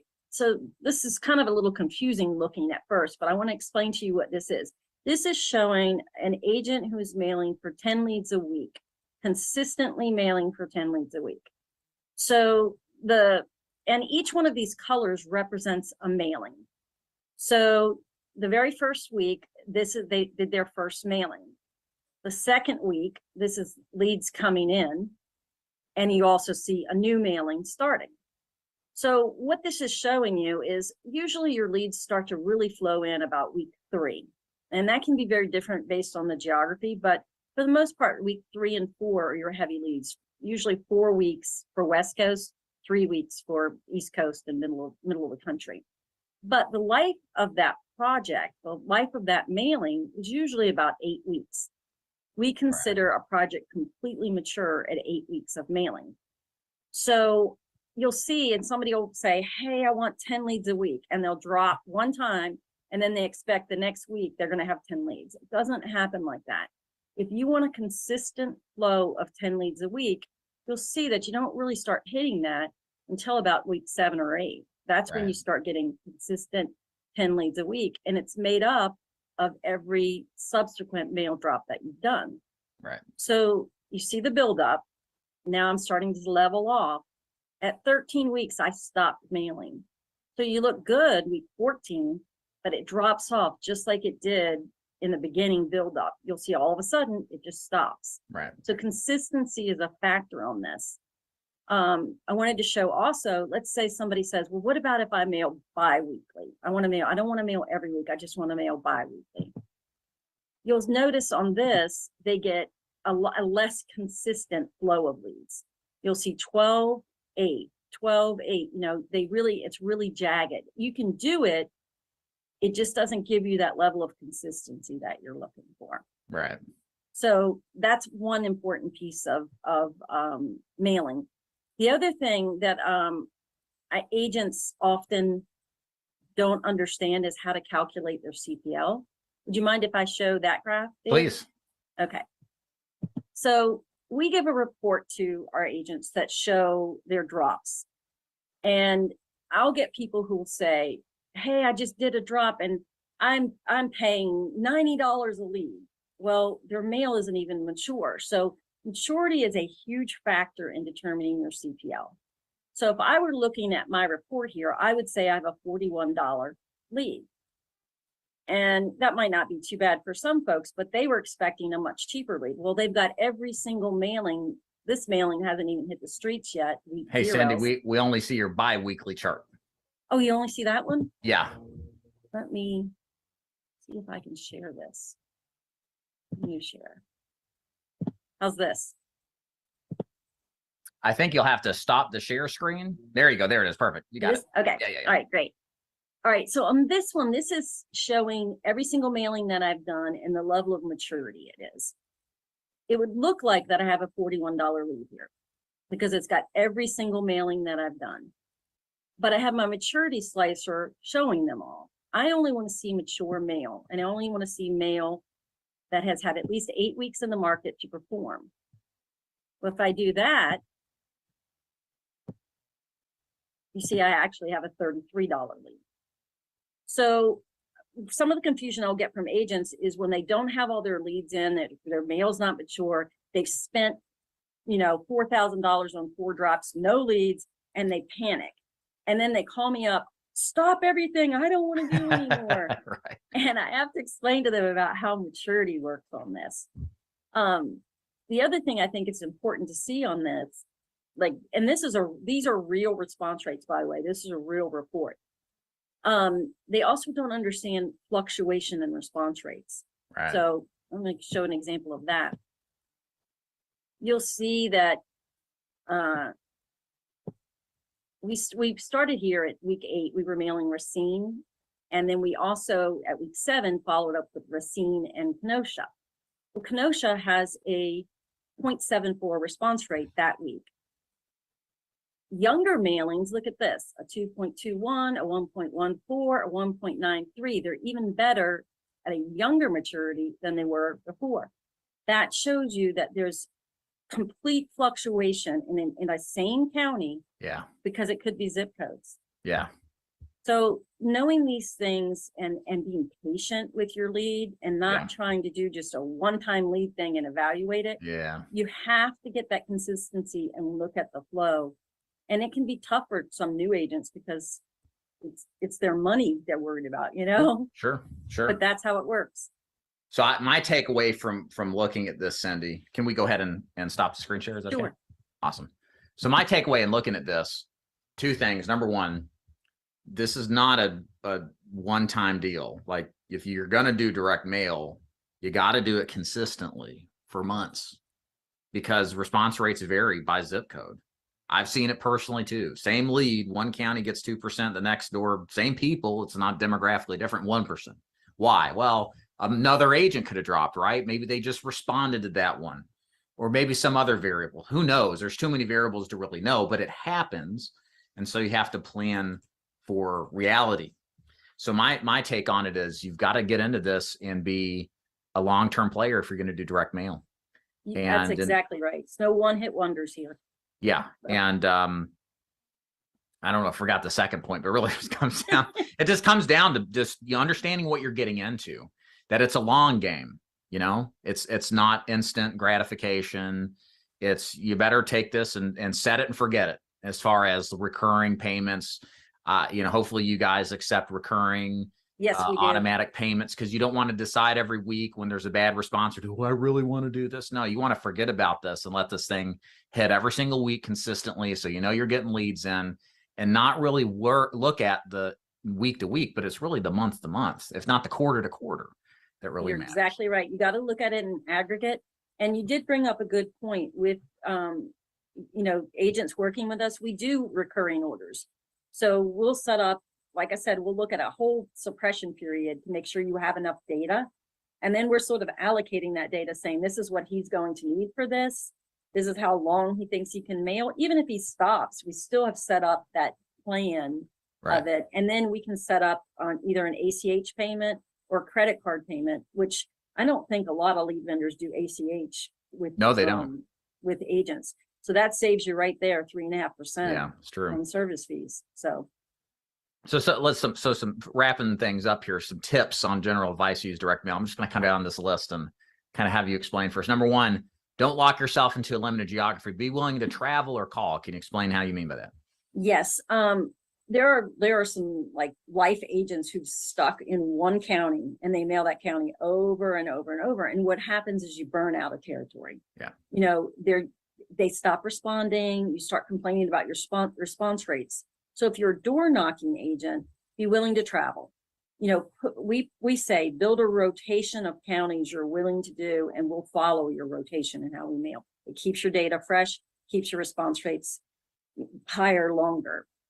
And then if you're on the phone call, you can call anybody. So don't just hit the same area, because you can get better response rates by not going as deep in the data and spending less time in an area, because you're getting the best tier data when you don't go deep into the data. Right.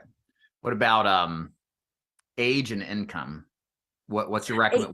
How does that impact response rates, and what's your recommendation?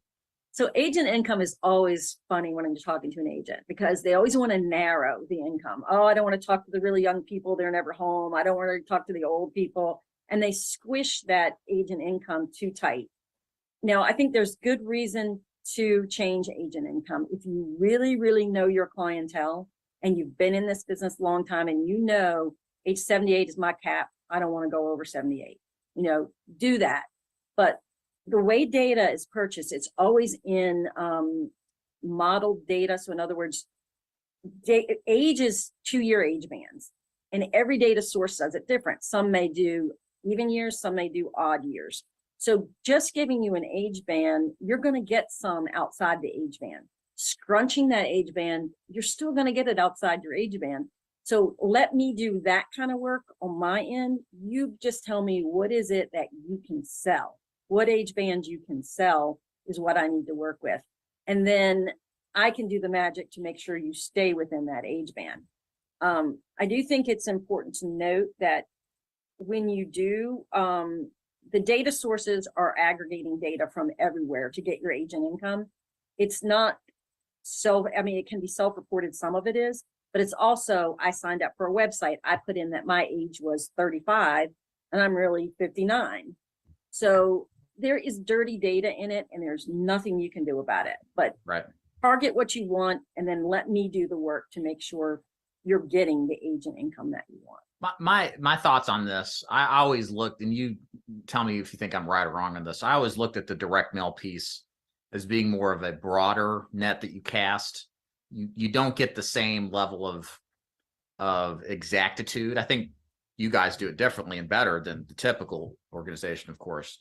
But there's always going to be hypothetical data, like household income. How would anybody know what exactly household? It's an estimate. It's a guesstimate. It's inferred. Yes, absolutely. Inferred. And with, you just don't know. It's funny that, agents will get together sometimes that run mail. It's like, oh, that one county, it's terrible. Nobody sells there. But then another agent is probably crossing into that area that's doing wonderfully well there. While you think the place they think is bad, there's so many variables in this business. I guess that's what I'm getting to. There's at some point, you just really can't control what the outcome is. You can control some things like where you drop, what your work ethic is. You just need leads to see. You need people to go talk to.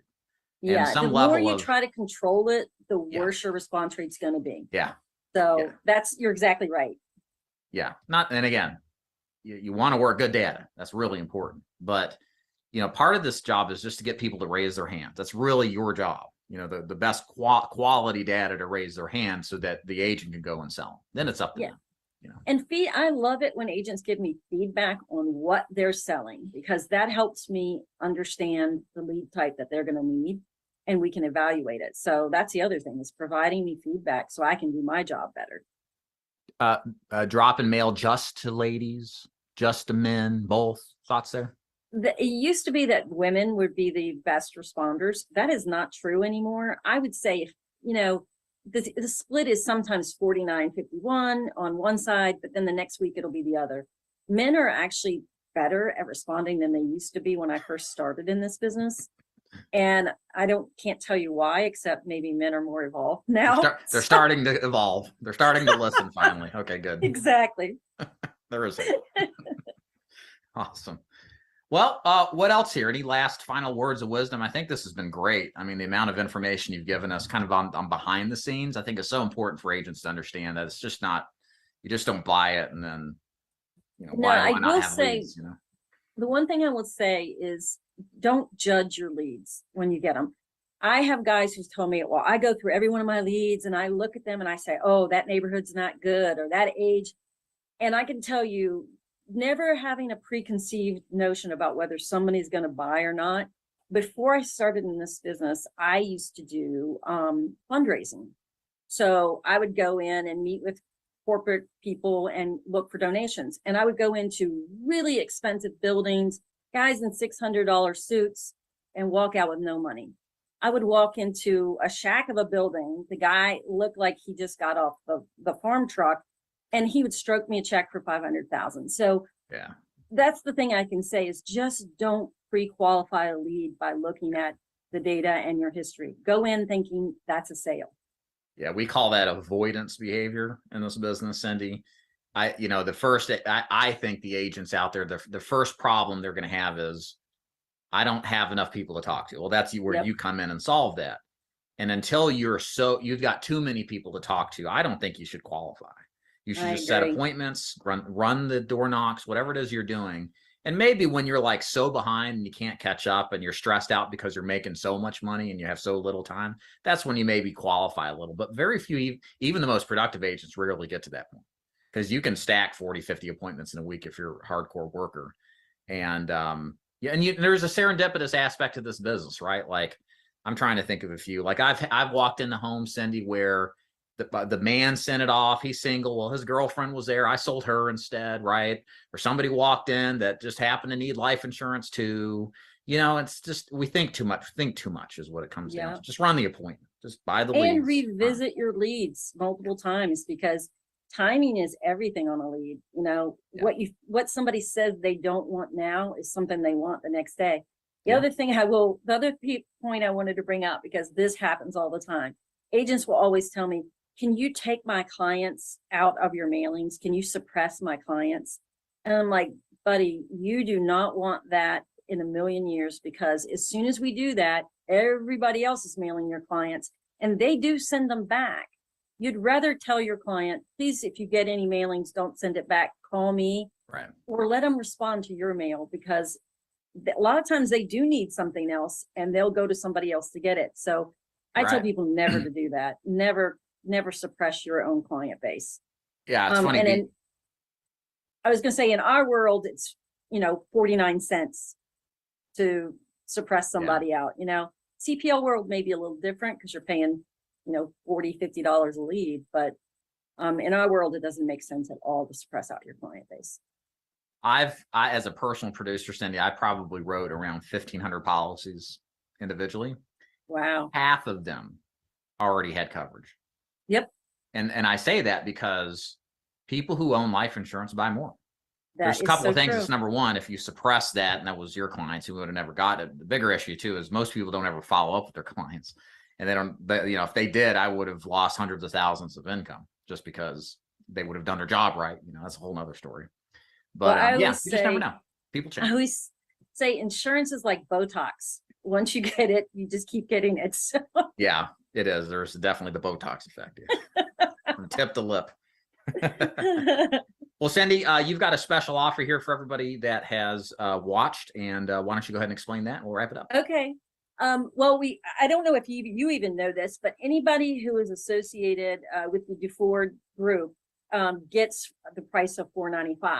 Our typical agent pricing is $515, but anybody that is associated with you and we get referrals from you, it comes in at $495. But anybody who's listening to this and who mentions this will also get a $20 off per 1,000 off their first order. Awesome. So perfect. That's our offer for your group. So where do agents go to take advantage of that? They can go, if they want to consult, they can call us, which I'll give you the numbers so that they can call us. Go ahead. It'll either be Eric or myself are the two people that they'll end up talking with. Eric is my right-hand man. 833-426-3282 is the number to set up a meeting with us. If you just want to go online and order, you can go to our website at insurancemarketinghub.com. And if you go to lead programs and either click your final expense or your Medicare, there's going to be a link to a order form where you can just go in and order. But I do recommend, if you're new and need a lead consult, we're happy to spend some time with you to really shape your program. Do the lead consult. That's really important, because they can save you from making a horrible mistake that you otherwise wouldn't have thought of, So yes. Cindy Seal, Insurance Marketing Hub, thanks for your time. Appreciate you. Thank you, David. I appreciate you. All right, and we're back. Thank you very much, Cindy at Insurance Marketing Hub. Hope you guys enjoyed that wonderful training. Lots of great information there. Again, the discounts that she mentioned are definitely all yours too as well. So make sure that you check those out. So, okay, let me go ahead and go back through the questions here. Website. Let me get their website up for you guys. Give me 1 second here. It is insurancemarketinghub.com. Make sure it's the right one. Yeah, there it is. Okay, I'm gonna throw it in the chat, guys. Yeah, I'm about ready for a martini. Coffee, espresso martini. That's my thing. How do we get a hold of the lead leading screen now? Insurancemarketinghub.com. Insurancemarketinghub.com. Put it in there again for you. There. Now it's hyperlinked. Just click that link. Thank you Dave for this training today. Looking forward to doing business with you very soon. Thank you, Jesse. Appreciate it. Also, Roger says, how do we, we already answered. Roger Jeremy. Hey, David, is there an age band range for final expense leads like you like to target? So my advice here, we may have covered this on this recording. Of course, it wasn't live with Cindy, so I don't quite remember the details, but you want to look at direct mail as casting a broad net. I would start 50 to 85 to begin with direct mail, 0 to 50 or 0 to 60,000 income filter. And then from there, do that for a couple of months, then maybe tighten up either the floor of the income, maybe a minimum of 10 or 15,000, a cap at 60,000, or what I prefer to do is maybe restrict the age slightly. I would prefer personally a 55 to 80 range than a 50 to 85, but I'd only do that after getting into the business running things. What a lot of people like to do is to restrict their direct mail too soon. They like to apply all these different filters and try to, in their minds, find the perfect prospect. But part of the problem with direct mail, even the case with Facebook, where there's an algorithm involved that kind of has a little bit more exacting identification of the ideal prospect, is you're just never going to find perfect prospects. At the end of the day, all you're concerned about when you generate leads, direct mail or otherwise, is getting somebody who's interested in the product. The intent is, I'm interested in final expense coverage. That's all you're looking for. At the end of the day, on top of that, it's your responsibility for selling the thing, right? Because really the sale is made by you because of you. The product is of little consequence to the prospect. Ultimately, it's all about your connection with the prospect, selling them on you and you being their agent and them accepting that, thus handing their money to you. There's only so much one can do with marketing. Marketing is not the answer. It is a way to facilitate the process. You got to have good marketing, don't get me wrong, but your marketing is not the sales process, right? Unless you do some elaborate marketing scheme, kind of like what we do here at the YouTube channel, where you get to build a relationship with somebody. That's helpful, but still, I still have to close the deal, right? When I talk to and recruit people, right? So sales still exists. It doesn't exist in the vacuum. You've got to have good marketing that gets you in front of prospects and a sales process to close them, okay? All right, let us continue. So we are, I don't know, how far are we through here? We got 1, 2, 3, 4, 5, 6, 7, 8, 9 more companies. Okay. I think we can get this thing wrapped up by 5. I got one more sponsorship video to play, and we should be able to get through the remainder of this in a reasonable amount of time. Okay. So again, if you're popping in here and you're midstream, greetings and salutations. Welcome. I'm Dave Duford. Glad to have you on here. We're reviewing a bunch of different carriers. We've already reviewed a bunch. We've got more to review. This will be recorded. You can watch this later. So if you missed anything up to this point, you just go back and watch the recordings of it. We will put timestamps in maybe in a week or so. So you can go back in and click the particular timestamp in the comments or the description box, and then go ahead and find the module of the video of the carrier that you'd like to watch. Also, we're going to show you a final expense cheat sheet that helps you really figure out quickly which products are best for your client. If you want this for free, I've just started a new website called the Insurance Sales Success website that you can find this on. There's also 30 plus hours of sales and marketing training for final expense sales, final expense leads, ACA and Medicare and annuity prospecting. My 3 best-selling books are available in ebook format for free.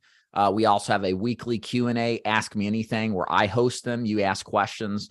This is perfect if you're brand new to the business, if you're aspiring to possibly become an agent, you have questions that you want to ask, or you're struggling and you're looking for some actual training to help you become a better producer. This training site is perfect. There's no obligation. There's nothing to buy. I never will charge for it.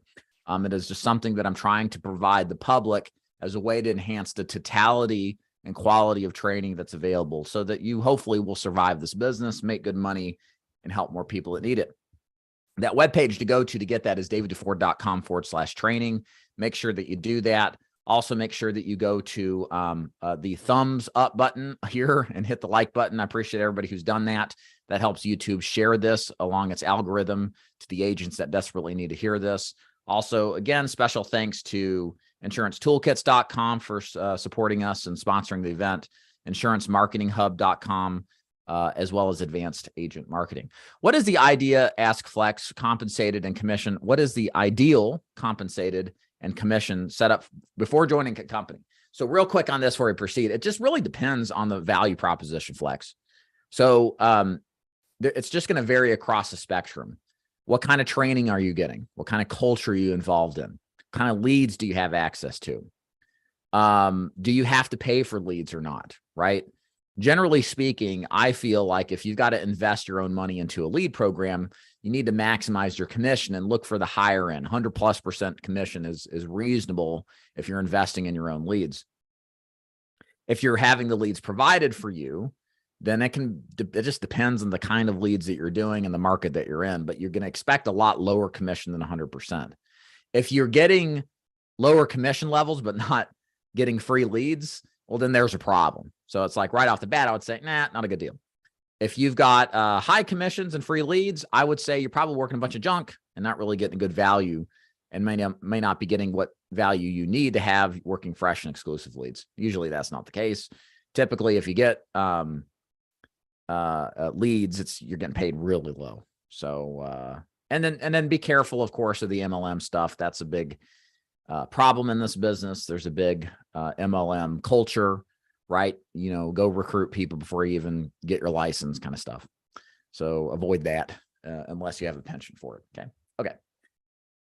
All right. Pressing onwards, we're going to go ahead and hit up Oxford Life, Mutual of Omaha, and Rural Neighbors. Some of these we use quite considerably. So let's go ahead and pull over to the screen and work our way through the remainders. Okay, so Oxford Life, a company that's been around quite a while. I've written a good bit of them in my day. I actually had a death claim, I think, on a client that I wrote like 10 years ago, just come through about 6 months ago. So Oxford Life is a really good company. I would kind of, in a nutshell, describe them as a product that offers, you know, your healthier clients a decent price policy. That's basically how I would pin them. They're not going to really cover a lot of different underwriting conditions very well. They only have one product that's their preferred product, either at a smoker or non-smoker rate. There's no graded, modified, standard pricing or anything like that. So it's just kind of a one and done type of deal. One of the advantages of Oxford is they have an Insta app. You do the application process, or you put in their information to find out if they're even approved before you complete the application, all of which is done electronically without the need of a phone interview. Incidentally, they're a face-to-face only company. They do not allow telesales for whatever reason. They just have not embraced the trend in the telesale space. And what we're looking at right now, minimum face amount of 5,000, maximum 30,000. They take people between 50 and 85 years old. Bank draft only, no direct express cards or anything like that. No Social Security deposit billing. They will take second, third, and fourth Wednesdays to draft. They do have a paper app, but you really do that just for your first one. And you have to do that first before you get appointed. And you call a number to get them qualified. Then after that, you do the e-app, the Insta app, and all that stuff. Okay. Definitely not telesales friendly. Like I said, they don't want your telesales business. If we take a look at the application itself, we'll scroll in a little bit here, and then we'll look at the cheat sheet too. This is it right here. This one page is it. That's the whole application. There's a little bit down here. They do take marijuana as smoker rates. But if we look at the questions here, it's not a big, not much going on here. It's kind of the standard stuff. Insulin before 30 is a knockout. So if they're over 30 and they started insulin, is fine. Diabetic neuropathy is a knockout. Standard stuff like hospitalization, dementia is a knockout. Congestive heart failure is a knockout. Schizophrenia, bipolar is a knockout. So a little tight on the mental health issues. 2-year look back on hospitalization, but you had to have been confined more than twice in the past 2 years is a knockout. If it's just once, it's fine. Also moving forward, any type of heart issues in the past 2 years, heart attack, stroke, stent, bypass, seizures, aneurysm, pacemakers, a knockout. Cancer is a knockout in the last 2 years. So it's generally a 2-year look back product. Any sort of neurological disease like lupus, multiple sclerosis, Parkinson's going to be a knockout. I just got this text from an agent. Just did a policy with a lady. I think her son was smoking meth or crack. Couldn't get out quick enough. Welcome to final expense. Okay. Within the past 10 years, have you been convicted of a felony? So they do knock out for recent felonies in the last decade, drug abuse issues in the past 5 years. If you've been declined with a company, they may decline you with Oxford if it's been done in the past 2 years. So it's a very standard type of product. When you look at the pricing, it's not the lowest price. It's not the least expensive price. You're going to be in the upper third quadrant for most of these. That was a 70-year-old smoking male, 70-year-old smoking female. If we look at her, probably going to be about the same, kind of in that upper quadrant, right about a third up, but there's going to be some more, a little more competitive. If we look at non-smoker female on Oxford, let's see here. Where'd it go? That's way on down there, I think.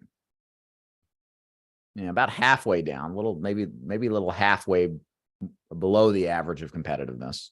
Some are going to be about $5 to $10 more. 70-year-old female, 10,000. If we look at a male, 70-year-old, 10,000, non-smoker, Oxford, it's a little bit better in the upper fourth of the quadrant. So it kind of varies. And that's the one thing I've noticed with Oxford is that the pricing has gotten a little bit higher than it used to be. People used to refer to Oxford as a price buster.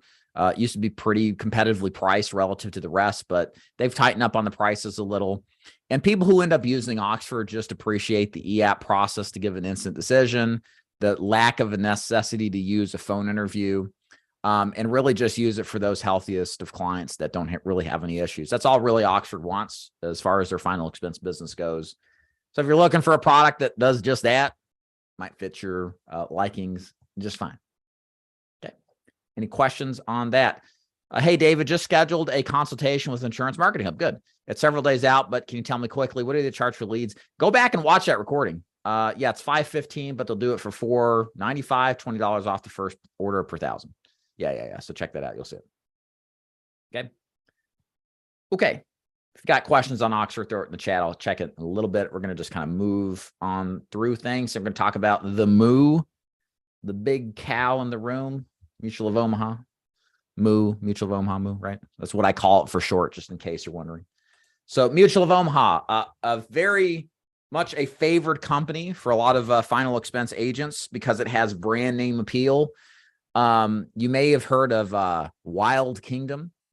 I didn't know what Wild Kingdom was until like 5 years ago, but people would mention it all the time who were easily over 60. Oh, Wild Kingdom. I remember Wild Kingdom. Like, what are you talking about? Wild Kingdom. Apparently it was a show like forever ago.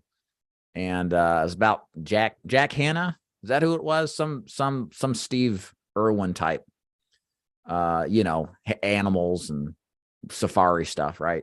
Apparently that's what they watched in the 60s or 70s. I don't know what it was. Anyways, Mutual of Omaha sponsored it. So everybody remembers Mutual of Omaha from the Wild Kingdom days, which actually is cool from a branding standpoint because everyone's like, oh, yeah, I remember that watching that Wild Kingdom show, right? So, but on top of that, the cool thing about the Mutual of Omaha plan is competitively priced. As you'll see, it's easily in the top 5 to 7 carriers out of the 25 or 30 that are on my list here. Very good company to use in a lot of different instances.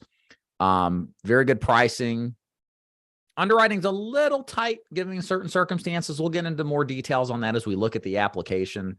But for some people, Mutual of Omaha is their core product because it's generally good on underwriting, good for first day full coverage, has that brand name appeal. Granted, I would argue that the niche stuff, it doesn't really cover very well. Again, we'll get into that more in a minute.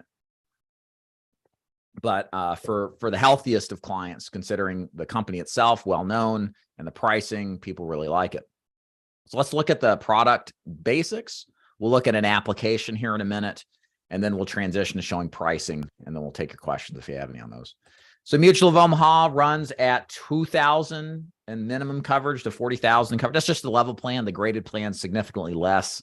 No, very few people write the graded plan in my experience. We don't write it a lot. We end up writing guaranteed issue or some type of standard plan a lot in our agency. They do 45 to 85-year-old, bank drafts only, no Social Security deposit billing, and really not a telesales friendly carrier.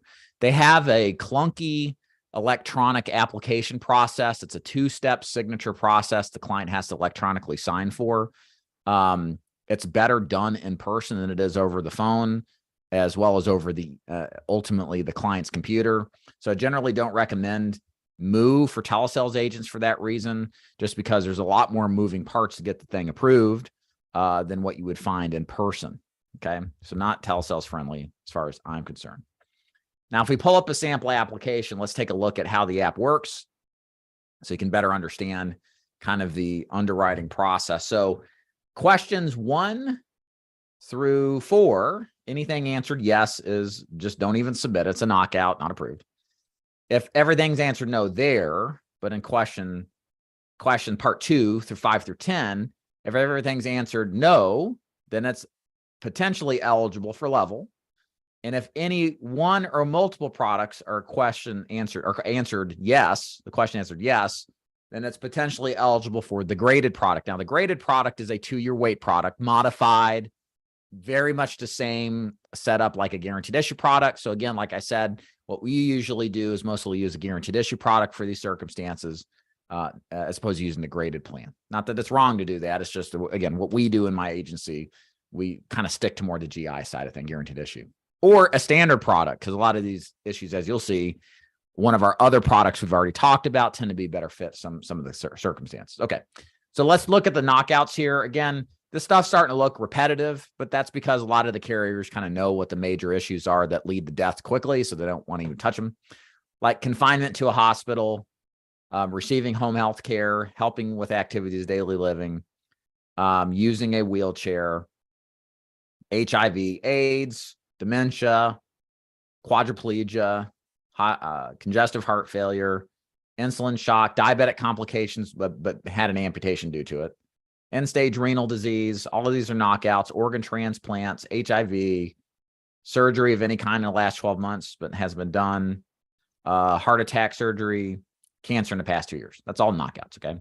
And yeah, that's where if you get that stuff, you'd want to send it to guaranteed issue, maybe guaranteed trust life or a near guaranteed issue option as well sometimes.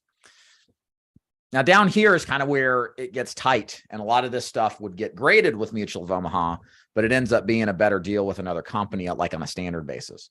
So diabetes before the age of 50, if you got diabetes before the age of 50, it's graded. Well, there's a lot of carriers that don't even care about when diabetes started. So if you got diabetes before 50 and you try to apply with MU, find another carrier. That's what I would say. And then complications like neuropathy, that's the most common complication of diabetes. It's going to be graded with them. Hep C, who was a good Hep C company? I believe Forrester's was one that's definitely worth considering. Chronic lung disease, COPD, again, graded with this company, but look at the other companies mentioned, Liberty Bankers Life, Aetna, and Forrester's first day full coverage for all of that. A 4-year look back on cancer to get first day full coverage.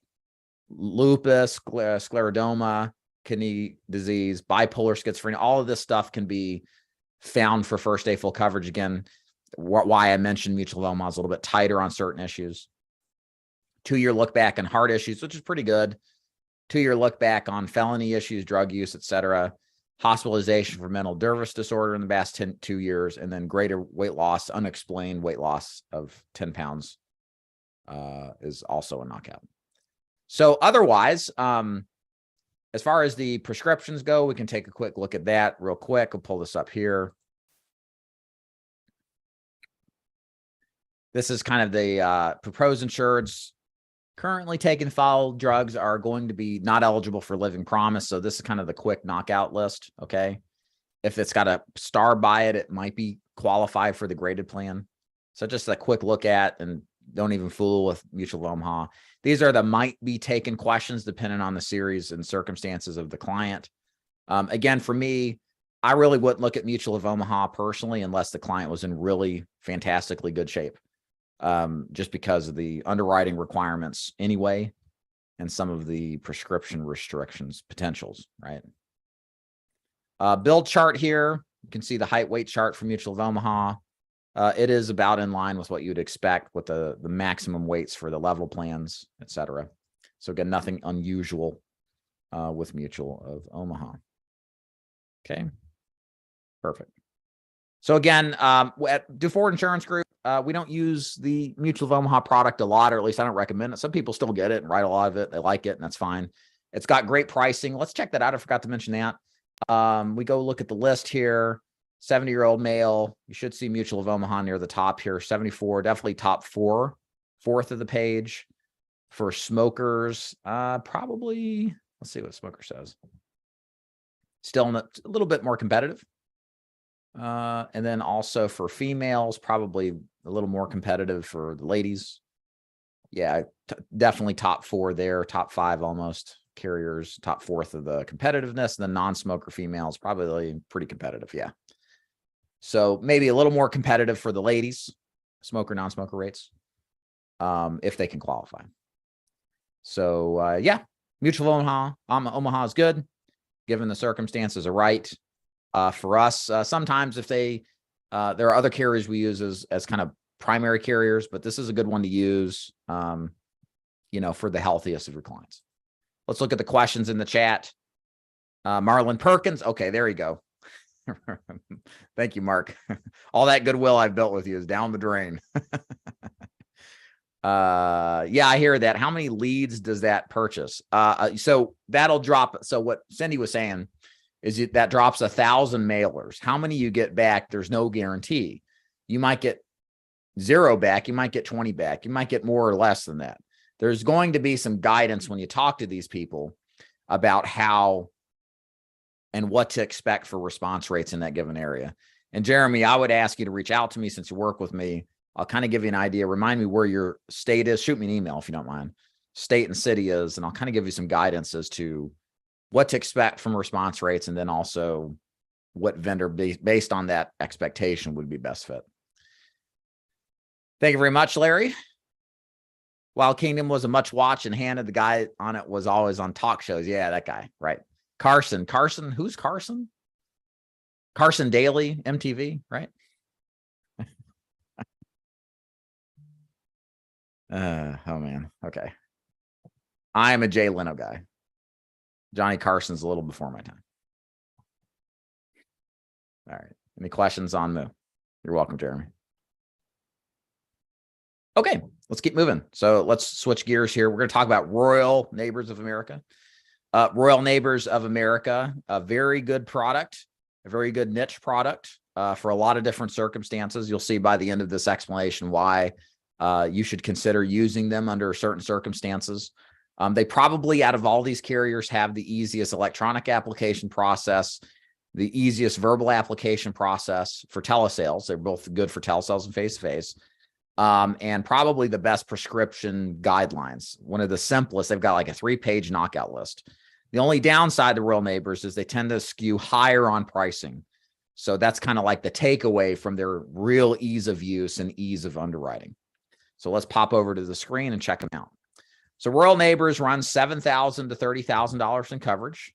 Why it's that weird number? They changed it slightly during COVID, pumped up the bottom number a little bit, and increased the top as well. They take 50 to 80 years old, bank drafts only. They do Social Security deposit billing, and they do that EAP and VAP process as well. VAP meaning verbal application, EAP meaning electronic application. And they definitely are friendly for telesales. Also, sample app, we'll take a look at their application real quick. Again, a very simple app. The first section is a knockout section. The second section is a knockout section 2. They used to have a graded plan, but pretty much all they do now is level coverage. They don't have this graded option anymore. And real quick on the niches, let me just go ahead and pull up. Well, we'll look at the deep dive cheat sheet. Again, if you're just joining here, we've got this deep dive cheat sheet that walks you through all the major conditions by carrier. It's kind of what you're going to be seeing here in a second.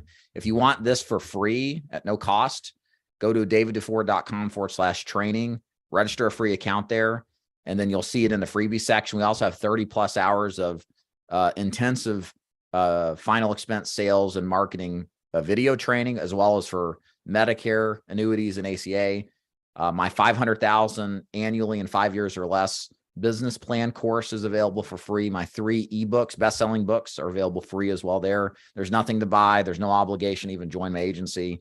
I'm doing this as a service to provide great training at no additional cost to kind of help you, hopefully, no matter where you are in your career, succeed. We also do a weekly live Q&A too, where I answer your questions. And yeah, okay, perfect. Now that I've got that pitch out of the way, let's talk about some of the benefits here. Okay, so Royal Neighbors does not have a question about activities of daily living. It is a level option, assuming the rest of those questions can be answered no. The hard issues with Royal Neighbors are 2-year look back for most of the conditions. So as long as most major heart issues like heart attacks, strokes, stents, bypasses, aneurysms have been longer than 2 years in the past, and assuming prescriptions check out, then they may be eligible for first day full coverage. Angina is a decline. That's typical with most companies. 2-year look back on cancer. They don't have a cancer twice or more question. So if they've had cancer more than twice, but it's been 2 years or longer since the last recurrence and elimination of it, then they're eligible for level coverage. They do not have a height weight chart. Another benefit of Royal Neighbors is it doesn't matter how tall or short or thin or not, you can get first day full coverage. As long as they can answer the questions, no. Most mental health issues are fine. Depression, bipolar, schizophrenia. Insulin started after 30 is eligible for level. They're one of the few companies, I don't know how long it's going to last for. This condition has been constantly being eliminated as far as its eligibility for first day full coverage. Diabetic neuropathy with Royal Neighbors is accepted level. It's very nice. Felony history is okay. Hospitalization, as soon as they walk out of the hospital, they can, as long as they can answer all the questions, no. The fact they're in the hospital overnight doesn't prevent them from applying and potentially being approved for level coverage. Another nice niche. Regular heart rhythm, AFib, approved for level. Mini strokes, transient ischemic attacks. Those are kind of like, again, mini strokes, if you will. Those are approved for level coverage. Some make you wait 2 years. Schizophrenia level. If they're not confined in their wheelchair, they're accepted for level coverage. So just a lot of really good niches with Royal Neighbors of America. And then if we check out their prescription guide under the carrier overview section, we'll just go over here, pop on over to the prescription guide. We'll open this up. So I don't know if you guys notice, like most prescription guides are like 50 pages long. Like here's Prosperity's. Like, how long is this thing? It's I can't count that high. It's 54 pages. Royal Neighbors is like 3. That's it right there. And some niches here with Royal Neighbors I like. Coumadin, warfarin, not a knockout at all. They don't care about it. So if your client's taking Coumadin or warfarin, it's not going to be an issue. If they take spironolactone, that's a common medication that runs into problems. As long as it's not in combination with carvedilol or Coreg, then it will be accepted. So it's just used for blood pressure. Okay. Same thing for Coreg is fine on its own. Carvedilol is fine on its own. Good product to use with just very easy, clearly understood medication acceptances and declinations. So again, what's its downside? Sounds like, David, you're saying it's a pretty good product. Like, so what's the issue of Royal Neighbors? It's going to be the pricing. That's the main issue here at hand.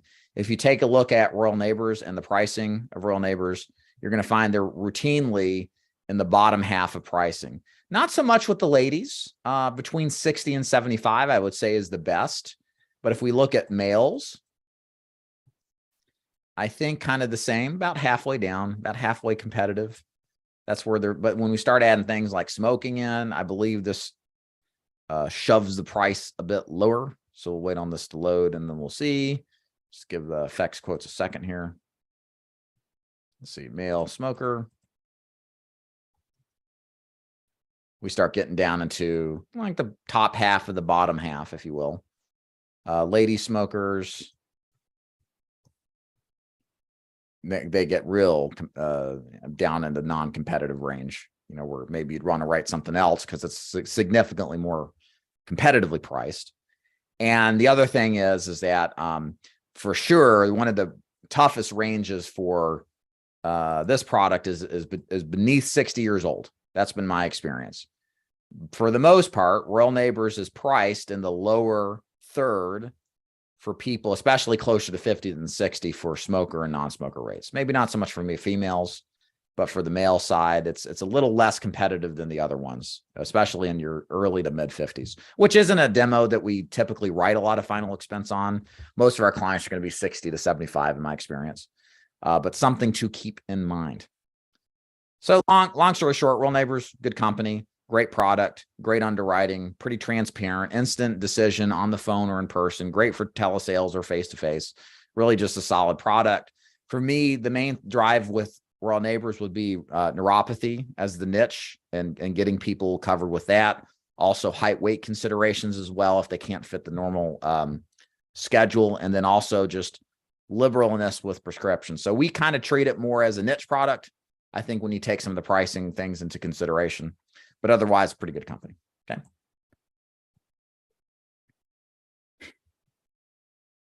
All right. You're welcome, Jeremy. Johnny Carson. Yes, I know, guys. Hey, Christine. Thank you very much. Thank you, Anthony. Wonderful. Okay. I got a funny audio for you. I'm going to play for you. We're at that time of day when like everybody's dragging, everybody's getting tired of listening to this crap. Right, ready to go out and sell. Well, it's Friday, so maybe something else. So I want to make sure to share with you something to perk up your interest level. So let me find this email I found. This is from an agent. We got a call. I got a little call center, a little website I generate leads on. Sometimes people think I'm sending these like scam calls to them or direct mail to them, and they lose their mind. They go crazy, and it always makes for a good laugh. So I'm going to play this for you. This is a recent voicemail we got in from a client. Here it comes. It's pretty funny. Hey, this is Ron Harris, 910-470-0194. I'm trying to get my $1,000 gift card for Walmart that you advertised. Sent me a card for. Can you process that, please? Thank you. Sure, buddy. If anybody wants that lead, it's all yours. Let me see if I can find my other one. I made a funny video here, not video, audio. So in my spare time, when I'm not working constantly, I like to mix. I've thought about releasing this on the YouTube. I'm going to play it now. I've always kind of gone back and forth. And since you guys are still sticking with me, I figured I'd play it for you to see what you think. My agents know this one, but I'll get these voicemails or these calls and I like to play them and then put a beat behind them. Right. You know, so it's like musical and it kind of goes with it. You'll have to see what I'm talking about. I'm gonna play it for you. Let me know what you think about this. This one always cracks me up. So this is called Hello, an Insurance Ballad. It's just an audio. It's a call that I got from an agent years ago. And the lady was just crazy on the phone. It's pretty funny. All right, here it comes.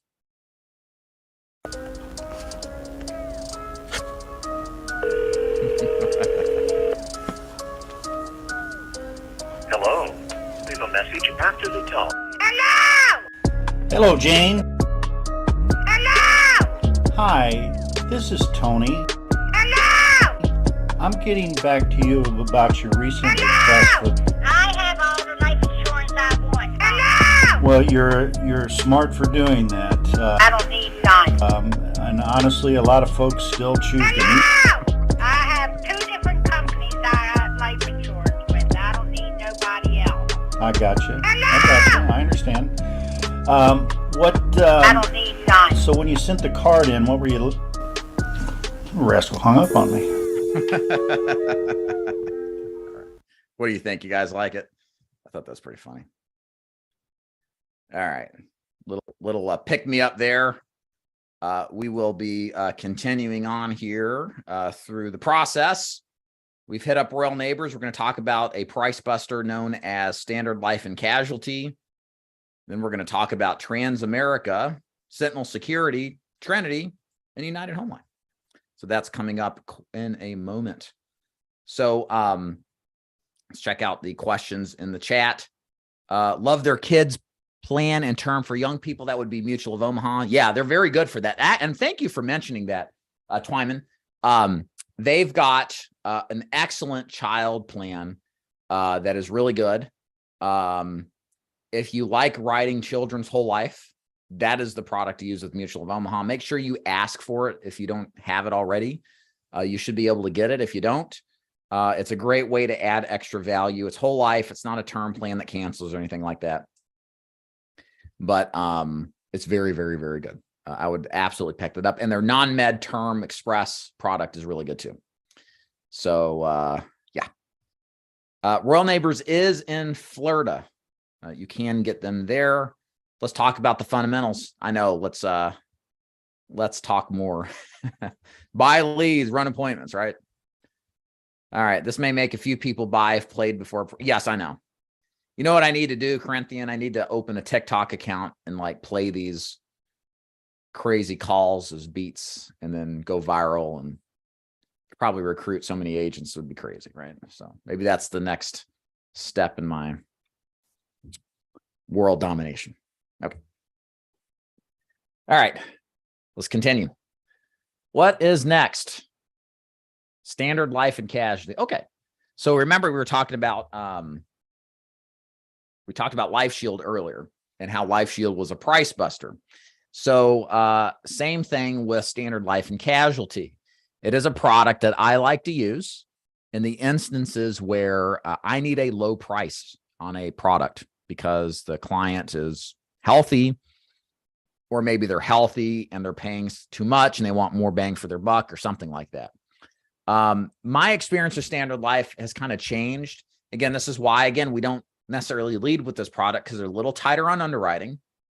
And what I have seen with a lot of the times when you submit the paper application, it's a paper app still, probably you'll change eventually. And you do the phone interview, sometimes they backpedal on the decision. They actually say it's a tentatively approved app, tentatively, pending on actually underwriting it or whatever. So sometimes, and I notice this more frequently with this company, they would say, well, actually, it's not approved. Yeah, we did this whole thing and said it was, but it was really tentatively. And that's a couple of times and you're like, forget about it, you know? So with that said, if you got somebody who's in really good shape, I would feel more comfortable trying this product on the client because of its rates, as you will see in a minute. Let's start there because that's kind of the compelling reason to write them. If you look at the final expense rates, again, you will see Standard Life right at the top here for 60-year-old non-smoking female, probably close to the top for a smoking female. Yep, there it is right there at 60. This is for 10,000, of course. If we go to 70 years old, smoker female, 10,000. Top 3 male smokers, usually 2 or 1. Yeah, number 1. So it's just a really well-priced product that if they're otherwise healthy is really good to use and to get a low price. Now, if we start looking through the app itself, we'll get to that in a second, but Standard Life, 50 to 85 years old availability, 5,000 minimum, 25,000 maximum up to age 80, 15,000 max up to age 85. Bank draft, no social security deposit, plain old paper app with a phone interview, right? If we look at the actual agent app, the application itself,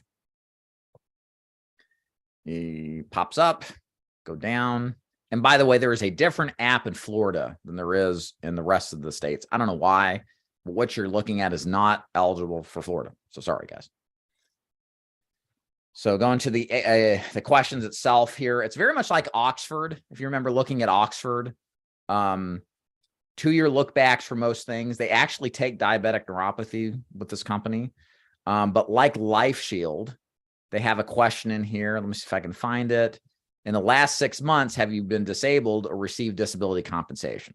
So there's a big knockout if their client's getting SSDI, Social Security deposits, Social Security disability income, et cetera. But like the rest of it, major knockouts. They don't take bipolar, common medical issue we see, 2-year look back on cancer, no COPD, no neurological disease acceptance, right? You know, just kind of stuff you would expect from a tight underwriting product. But if your client can get past all this stuff and you can do the phone interview and get it approved, where standard life really is good, are in those circumstances where you just have to have the lowest price. Because as you saw, their price is pretty good. If you look at the build chart here, you'll also see it is definitely tighter on the build, 6 foot 270. If you're over that, you cannot be accepted. These are much tighter maximum height ranges. So this just comes with the territory with a product like this. Okay. So in short, again, a price buster. If I were to look at Life Shield or Standard Life, it's kind of tough because with Life Shield, you got to send the app in to get a decision. With Standard Life, you have to call, and half the time it works that you get a decision you can trust, but it's tentative, right? So it's kind of a give or take. Again, I don't want you guys, especially like if I'm talking to my crew, don't worry about picking up these low price carriers because you won't run into a lot of people that'll be accepted. Number one. Number two, it's just, there's a lot of like trappings with them, right? So this is a niche carrier. It's a price buster. You want it one day, but don't worry about it in the beginning. It's not a core carrier that I would really want to focus on. Okay. Questions? Thank you, Brent. Do you carry file folders for all these paper apps? Yeah. Oh yeah. So, and it's funny. I just cleaned out my truck. I haven't sold like full time in like 5 years. And I still had a bunch of apps in there. It's lazy. But yeah, you want to carry all this stuff with you for those. And you want to have, for the carriers that allow paper apps, you want to have backups in your car. Because if you're out in the boonies or you're just in some part of town that has terrible reception, you always want to have a contingency plan in place, right? Because, you know, you only have one shot to close these people, right? So make sure you make it happen the first time. Okay. Take them all the way. All right. Next on the list here is Security National Life. They had sponsored our final expense face-to-face training. Security National Life is just a really good, well-rounded product. We'll look at them very quickly. 2,500 to 25,000 face amount. Again, it depends on your age that you can max the face amount at. One benefit of Security National, early acceptance range with one of the higher top ranges. They go from 40 to 90 years old. So you can approve a lot of people based on their age. They accept all forms of payment, bank draft, debit card, direct express. They do Social Security deposit billing. They do have a VApp, verbal application process, so they are telesales friendly, and they do have an eApp process as well, okay? We're going to look really quickly at the sample app. I don't have the rates show up on my quoter for some reason, but price-wise, they're going to be in the right around the third to mid-range pricing competitiveness. You'll find that their rates are more competitive for smokers into their 70s. That's what I've seen as far as their competitiveness is, kind of where their angle is at. So the way their app reads, this section here is all knockouts. If you answer anything, yes, you cannot be approved. 30-day look back on hospitalization, 90-day look back for any diagnosis of cancer, hepatitis, cirrhosis, Alzheimer's, dialysis treatment, all knockouts, AIDS knockout. There is a standard and a preferred plan, depending on if you take insulin. If you take insulin, yes, that qualifies you potentially for standard coverage, as long as it's less than 100 units, I believe was when we last looked at it. The double check down here as we go through it. But in this section, everything has to be answered no, in order to be qualified for preferred, but this also has to be no too. If the question 8 is answered yes, the rest is no, then you get standard coverage, okay? So the rest of this, pretty straightforward. It's a 2-year look back application.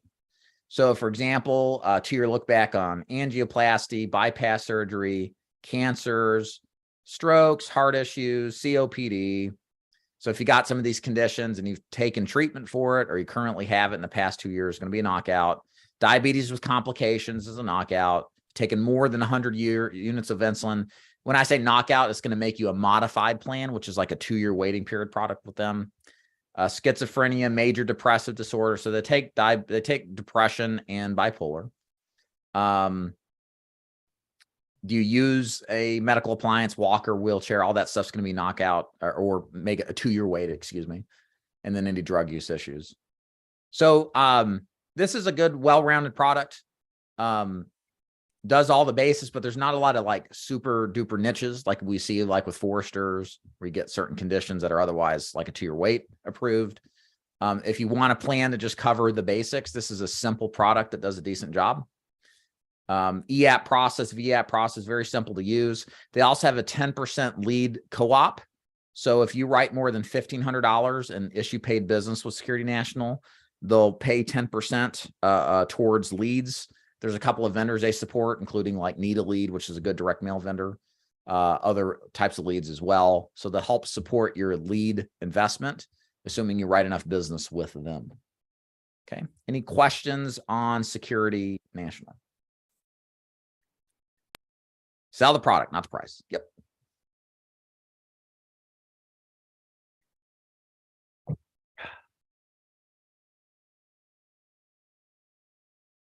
right, let's keep going. So real briefly, the last couple of carriers here are what I would call like non-core carriers, with the exception of one of these. So I'm going to kind of like blast through these really quickly. And then we'll kind of round it out with our interview with Advanced Agent Marketing on Facebook marketing. And then we'll round it out with the core carrier that I like to use the most in many instances for telesales and face-to-face that a lot of agents don't know about, but a lot of people like. So make sure you stick around for that. So real quick, we're going to hit up Sentinel Security. This is a product, honestly, that I don't use a lot of, because what I found with their underwriting is they're pretty tight as far as underwriting goes to get people approved for coverage. We'll go through that momentarily.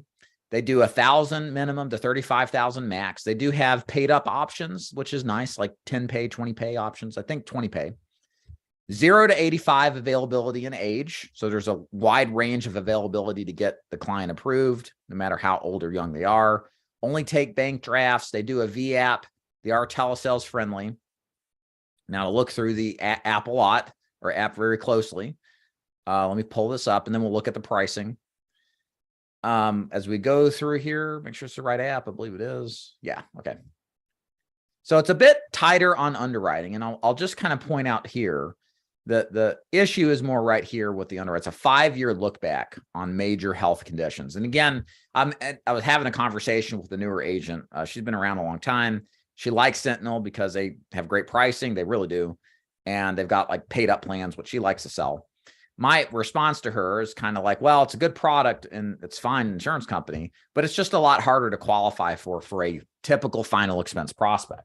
When you've got 5-year look backs on things like Parkinson's, kidney problems, COPD, heart issues, it's going to restrict a lot of your ability to write the deal. Okay. And then a 3-year look back on cancer prior to that, right? So this product, to me personally, is really built for the healthier type of client. There is one particular niche here, and I think it has to deal with oxygen use. You can get graded with oxygen use with this company. That's always been kind of their thing. It was mentioned somewhere up here. I'll look for it a little bit later. There it is. Requires use, chronic sort of requires use of oxygen. So you can get graded with them with oxygen. And the graded is a 40, 75, 100% coverage. So 40% first year, 75% second year, full coverage, 30 year and beyond. But beyond that, for me personally, again, we just don't write this company a lot, even despite the pricing. It's like was said in the chat, pricing isn't everything. You got to be able to not just get a good price, but actually approve your client. I think that's kind of the only major hang up that I have with this company. If we run pricing, you'll see it pop up here near the top. Sentinel Security Life is right there. Male tobacco. There it is right there. Pretty good price. If we go to female non-tobacco, Sentinel Security is pretty much up there. And then if we put in tobacco use, they're up there too. So they're pretty competitively priced. So for me, it's just, and the range of different options that are out there, if we're really focused on the final expense business, my opinion is we won't use them that much. So agents, in my experience, really don't lean on them for much use whatsoever. And that's all there is. They are in Florida, Julie, excuse me, but the product itself is like the underwriting is different. Like it's not the same application. That's what I meant. Sorry about that. Okay. All right. Almost done. Hang in there. Transamerica. Oh boy. Transamerica. Out of all the different companies I've written in my business as an agent, Transamerica probably is the most. I've written more coverage with Transamerica on my clients than any other carrier. They do and used to do a really good job of the business. They're actually the first carrier that brought in the Social Security deposit billing that helps with keeping business on the books and timing of premium. So they're very good at that. But historically, and I'll just say it, they've just been really difficult to deal with when it comes on post-application submission. We used to have paper apps with them that were like 20, 30 pages long. Now they've transitioned to an e-app that makes the process a lot better. But they've just been historically difficult to deal with. So right now, presently, we don't use them a lot. They do have some really good niches if you can get a hang of their application process. They do have a place for that agent that really wants to put up with some of the stuff that they do. And I'll kind of walk you through how their product works. So first of all, it's $1,000 minimum with a $50,000 maximum that goes down to $25,000 as you get to the top range, which is 85. They do 0 to 85 years old. They take bank draft and direct express. They do Social Security deposit billing. They do have an e-app now, which is a little lengthy, but makes it much more bearable to do than the old paper app. If some of you old timers are around, you remember that. And they are not telesales friendly. You got to do an e-app signature via email. You just don't even want to go there in a telesale space. Okay. If we go look at the app, be prepared here. It is a big old application. This is the paper app version, but it is a 19-page paper app. Good final expense carriers typically are 5 to 7 apps tops, 5 to 7 pages tops. As we go through the application, actually, this kind of like, there's so much here that I'm just going to show you the cheat sheet, if that's okay. I'm going to take you to the cheat sheet and kind of show you where their niches are.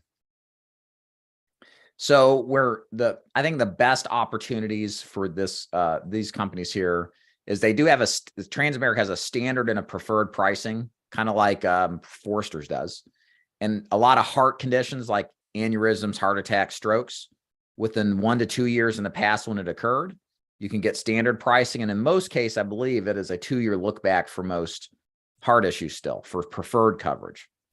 Also, they have a way at looking at certain meds, including most blood thinners, and even isosorbide and mononitrate, where this does come in handy. Or if it's been prescribed longer than 2 years, they'll consider that what's called a maintenance medication. And then it'll be accepted as preferred coverage or standard if it's been longer than a year since they've consistently taken the medication. So it does come in handy for that. COPD, first day full coverage. Cancer is a 4-year look back to be accepted for preferred, 2 to 4 year look back for standard. Let's see what else here. They do take diabetic complications. That is one of the few carriers that do take that. So that does come in handy. Insulin use is standard pricing. Of course, no insulin use is preferred. Going through again, heart issues, 1 to 2 year look back. Hepatitis C after 2 years and no treatments is considered preferred. Isosorbide, there's that nice little thing there. If it's been longer than 2 years since you've taken it, it's preferred. And if it's been 1 to 2 years since you started taking, even if you continue to take it, it's considered standard. Same thing with nitroglycerin use. That's the other, again, very big niche that Transamerica plays very well with. Let's see what else here. Generally good for schizophrenia, standard pricing. Bipolar standard used to be preferred back in the day, but that's still good. That's first day full coverage. Seizures, again, 1 to 2 year look back for standard, 2 for full coverage. Same thing with strokes, etc. The one thing that does, and this I forgot about this, but this does kind of worry me. A lot of our clients, I live down here in the South. A lot of people take pain pills, right? And that's only accelerated in usage over the past 5 years since I got out of the field. A lot of our clients are prescribed pain pills, narcotics, et cetera. And the way Transamerica's underwriting reads is that if the client is continuously taking narcotics or pain pills for 6 months or longer, no matter what their health is like, they're automatically put on a graded basis. This, to me, now that I recall, was one of the reasons why, even reading through this, I'm like, it's pretty good. This was one of the reasons why I really held back on recommending this, because I would run into this stuff all the time. People would take these medications for whatever reason, good, bad, or ugly.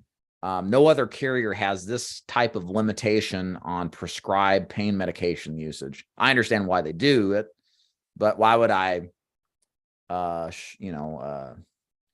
shorthand myself unnecessarily?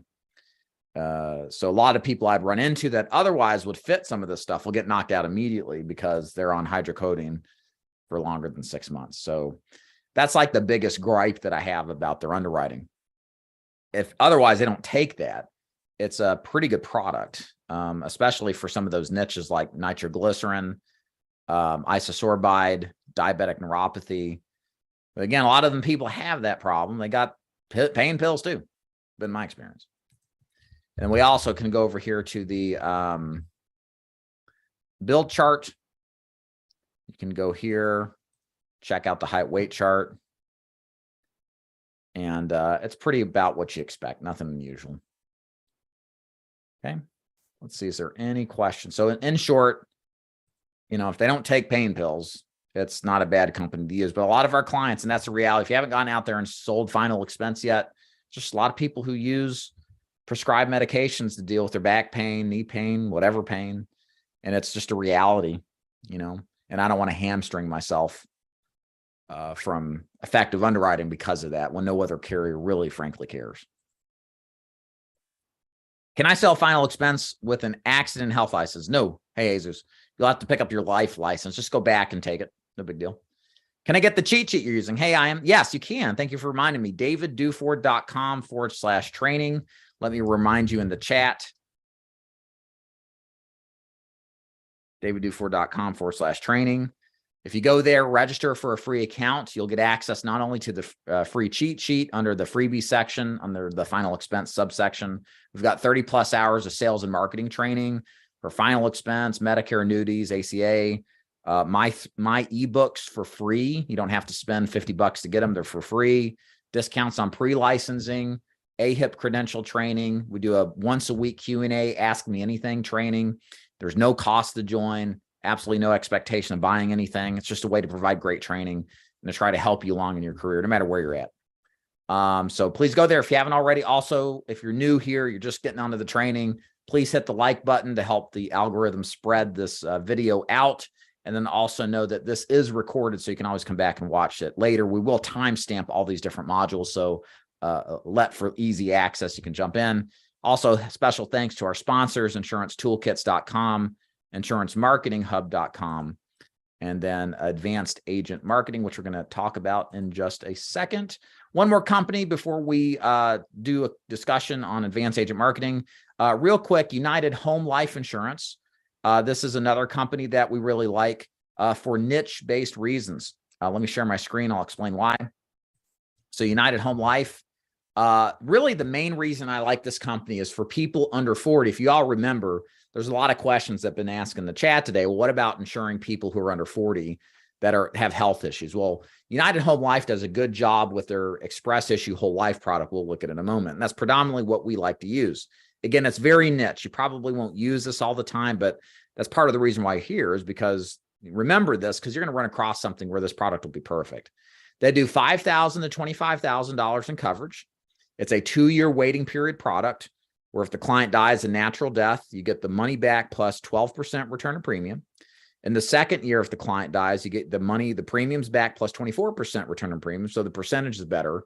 And then full coverage in the third year and beyond. The nice thing is the availability of this product starts at age 25 all the way up to age 80. You'll probably use it mostly between 25 and 40. And then also it's bank draft only. You have to do an e-app with a verbal process. It's not really that telesales friendly, unfortunately, but it is fine for face-to-face. real quick here. Let's take a look at the sample app. We'll pull this up for you. The sample app here, we'll just look at the express issue whole life product. So it's really just this section right here. As long as you can answer everything no, you're eligible for the express issue whole life product, no matter what the age is of the clients. So let's go through those real quick. Do you currently have dialysis, use oxygen, need an organ transplant, or have a terminal illness? Do you need help with activities of daily living, AIDS? If you can answer no to all this, keep going. And in the past year, have you been hospitalized overnight 2 or more times? Taken any preventative, other than preventative maintenance or risk-lowering meds? Have been diagnosed with cancer or abused drugs in the past year? Pretty wide open. So where this is most useful for me and our agents is going to be in those people under 40, but above 25 that are otherwise in bad shape and can answer these questions successfully. Okay. I think I remember writing this deal like 10 years ago. Yeah, it's funny. This app has never changed. It's been the same app. Well, it changed once, I think, in 10 years, but the express issue whole life's been the same. I wrote a lady who was like 28 who had congestive heart failure. It's crazy. Coverage with this company. Nobody else would take her. So like, I was glad to help her. Glad I made a buck, right? So it's very useful for that. Moving on here, we'll go to the bill chart. They do have a bill chart. It's kind of funky how it looks. It just goes by like a few different heights and shows you the range. So you can kind of see here, L Deluxe. That's the outside these ranges, use graded benefit plan. I have to find it here. I'm pretty sure if you just go by this, the height weight chart, if it's higher than this, is usually what you would expect. So that's kind of the top end. It's pretty liberal considering the circumstances. Okay. Any questions here before we go to advanced agent marketing and hear from them? Thank you. Is there a cost associated with becoming appointed with the individual carriers? Typically, no, there's not. They usually just front it out of your future commissions is typically the setup, if there is it at all. This is why they will terminate you if you don't write business within 6 to 12 months, because they got to pay for the appointments that the carrier typically pays for it. They're not going to keep you appointed if you ain't writing business, right? So, okay. So let's go ahead and hear from Advanced Agent Marketing. This is Tim and Julian. I've done some videos with. They teach agents how to self-generate their own final expense leads on Facebook. They have a really good CRM that I use in my virtual call center that's really great, has lots of automations. We're going to go ahead and play that for you now. And then by the time I come back, I'll go ahead and answer questions. And then I'll go ahead and give you the link to learn more about how their program works and how you can take action on it. So be quiet, David. Before I let you talk, Dave, let me go ahead and share the screen, and we'll be back here momentarily. Do forward here. Hope you guys are doing fine. I've got some friends in the business here today to talk about self-generation of Facebook leads. You probably have seen the interview with Tim and Julian with Advanced Agent Marketing. I brought them back here to do a little bit more of a thorough discussion on what they're doing and how they're helping agents learn how to self-generate their own leads. Tim and Julian, say hello. Hey, what's going on? Thanks for having us, David. Hey guys, thanks. So I've got a bunch of questions here I want to ask you, but I think first, before we get started, in case my audience hasn't formally met you, please go ahead and introduce yourself and share more about what you guys do. For sure. So the whole reason that way that we got started in this business, I got recruited. Tim and I were good friends at the time, ended up getting into the business together at the same time, brought a bunch of friends on. Long story short, basically, Tim and I ended up being the only ones that made it out of the group that started, right? We were fine, and we were looking at other options because of the lead situation in our IMO. And so we released a video on this talking about it, but in case you haven't seen it, basically what happened was we didn't have any leads for 6 weeks during the AEP. We were oftentimes ending up driving 2.5 hours one way, and then for the second half of the week, we drive 2.5 hours to the other side of the state. So, total distance in between was 5 hours, and we're going in between 3 different points from one side of the state to the other. It's pretty ridiculous. And we thought, this is such a great business. This can't be it. So Tim and I, started doing some digging. That's how we ended up meeting you, David, and deciding to move our contracts with you and start our partnership together with you and everything. And so, we ended up, getting out there, moving into that relationship. And from there, we decided, we still had our contracts held. I remember you walked us through this process. We're still grateful for that because we had no idea what we were doing. But, once we started figuring everything out and learning more and more and more, we realized that it's actually very important for the agent to have control of their lead source, because if you don't have any way to control, we call it the water source, because ultimately that's what keeps your business running, the same way that water will keep you alive. If you don't control your water source and you gotta ask somebody for permission to survive every single day, at some point someone will say no, or they're going to run out of water because everyone's asking them for it. And so we started looking at options on how to do it, and then working with some agents and doing all of that. And so here we are now, after having helped dozens of agents with their own lead generation and everything. And that's more or less what we're doing. We're helping some agents in-house as well. We have a tiny little agency right now, looking on scaling that up. But we pretty much are just focused on helping agents generate their own leads. So one of the things you talked about in your initial video did with me was how you guys are creating higher intent leads for much lower costs than what many agents can normally produce them for if they do self-generate, or what you can buy them from a Facebook vendor. There are some leads that we had looked at that you were getting them under $2 a lead. So can you kind of follow up and kind of describe how that has continued to be successful? Is that something that still is the case? Give us more details on generating higher intent leads at lower costs. Absolutely. Well, to answer your question, it definitely is still the case. We have multiple students that are seeing lead costs under $2 fairly consistently as well. I think there's about 4 or 5 students that have actually posted screenshots in our group message showing leads under $2, and they're actually closing policies on them as well. So that's the big deal, right? Because you can anyone can throw up a Facebook ad giving away a gift card or a trip to the Maldives or the Bahamas or whatever, right? But at the end of the day, what you really want is a low-cost lead that converts. That's the only thing that matters at the end of the day. And so these leads are actually converting into policies. We have one of our students who spent, in his first week, he spent $270 on leads and wrote $5,000 in business.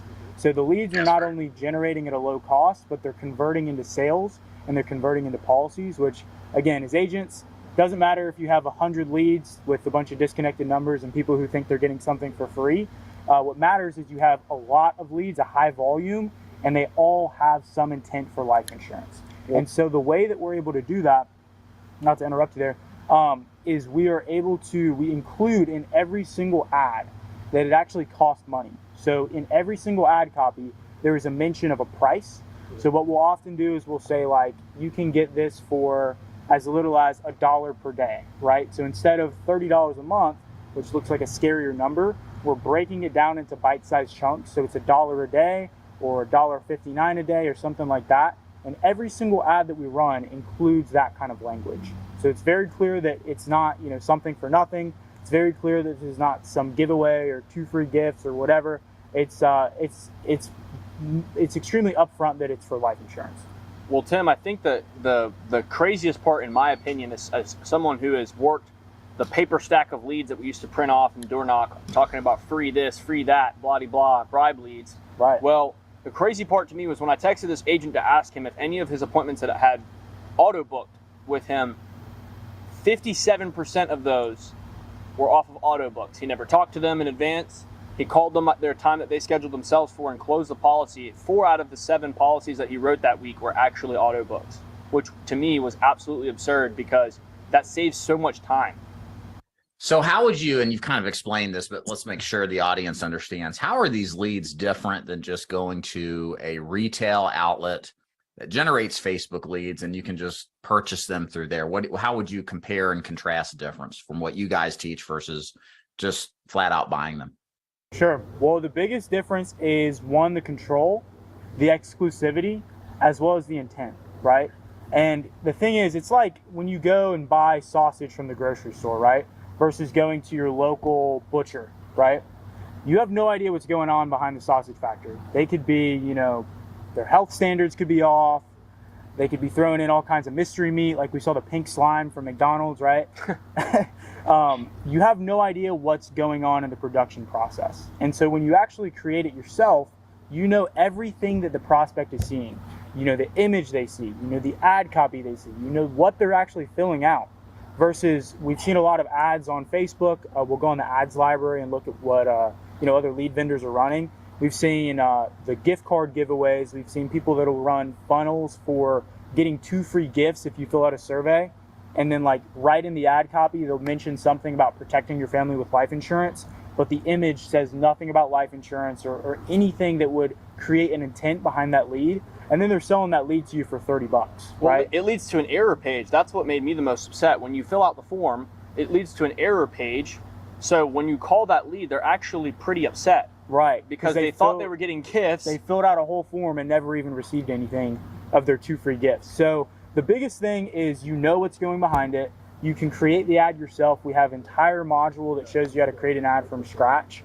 So you know everything that's going into the process behind what you're getting. And that's the biggest difference. As well as when a lead vendor sells you a lead and tells you it's exclusive, that is only as good as their word and only as good as your trust in that vendor, right? Because they can sell you the lead and then sell it to someone else. And there's no way that you can really know whether or not they're being honest and authentic about it. So exclusivity, knowing what's going behind it, and then also just the cost, right? If I can get 100 leads for $5 a piece, right, to be conservative, spend $500 versus get, you know, 50 leads and spend $10 each, I'm taking that every single day, or even $20 each. There's such a higher volume. There's more shots that you can get and more shots you can take. And at the end of the day, you know, we all know that sales is a numbers game. So I'd rather have a high volume of leads that I know what they saw and I know what they filled out and I know are only exclusive to me than go to a lead vendor and leave all of that up to chance. Right. Absolutely. And I think that I agree. You know, one thing that all of us salespeople learn eventually is once you control the marketing, there's a lot of power in that if you get good at it and you're consistent at it. When you are dependent on somebody else for that stuff, it may work, but you're at the mercy of them, right? And usually pay a premium for it. Exactly. So another question. So again, you know, unless you're brand new to the block, I mean, there's a bunch of people now that sell Facebook courses and they have different angles and different processes, different price points. Can you give a brief summarization of how you guys at Advanced Agent Marketing are different than the other Facebook courses out there? Yeah, absolutely. So David, we don't like to speak on things that we've never done before. We like to only speak from experience. If you ever ask me a question I don't know the answer to, I'll find someone who does, or I won't touch on the topic. I don't want to, you know, make an uneducated statement. But what I will say is that we've bought some of these other Facebook courses. Not all of them, obviously, but we've bought some of them. And what we can tell you about the difference between our course and other courses is that a lot of them will teach you how to set up Facebook. And it really just depends on what you're looking for when you're in the marketplace. And so if you're looking for how to set up your Facebook ads, there are other courses out there that might be a great fit. But the truth is in our course, we go over everything from start to finish. It's step-by-step recorded videos, and just the same way that we break it up into bite-sized chunks for the consumer in regards to, you know, getting life insurance from us or an agent that is purchasing leads or an agent that is generating their own leads to, you know, sell life insurance to their prospect. We also break it up into bite-sized chunks so that they can create their own ads, write their own copy. We give them the formulas that we use. We give them everything.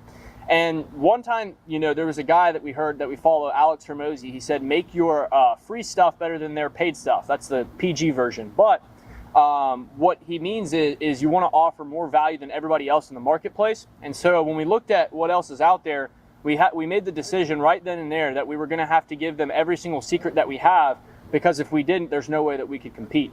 And so when we created these videos, Tim basically screen recorded every single thing that he does from start to finish. I gave away sales secrets that I use, tactics, things like that as well. And we more or less just uploaded our entire system into this course. And any agent that gets plugged into this system is able to set their system up within 4 hours. Well, not even only are we showing them what we do, but we give them the exact ad creatives, ad copies, and headlines that we use in our own ads still to this day, right? We haven't even really switched it up that much. We still use some of the same creatives, and we give them to the agents that buy the course. Yep. We give you all of our best performing ads, all of our best performing ad copies. It's all available to you just when you join the course and have access to the program. And we show you how to set everything up, like you were touching on, how to manage everything going forward, because it's one thing to get Facebook set up. It's another thing to manage Facebook successfully. It's two completely different ball games. You can get, $2 leads or $1.50 leads for a week, but at the end of the day, you're trying to build a system and a long-term business. So if you can do that for a week, you're a flash in the pan, but if you can do it for a long period of time, you can build a business and build infrastructure based off of that. And we give you the steps, we give you the methods, and teach you how to continually test and scale so you can have a long-term business based off of your own lead gen. Great. One thing I've heard a lot of complaints about when it comes to the process of getting started is how complex it is. Setting Facebook up, running ads, dealing with potential Facebook shutdowns. I had a guy who said that I think he either did it himself or bought another course. Like his account was shut down, and then his wife's account was shut down. Just kind of constant frustration. What do you guys do to make this process as simple as possible and getting an agent up and running, and not just getting ads out there, but helping them keep them running successfully? Right. Biggest thing we do is we offer support on the back end, right? We want to build a relationship with as many agents as we can possibly, because at the end of the day, this is a relationship business, not like a one-off kind of business. I'd say most businesses are like that, but especially the insurance business. So whenever you join the program, you have lifetime access to a Facebook group. And granted, at the end of the day, Facebook can be a pain in the ass sometimes, just flat out. So they will still ban accounts, even if you do nothing wrong. But the important thing is that you know the steps to do once that happens, right? If somebody's never ran Facebook ads and all of a sudden their account gets shut down, they have no idea what to do, they have no idea who to talk to, and they have no support, you're gonna be pretty frustrated, right? But if you have a problem, the key is to find the solution, not just obsess over the problem. And so what we recommend anyone to do that has issues with Facebook in our course is just tell us about it in the Facebook group, and we'll walk you through the steps to get your account approved. If for some reason, Facebook is not going to reverse it, they're tripping, which happens. Mark Zuckerberg's showing out here in sandals, a hoodie, and, slacks. He doesn't really care that much at the end of the day. And so if you're not able to figure it out and you're not able to get your account overturned, you can reach out to us and we'll make it right? At the end of the day, we're looking for success stories. We're not looking for course sales. And so if for some reason it doesn't work out because Facebook bans your account, we're going to take care of you, right? And so while it does happen, it's not crazy common, but the important thing is knowing how to deal with it. And that's why we offer support on the back end. So along with generating leads, nowadays, especially for telesales, really face-to-face too, with any kind of high volume lead strategy like what you're talking about here, is the organizational concerns. A lot of agents, don't want to necessarily depend on a Google spreadsheet, right, to get leads and organize them. They want to have some sort of systematic process to follow up, looking at stuff, checking when they called, et cetera, so on and so forth. What kind of guidance or recommendation do you have on managing those leads after they're generated, and how to basically access them to get the most value out of them? Absolutely. The thing is when we started in the business, I know, David, you and I have kind of talked about this, but for the people out there that don't know us, we used to get, we would pull 100 leads a week. And the 100 leads a week that we would pull, we were limited in how many we could actually get. The 100 leads were anywhere from 5 to 6 years old on average. Sometimes we would have some newer ones, sometimes we wouldn't. But we would get out a printout of a paper stack that was like that big. It looked like the size of like the Bible, maybe a little bigger. And we would have to use a paper cutter to cut the leads, and then we would have to go through and manually enter each and every individual name and address into a routing software to get to our people. It sounds hilarious. I'm sure some of you in the audience are laughing. I know Tim was laughing. It's hilarious. We were working in what felt like BC, and before Christ.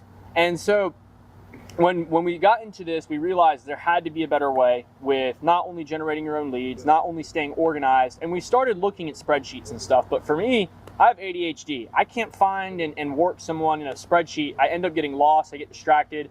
And so what we did was we started looking at options on how to organize them. There's all sorts of CRMs out there and all sorts of programs that are available to organize your leads.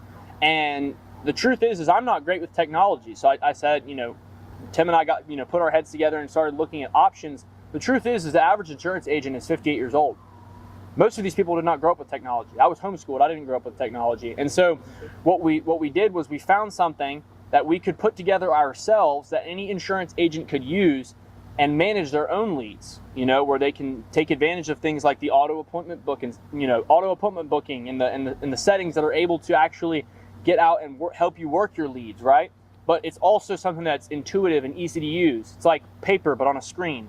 Mm-hmm. And when we found something like that and we were able to kind of more or less put it together to fit for ourselves and other agents, it got a lot simpler. It was a lot easier. I remember the first time we started trying out this system, Tim and I were out knocking doors. We put some videos out on that. And it was funny because we had this spreadsheet. And the spreadsheet's fine when you got 10 people, but the spreadsheet gets weird when you have 250. And so I remember sitting in the car in front of this lady's house for about 2.5 minutes while we were looking for her name and number. And the lady just comes out to the car and is like, "What are you guys doing in my driveway?" And so that right there was pretty much the turning point for where we realized that something had to change. And that's how we ended up more or less getting involved with using a CRM. So are you saying you guys have a CRM then and you guys offer one? Can you give us a little more information about it? Yeah. So basically, whenever a lead fills out a form on Facebook, within under 2 seconds, they're instantly added and routed right into your CRM, right? So we do offer a CRM. It's called Advanced Agent CRM. You get a 30-day free trial whenever you join the course. Afterward, it's only $79 a month.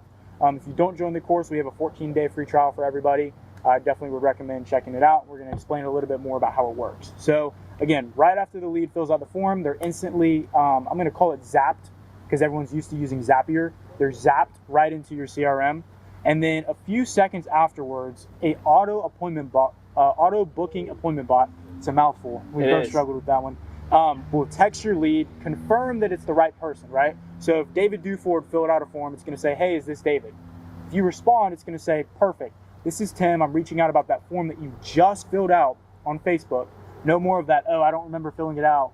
You filled it out like less than 3 seconds ago. You definitely remember filling it out. All we need to do is run through a quick survey to see what you qualify for. Do you want me to go ahead and put you on the schedule, right? We can book an appointment now. And so after that, the CRM will start texting them the different times that are available in your calendar. Instead of just sending them a calendar link that they have to click on, we found that the no-show rate is a lot lower if you text back and forth with them to set up the appointment because they feel like they're talking to a real person. And so we have AI that does all of that, right? Like I'm not sitting at my computer, texting them back and forth times, referring to my calendar and seeing what I have open. The CRM does all of that, right? Once they book the appointment, there's auto appointment reminders to, again, reduce no-shows. We even have a chargeback chasing automation. That was the biggest frustration for us because once you start writing business and some of it charges back, which is just bound to happen, it's part of insurance, doing all the admin work and trying to, reel people in and tell them they didn't pay their premium, that's not why I got into the business. If that is why you got into the business or anybody else did, then props to you, but it's just not me. And so that's something that we built in there as well. I'm trying to think if there's anything else that would be important to touch on within the CRM. I wouldn't really say so. I mean, I think the biggest... The drip campaign, the new client flow. So we have a campaign that follows up with all of your leads for a year if they don't book an appointment with you or get closed out as a non-interested buyer. As well as when somebody does become a client, we have a new client flow. So it'll follow up with them for, I think it's 3 months to help keep them on the books. So and that's cross-selling opportunities. Yeah, cross-selling opportunities. We mentioned for agents, a lot of agents are not, like for us at least, we've met most agents that like to cross-sell. We like to cross-sell. We were, Medicare. That's where the money's at, dude. That's where the money's at. We were the Medicare guys that sold life insurance. First, we started out with life insurance. I think anybody should. It's a great business. I think you should start out with life insurance and then stack, skill stack is what we call it. And so, when we were selling Medicare though, and doing all that and selling the life insurance, it was very helpful, I would say, to be able to mention the other things that we did. And so when you start talking to people, I mean, it was something as simple as, oh yeah, by the way, I sell life insurance also. And they're like, oh my gosh, I don't have that. Well, okay, great. Well, let's set an appointment. And when you start doing something, even if it's just something as simple as including that at the very bottom of your email, life, health, Medicare, annuities, things like that, small things, and you start talking about things they should look out for that are, within compliance, your prospect starts to view you as their insurance agent, not an insurance agent. And that's the difference between being successful in this business and not. And just to clarify, is this CRM that you're talking about, do you have to buy the course to get it, or something you can buy as a kind of a standalone system? Absolutely not. So you don't have to be part of the course. If you do join the course, you get 30 days of a free trial. Everyone else, we offer a 14-day free trial, so you get 2 weeks to try it out. But you can do this if you're buying leads from a vendor. They'll be able to hook it up to the CRM and have your leads go in there. If you're doing direct mail, you can even upload your leads into the CRM. I personally like the Facebook leads because like right after they fill it out, I can get in contact with them. But if you're a direct mail guy, you can upload like a little CSV of all of your leads, and the CRM will work them as well. So it works for any type of lead. You don't have to be generating your own or buy our course or anything like that. The only thing is right now we have it mainly built out for final expense telesales. We're looking at adding on other product lines in the future, but if you are selling final expense over the phone, this is the best CRM on the market. It's built out, like this is what we do, is final expense over the phone. And we built out every single step of the way, every single pipeline stage for that particular niche, final expense telesales. So it's built out totally for that. So if you're selling FE over the phone, this is going to be your bread and butter. It's going to change your business. By agents for agents, I think is the best way to put it. Yep, I like that. Yeah, that's good. Well, guys, thank you so much for being here. And let me give you guys the next step. So first of all, just so you know, this is an affiliation that I have with both Tim and Julian and Advanced Agent Marketing. There is a link below in the description box. If you click that link, it'll take you to an overview page more about exactly what they've discussed and give you more details about how things work. If you have any questions below, Tim and Julian do read the comments. Feel free to throw them into the chat below. You're always welcome to reach out to me at daviddeford.com/contact as well. So again, if you're interested in learning more, getting the course, or signing up for the CRM, follow the link in the description box and just click it, and then you'll see what to do. Tim and Julian, thanks for being here. Absolutely. And we'll throw you 2 different links. One will just be for the CRM if you want to get the 14-day free trial and test it out for yourself. And then a different one if you want to join the course, get the 30-day free trial, and start generating your own leads. Perfect. Thank you, guys. Yeah, David, talk soon. What's up, Tim and Julian? Hey, Trevor Trabian here, coming from Las Vegas, Nevada. Wanted to shoot you a video just to tell you about the course so far. I'm really loving it. A couple things. You break down so much what you got to do step by step to really get into Facebook advertising. I've never seen anything like this, especially for our niche, which is final expense, possibly your mortgage protection, maybe getting into Medicare, that sort of thing. Very detailed. I've literally last couple days just been sitting down in front of my computer and running campaign. Got it running the other night, had leads literally coming in within a couple minutes. One of the things I'm really excited about this course is what it allows me to do to be able to stay creative. Because not only is he telling you the steps to be, hey, do this, do that to get the lead, but also showing you what's behind it, the thinking behind it, so you can put on those creative juices and keep scaling. So I'm excited to keep going on this. This is a great value. I'm glad I ran into you guys. Thanks so much. Looking forward to keep this thing rolling. Take care, guys. Hi, my name is Nick Woog, and about a month ago, I hooked up with Tim in Advanced Agent Marketing to explore Facebook advertising. I had some experience on my own, and I was a little concerned or just shy about, could the results really be what they were showing the results to be? And after a month of doing this, I emphatically say yes. I am capturing more people, more information, making it easier to build my drip campaigns with people. I just couldn't be more pleased with what's happened. I think it's a great program, and you should take a serious look at it.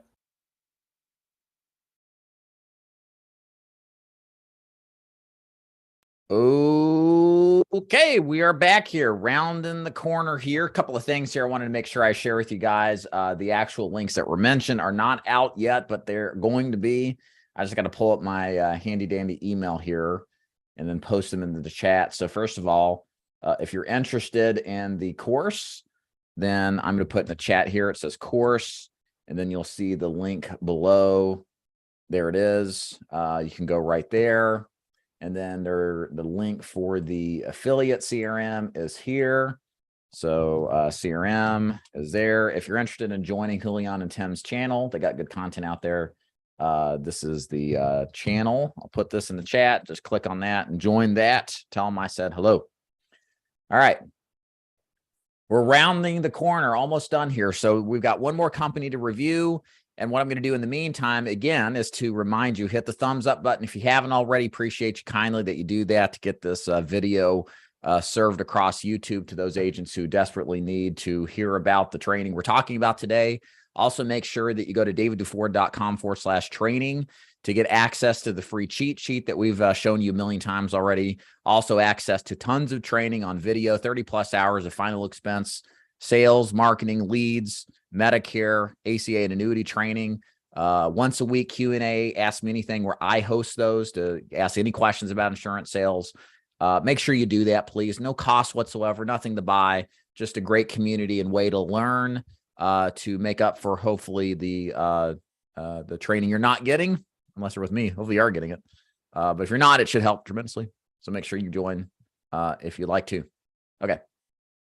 Now, let's go to the chat here. So we're going to do one more review of one of my favorite companies, the ones I like to use a lot in telesales and face-to-face. So sit tight for that. And in the meantime, if you guys got questions, we go through the rest of this, please make sure that you ask below, and then we will kind of have a little mini Q&A call. Yes, it looks like the Facebook leads one isn't working. The affiliate for the CRM is. If you're interested in that, just get back to me and I'll dig up the right one. I'm not sure what's going on there. It's weird. So let me see if I modify that a little bit and get that to work. Yeah, I don't know. The one that's supposed to work isn't working, but the CRM one is. So check that out. Email if you're interested in the course. I'll get the, yeah, I noticed that now. Don't know why it isn't. It had been working. Of course, it breaks when you most. So if you got questions, start loading them up. It can be about anything at all, about any of the carriers, underwriting, sales, marketing, anything at all. Start loading those up in the chat. This is your last opportunity to do this, because as I review the last carrier here today, I'm going to come back, answer questions about that carrier, send those questions in the chat, and then I'm going to be done. I'm going to be finished for the rest of the day. Okay. But let's first start with these questions you guys left over the last 30 minutes. Is there a cost associated with becoming appointed with the individual carriers? Cover that. What do you think about Senior Life Insurance Company based out of Georgia? They're a good company. They do a great job. They actually used to be a part of Lincoln Heritage back in the day. They kind of split off, formed their own thing. A lot of people love working with them. I have no problems with the product or the company. For me personally, I prefer to be a broker than to align myself with just one carrier. That's just my personal preference as an agent. Not everybody's like that. And that's fine. I like having options for my clients. I don't like to be replaced. I like to make sure what I actually sell sticks. And I think having options for me leads to a better outcome of that. Ron's a good guy for sure. DIG is the way to go. Thank you very much. Did we skip Trinity?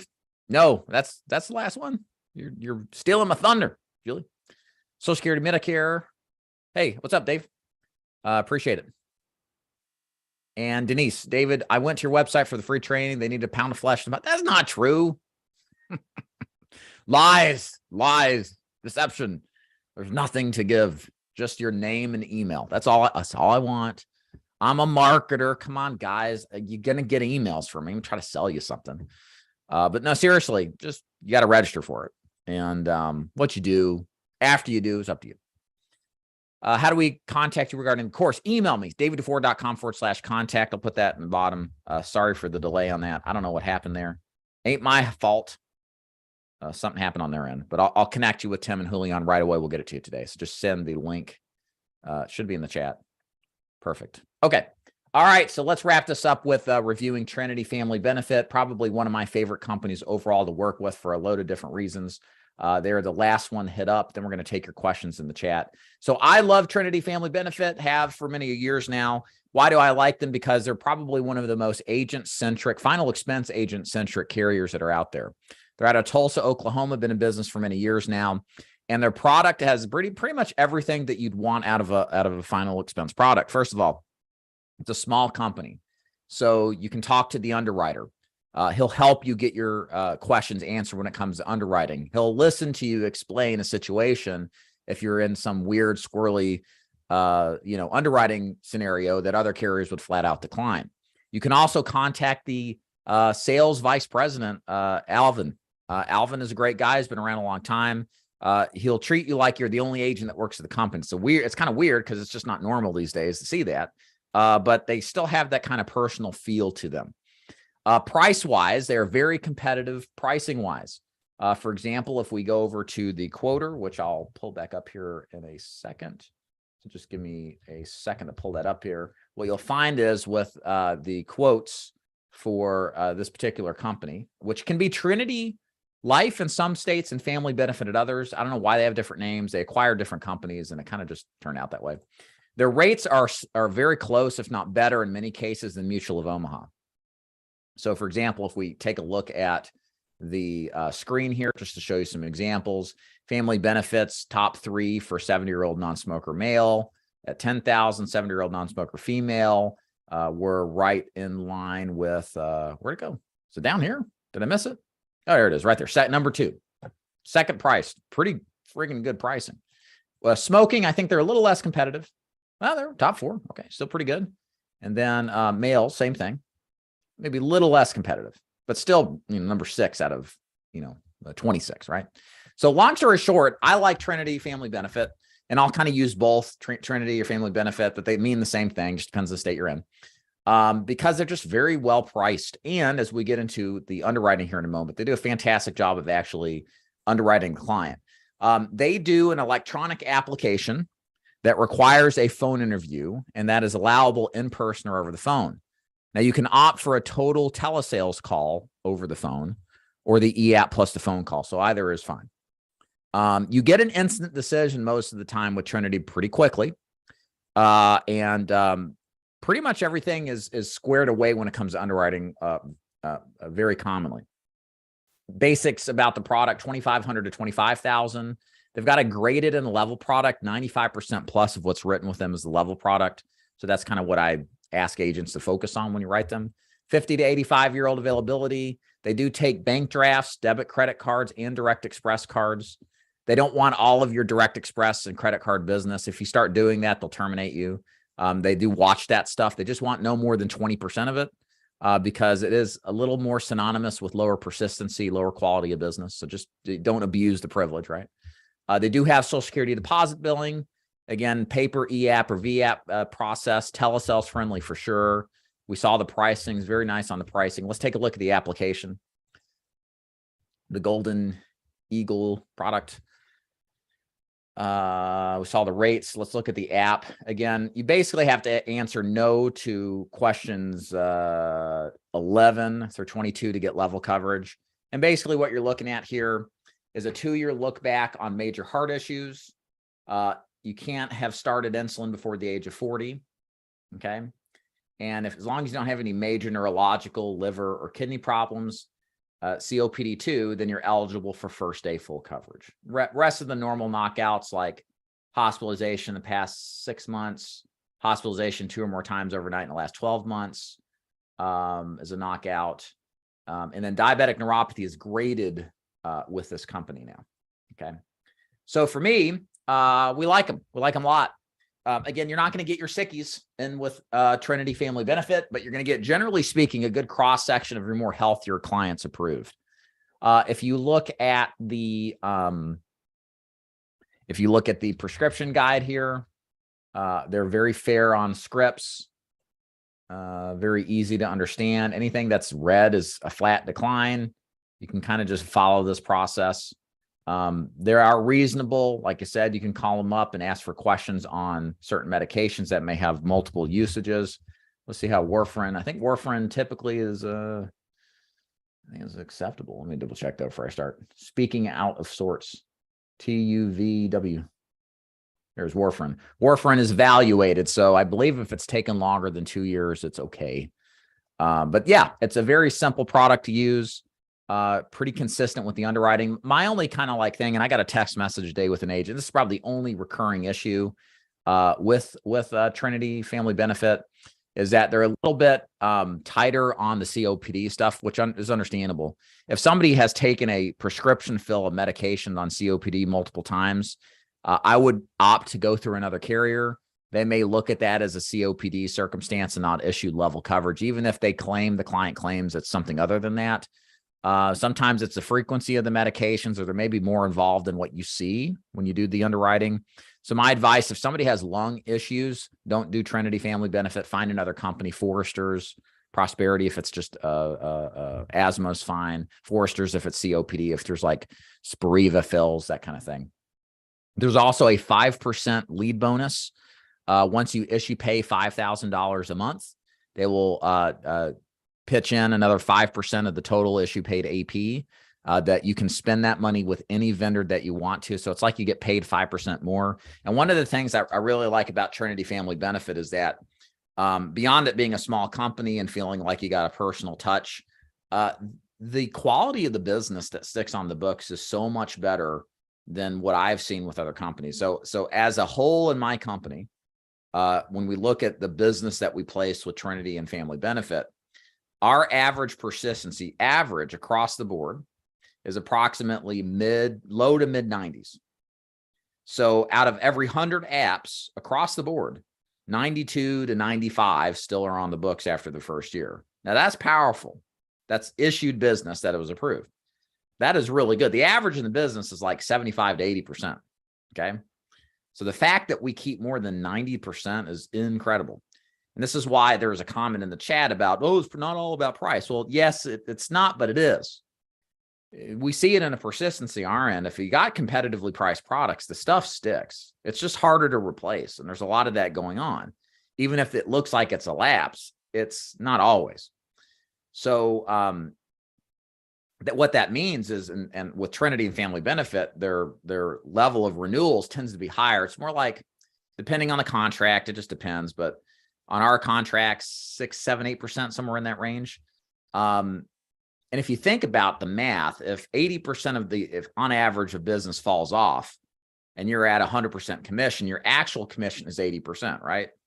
Well, if you're at a 90% commission and Trinity pays a little less than other companies at street levels, that's been kind of the norm with them. But then 90% of it sticks, you're actually getting paid more than you were at the 100% commission, if you think about it that way, right? So the actual commission, because the persistency is so high, and that's average, so there are agents who have better persistency than like 92, 93%. The actual stick rate means you're getting paid a lot more than what your stated commission, which doesn't take account in for quality business, which is huge. You actually get paid more than probably what you think, and that much more on the residuals that you earn, because that business just tends to stick a lot better anyway. So anyways, long story short, I'm a big fan of Trinity Family Benefit. As you can see, they've always treated me right. They're one of the few carriers out there that doesn't seem to be like corporate America, that treats you like a number. I had an agent the other day. I said, man, this is just the way a lot of these carriers are. They just treat you like numbers, just another cog in the machine. I don't get that feel from Trinity. If you like that kind of approach, that type of relationship, you'll get that from them. And man, the product's just solid. The rates are great, easy to write. People really like the coverage. It's just all around a strong offering. The one thing some agents do complain about with Trinity Family Benefit is they don't have an AM Best rating. So I will mention that. My kind of retort to that is that they are allowed by the states to sell. They go through a rigorous process with the state DOIs in all these states. So they are financially fine enough to be able to be in those states. And with the reserve requirements that are set forth by the state, they do insure products or coverage under, in many cases, usually $250,000. So if the company were to go into receivership, those policies are protected, just like FDIC covers the banks, right? So long story short, again, I feel like, in full transparency, if there's a drawback, that would be it. But to me, it doesn't matter, considering we're selling final expense or small face amounts. They're protected. It's a solid product, good people. And the business you're right's going to stick, as evidenced by my persistency and probably other agencies' experience as well. Okay, wonderful. So questions about Trinity, feel free to throw them into the chat. Is the FE quoter available through you? Yeah, so if that quoter I showed you on the screen, you guys get that for free if you join my agency. It's something that I offer for free. It's just another benefit of joining the Ford Insurance Group. But again, if you like insurance toolkits, that's something you have to pay for your own. They don't have the same agency program on the quoter that I have access to with the price quoter, the different one. But insurancetoolkits.com, just like $35 a month of discount. It's well worth the investment. How's the pricing for senior life? They're not capped, so you can do them too. Does a quote engine have senior life? We don't sell senior life because frankly, they don't really fit into anywhere in a brokerage model. This is just my opinion. If I were to sell for senior life, I wouldn't use them as a broker. We pick them up, not really a point to write them. You have to sell their, I forget what they call it, their legacy assurance product, essentially like the Funeral Consumer Guardian Society Lincoln Heritage product to maximize your commissions. So, and if you don't sell that, then you don't get paid full. That's what we saw the last time I was contracted with them. But most people don't write them. When you have these other options, frankly, there's not really a reason to. For me, if I was to sell senior life, I'd want to be all in with them. I want to be totally committed to their process, sell just that product, be a product-oriented agent. I think that's the best way to kind of move up with them anyway. But to use as a broker product, I don't know. So not really what I would do. Pricing, I think, for some of their products can be pretty good if they're eligible health-wise. You may want to check the commissions to see how that affects going really competitive and how the pay looks. Could we get the cheat sheet to use? Yes, Jesus. Go to davidduford.com/training. Create a free account there. Then go into the classroom, then the freebie section, and then you'll see how to download your very own cheat sheet. And again, if you guys want to have questions, this is your last opportunity to ask questions. I'm going to be wrapping this thing up now once I get to the bottom of the page here. So type your questions out. We moved through a bunch of carriers pretty quick today. Facebook advertising is a full-time job in itself, isn't it? Creating everything from A to Z. Yeah, so it's like a lot of services, right? Like learning a CRM, learning how to sell, learning how to market. It is a front-loaded process. It's going to require more time and detail orientation in the beginning than long run. So for me, what I generally recommend new agents to brand new agents is to stay away from learning anything other than the sales process. It's the selling that makes you your money.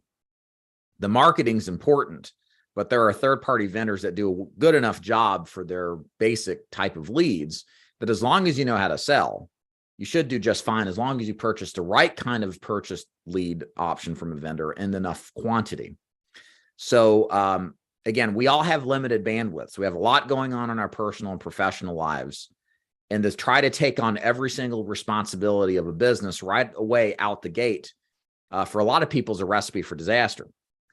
So I don't recommend new agents, especially without any experience marketing on a digital platform, to worry about Facebook marketing as a brand new agent.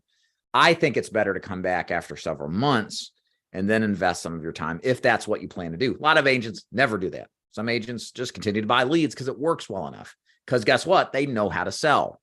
They put first things first, which as agents, our job is to learn how to sell insurance. That's what brings us the money. Marketing does help. It is a good thing to know, but it's not of immediate value right away. It is longer term, arguably. Is Trinity telesales friendly? Yes, it is. You absolutely can use Trinity over the phone. It works very, very well. I do like it particularly as a telesales carrier. However, Trinity is not available in all states. Limited options. It's not in California. It's not in Florida. Most northeastern states, and South Carolina. There's a few others in between there. So, but it's otherwise good if you sell in those other states, most of the Southeast, most of the Midwest, Texas. I would definitely pick those up if I was selling over the phone and use them a lot. What do you think about Nextdoor for marketing? Isn't that the platform where everybody complains about their neighbors and, makes a big deal out of little things?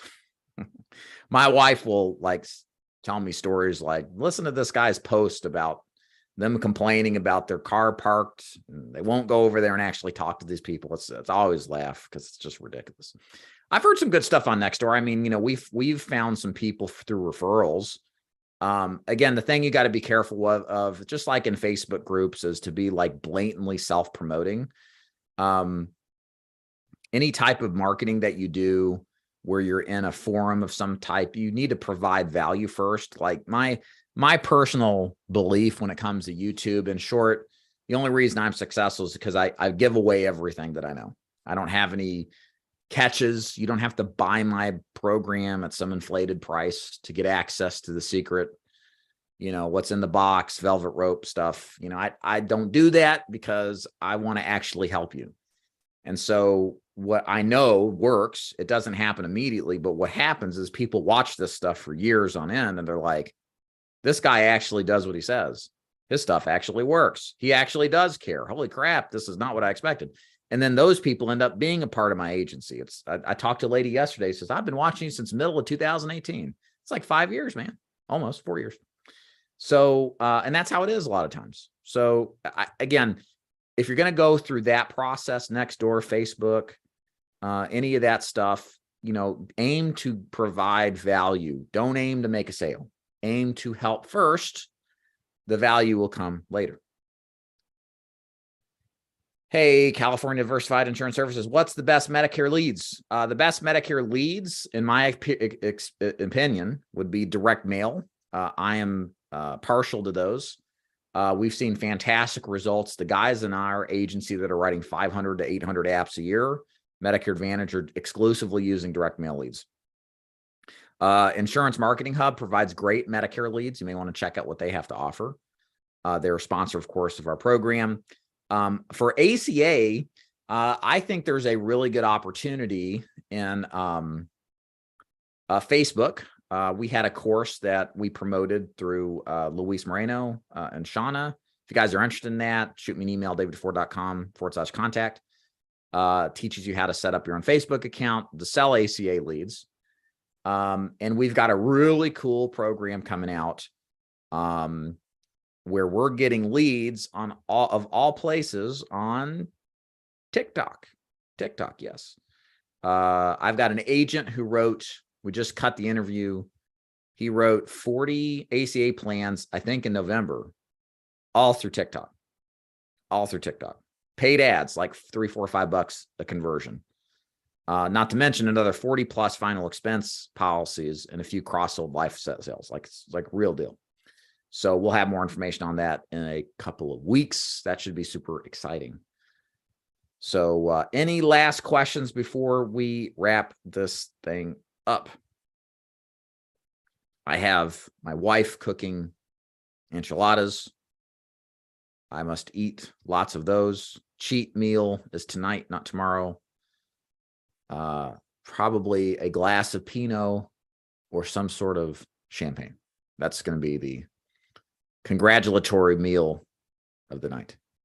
Oh, United American Insurance Company. Oh yeah. I've heard of them here and there, kind of getting back into the recruiting game. I remember them as United American back in the day. We would run into their debit policies, like they're way out in the country, and you'd have the agent come by every month to collect the premium. Very expensive plans. I don't know how their division now is working with the mass recruiting they're doing. I'll hear from them in like spurts. Like, I don't think I heard from him like 6 months ago, and I'm starting to hear from him again. So I don't know much about him. My guess is, and this is just an educated or lack of educated guess, one product solution, it is what it is. It's good for some, but it lacks options for coverage for clients, right? So, but I don't know anything how the commission works, how they get leads. I just don't know enough yet. Thank you, Family First Life Opulence. Format. Hey, David, what are the best carriers for final expense in California? So if I'm selling over the phone, I would probably use Prosperity, Guarantee Trust Life.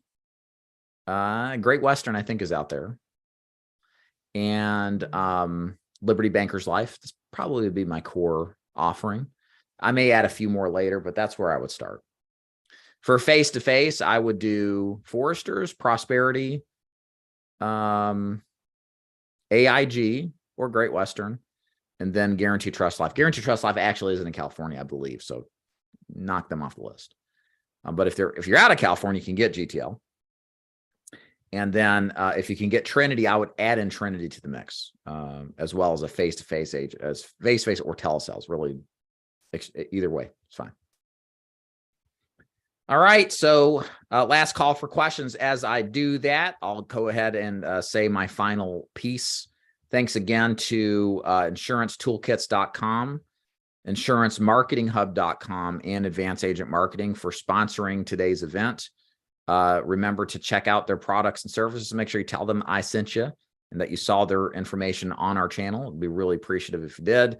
By the way, if you're interested in that Facebook marketing course and CRM that Advanced Agent Marketing discussed and you didn't see that link that works, just email me at daviddufour.com/contact.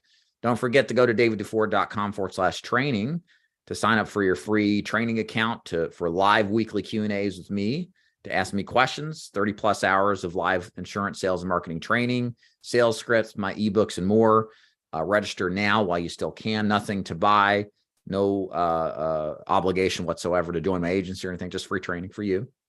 Also, what else do I need to pitch you? I think that's about it. For telesales, would you use an 800? Oh, no, 800 number. Just a local number. Any number's fine. And then how do we find more information about your company? Thank you, Christine. I didn't even think about talking about me recruiting. You see, I give everything away and I don't do a good job of pitching myself. If you'd like to learn more about selling insurance with my agency, like Final Expense, all this stuff's final expense carriers. If you'd like to learn how to join my agency, daviddufour.com, specifically daviddufour.com/FAQ. We train agents to sell final expense in person over the phone.